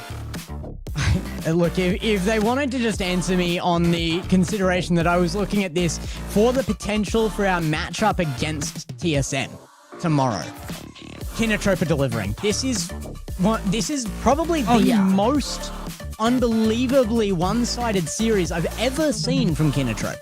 They are absolutely in control of the field, in control of the ball, and in control of the scoreline. They are just ruling this right now. I mean, I was going to say, like, not even a couple minutes ago, I didn't want to make it sound disrespectful, but where did this level come from? Like, No, it didn't feel I like agree. this back in Open 4. It didn't feel like this back in Open 5. They went to, like, Game 5 with Lord knows who last time, last regional, even a couple, like, in a Swiss. They were dropping games all willy-nilly. Right now, it looks like they're here for business. It looks like they have absolutely turned on, hey, we are not going to drop this mode, because they understand what's on the line. They know what's at stake, and they just don't look they don't look like they don't look beatable right now. That's how to say it. They really just don't look beatable. Yeah, I mean, maybe to TSM. That's about the only team I could consider right now with the level of control that Kinotrope are playing with. It is rulership of the field that makes a difference to that opinion, and they have had all of it. Kinotrope need one more game for a sweep here, and you can see it. There is bloodlust here, and they are absolutely pushing for everything they can get. They want this dead in the water. And as far as the series has gone so far, it has been. Here goes Furlash around the corner. Eisen off the ceiling. He'll take the 50. I think he'll be pretty content with that. Croata with a really big bang downfield. Cash is just chilling in the corner. Trying to make things happen. Here's Furlash in the air. Trying to make things happen off the ceiling. Trying to extend his play, but didn't take too long for Kinotrope to get and sustain offense. Reset found by Cash. Tries to push it underneath Kaizen, who gets great defense. Low touch by Furlash, gets it under one. The panic already there from Nagatomo Ninjas, and why not? They have been pushed to their goal line since beginning of this game. A full minute of defense goes on. Cash gets a pass away. Furlash can't put a shot on, but gets it back under control once again. Now he might be able to, though. J-Box for the defense. Corrado just really needed it. He just didn't get the boost. Oh, he finally did. He circled it 4 times and finally got it. Almost cost him a goal, though. For the pinch? Wanting to pinch this as Furlash and Cash couldn't find each other. Now it's Maxiu in the air. J-Box was pre-jumping from the ceiling. Maxiu hasn't found his level just yet. Now it's Cash off the backboard. Now it's to Furlash, but J-Box did a good job of standing in front of the play. What a catch by Maxiu. Reset. Tries to get past the last defender, but it gets taken away. Maxi's been getting his reset advice from Pangoli lately. Hasn't been able to miss one so far.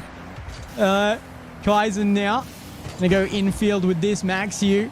Whoa, gets past two, and Cash is gone! J-Box will score! Nagatomo Ninjas lead in game number 4. Well, that was so awkward. Corrado just with the bounce pass from the board. What do you even call that? They were just right in front of the net and making Cash as awkward as possible. You were talking about Pangoli just now. Well, on the other side, what about the Chaos? Furlash trying to reset low, but it gets pushed away. Yeah, Chaos on field. I would agree. Nagatomo Ninjas bringing what is needed in that form of chaos. I think that's right, though. Scrappy play will remove field control. It'll remove it from everybody, but when Kinotrope have been this dominant with it, your focus needs to be on removing that, regardless of outcome for yourself. In that scenario, you hope it pops out for you and you make your best of it. But there is that control again. Cash to the left post. What a play from Maxiu again. How does he get that extra touch for the pass? I mean, this is just a Maxiu special. He's been doing this all series long. Every single time he's got space, he's got the ability to create something from nothing. And he knew he couldn't really find a scoring angle from there. He probably could have. The optimal play. Found Cash on the other side of the field. And again, it was just Nagatomo Ninjas not in a great position. And somehow that's a goal. Yeah, this one definitely shouldn't have been, though. There was time for this defense. Maxiu sends it high. J-Box was underneath. Half flips and goes for a squishy, and I'm not sure why. I mean, this was not a reachable shot from First Man. That had to go for a pass, and Kinotrope get delivered that pass on a platter. Kaizen gets a demo there as well. That's a double demo from Kaizen. Nagatomo Ninjas still end up on their goal line. Here we go again. Nagatomo Ninjas have to find a way to push this ball away. Feels like this defense everywhere right now. Off the backboard to Maxiu. A good save again. Kurata gets bumped. Do they find the goal here? Furlash had hard committed for it. It looked open for him for a second, but it got taken away. Cash off the ceiling. Furlash trying to go. Kaizen just pops it long, forcing the first clear in a very long time against Kinotrope. Upfield now. It's going to come back to Cash with space here. Oh, it gets closed quick, though. The right choice to just, again, try and make things messy here. Nagatomo Ninjas are trying to create chaos, for sure. Big boom from Maxiu. Cash gets on top of it, reads it down to Furlash, but Kawado will not leave the ball alone. They're not loving this. As far as that field control goes, going to be removed it, but it makes its way slowly forward. Nagatomo Ninjas managed to get control eventually. Kaizen here looking for a play, but runs out of boost. Is Kaizen and J-Box, they both commit here. Kaizen can turn, try and put a shot on target. It was contested. Corrado making this awkward. Furlash didn't have the opportunity. He could have went for the shot there. It would have been an open net. Just for the second, it was a hard angle. But it definitely was there for him. Cash trying to get the beat. Kaizen had to stay vigilant. Now it's Cash back toward the net. Corrado with a big touch. Doesn't get a second, which makes Kaizen awkward, having to force the jump just to keep Kinotrope players away. And Nagatomo Ninjas have to find a way to get this back on the blue half. My worry here for Kinotrope is this has come back towards them, even in these last dying seconds, as a response from Nagatomo Ninjas. It's not been Kinotrope dropping the ball. Nagatomo Ninjas worked it out and made a difference. It might not be enough to win a game here, but they close it up in the long run, and there is the final one to finish it. 1 second on the clock, and Cash will get the final goal. Well, look at that. It starts just how it ends, or it ends just how it starts with the Cash goal. Kinotrope. And with J-Box and Kaizen laughing. I mean, all good with it. Hey, have They've fun, made their Meta. peace. Yeah. But regardless of it, it is Kinotrope who will advance to the top 4. And if all goes well, they are trying to line up another grand final spot with TSM on the complete other side of the bracket. Yeah, I mean, it is a dominant series, but they didn't face down a huge challenge until that final game. Nagatomo Ninjas had some great individual offenses, but I don't feel like across the board they were the challenge to Kinotrope that they needed to be. And that came out in very dominant scorelines, in consistency from Kinotrope, but they weren't challenged to push that. And that is where you see the consistency drop off. The final game there, you do see a little bit of a hint of that maybe. Nagatomo Ninjas did throw a wrench into the works by just making chaos on the field, and they did learn their lesson from Aha maybe, like you said. So I do feel like there are still answers against Kinotrope here, and they're going to have to close those up tomorrow because they are going through into the top 4. Nagatomo Ninjas drop down into the top 6 slots, but that is us closing out today, Mel. I mean, that was... It's brilliant to see. We have an interview left over from our previous series as well. Actually, going back 2 now. We are going to be having Omexi join us if he's still available. We'll have to check on that, but I do see him being lined up right now, actually, so we will be having that. And we'll have to invite Boyo back for that, but let's just discuss this one for a second between the two of us before we do that, because I feel like there was a lot to go over. There were a lot of opportunities, more for Kinotrope, obviously, but Nagatomo Ninjas had their fair share.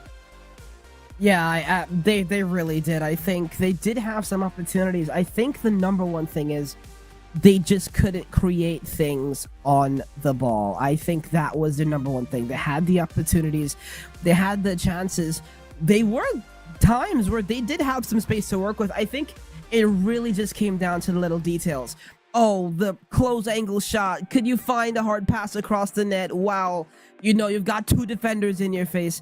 Can you eliminate 2 from the play while you're rotating out of the play? Like, it's just the little things that are, a lot of it is playstyle related, a lot of it is individualistic.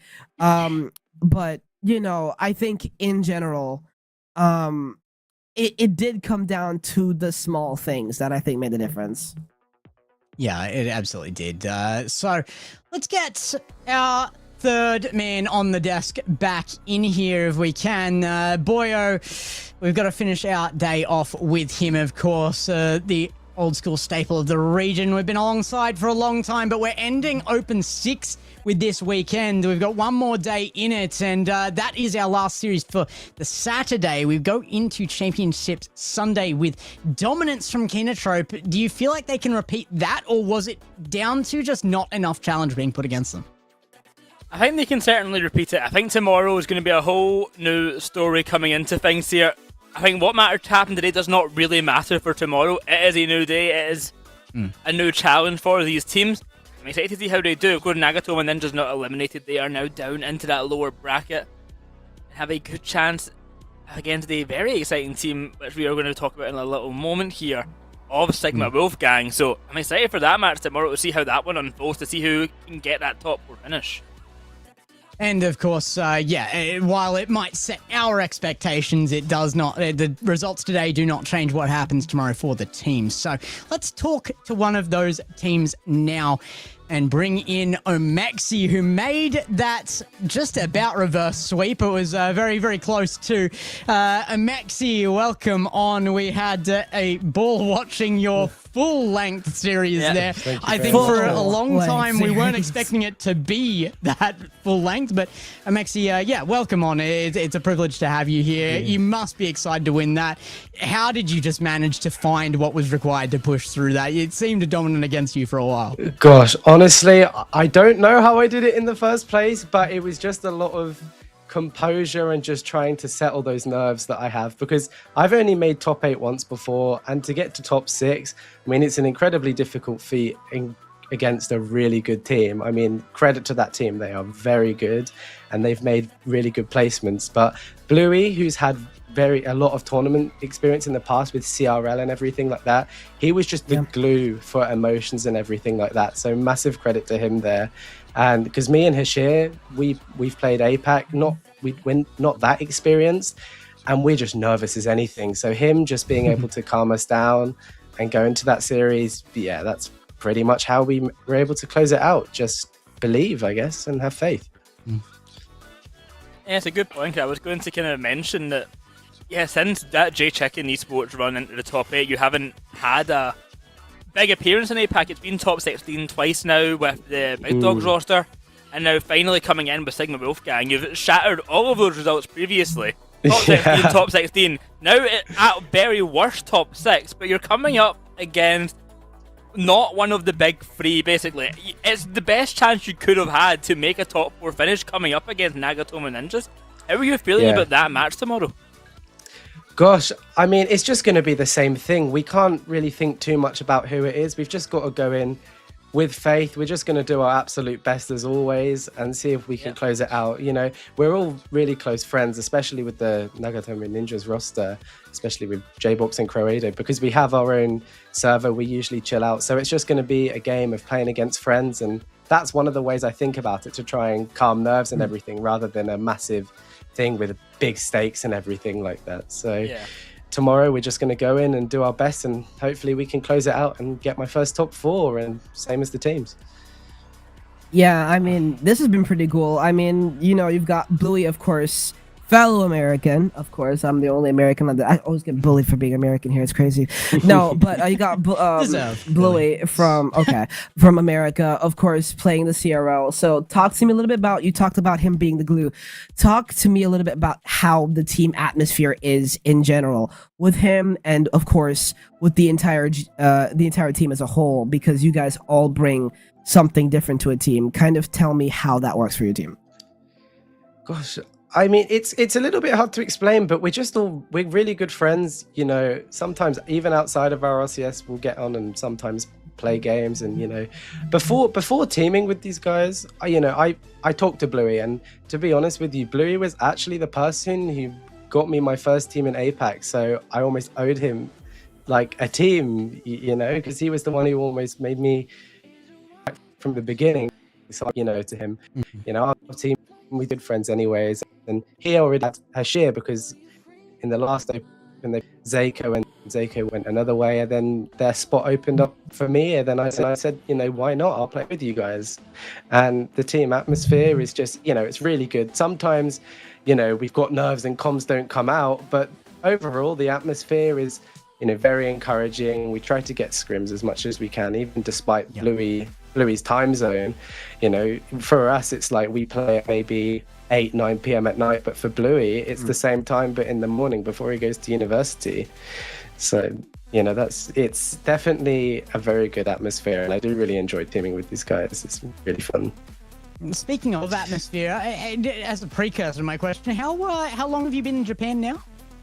I've been in Japan since the end of September last year. I'm here to study at a language school. So not a long time, like you said, but has it been a warm welcome into the region then? I know that Japan has that very internalized culture for Rocket League as well, a lot of local land, stuff like that. Has it all been very welcoming for you as you entered the region? At the beginning, when I first joined, it was quite hard to kind of get somewhere. But then, you know, I was talking about Bluey helping me out. Bluey actually referred me to Kylo, who was obviously the first person on the J Chicken roster. And I started becoming friends with Kylo, and then Kylo introduced me to more people. And then from that, we've got our own friend group, and I've been like embraced within Apac. So it has been a really warm welcome in that respect, especially with players like Nai, Valid, all of those players. And yeah, pretty much it's been a warm welcome into it. So in the beginning it was a little bit difficult, but now it's so much easier, and it's just really nice. It's a really nice environment because everyone's just friends in our, like, the RCS rosters. So it's just it's a lot more tight knit than EU or NA, and I do really prefer that atmosphere because it does allow you to settle nerves in RCS, because you're just playing against your friends at the end of the day, really, aren't you? But yeah, that's pretty much. Yeah, I was gonna ask, you kind of mentioned preferring the idea of playing against your friends because it feels a lot more chill. Is there a part of you that maybe is, if you end up beating your friends, you're a bit like, oh, that sucks for them, I've had to eliminate them, and is there kind of a downside to it, or is it just a bit of fun and games between you all because it is such a chill environment? It's the latter, really, to be honest with you. It's not really, oh, I feel bad that I eliminated them. Of course, you know, it sucks that they might have gone out, but at the same time, you know, it's, at the end of the day, it is RCS, it's a tournament, it's the best man wins, really, isn't it? So even though you're able to play against your friends, you still have to do your best and not give them any mercy, really. So that's Yeah. You were pretty mellow. I've got one more. Yeah, I mean, okay, so I've got kind of two questions. I can't really ask. I have to ask back to back here. I got two questions. For one, in the series you played earlier today, that went the distance.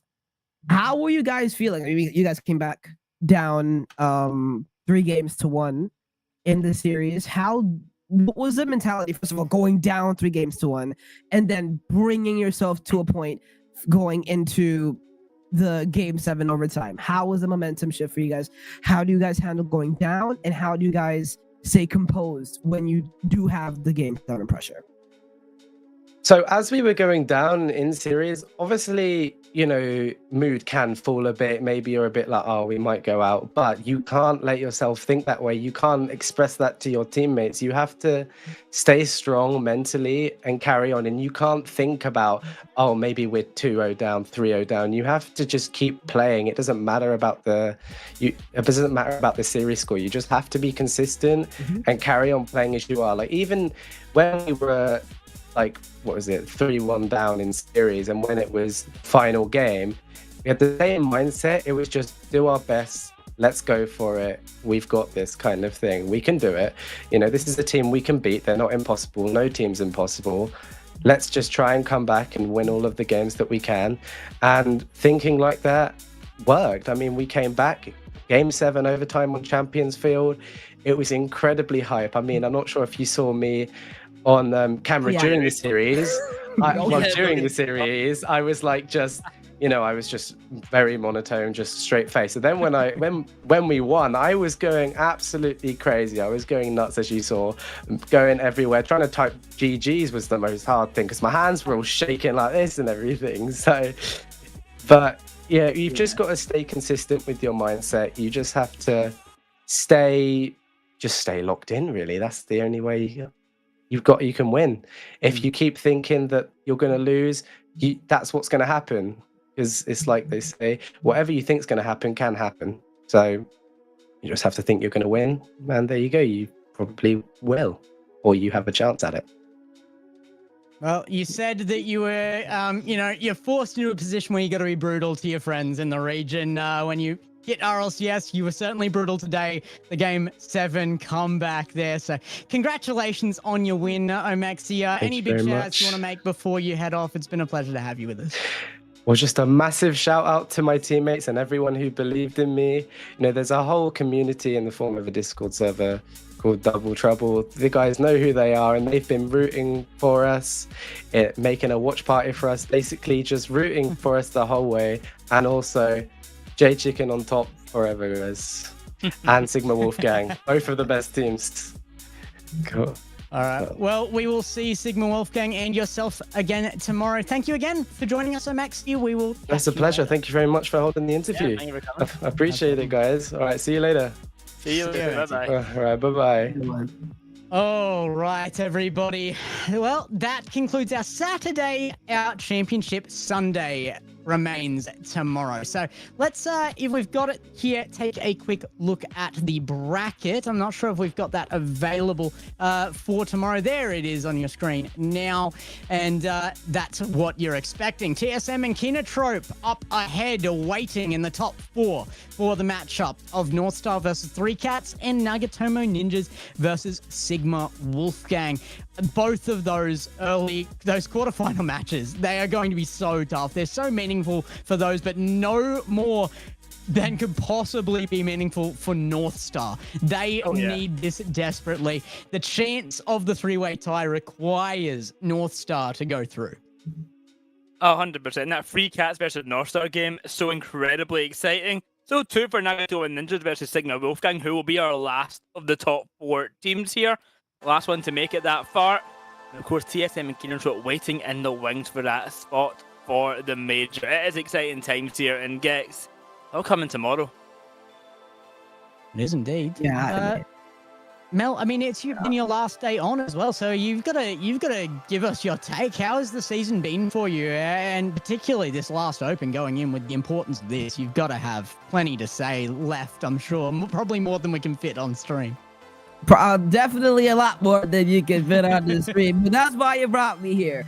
I think this has been insane. I mean, going from Open 4, this first of all has been probably the most chaotic split in RLCS history between all of the regions and all the nonsense that's happened between OCE, EU, APAC, and all these NA, all these different regions. Going into tomorrow, Northstar has another opportunity if they could just get the win over 3 cats. If they can get the win over 3 cats, they 100% are going to be able to have a good chance against Kinotrope. And they have shown that they have the ability to beat Kinotrope before. The last 2 matches against Kinotrope, going to Game 7, they 100% can beat Kinotrope. And I mean, that's the really big thing for me there. I think that bottom side of the bracket for the playoffs is going to be very fun and scary to watch because 3 cats, they're not necessarily in contention for the major, but whatever can happen, they definitely have the ability to do something. God willing, Valid is good enough to play tomorrow. But in general, I do think that bottom side of the playoff bracket is going to be something to watch out for.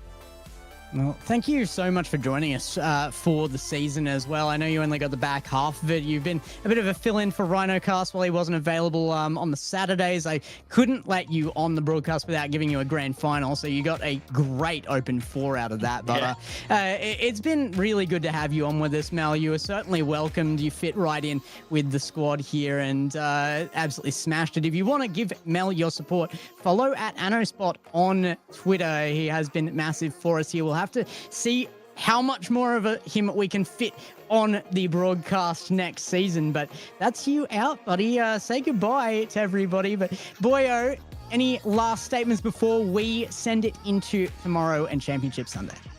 I think the most important thing is just come by tomorrow because it is going to be the decider for Apac's major spot. You do not want to miss it.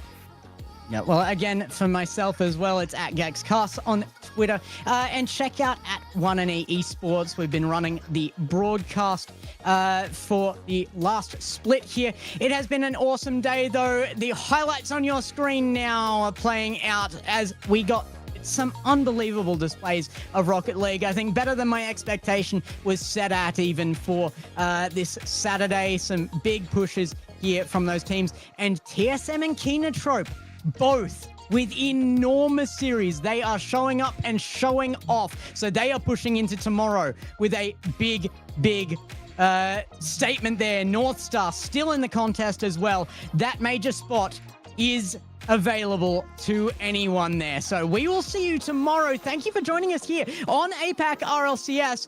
We'll catch you then.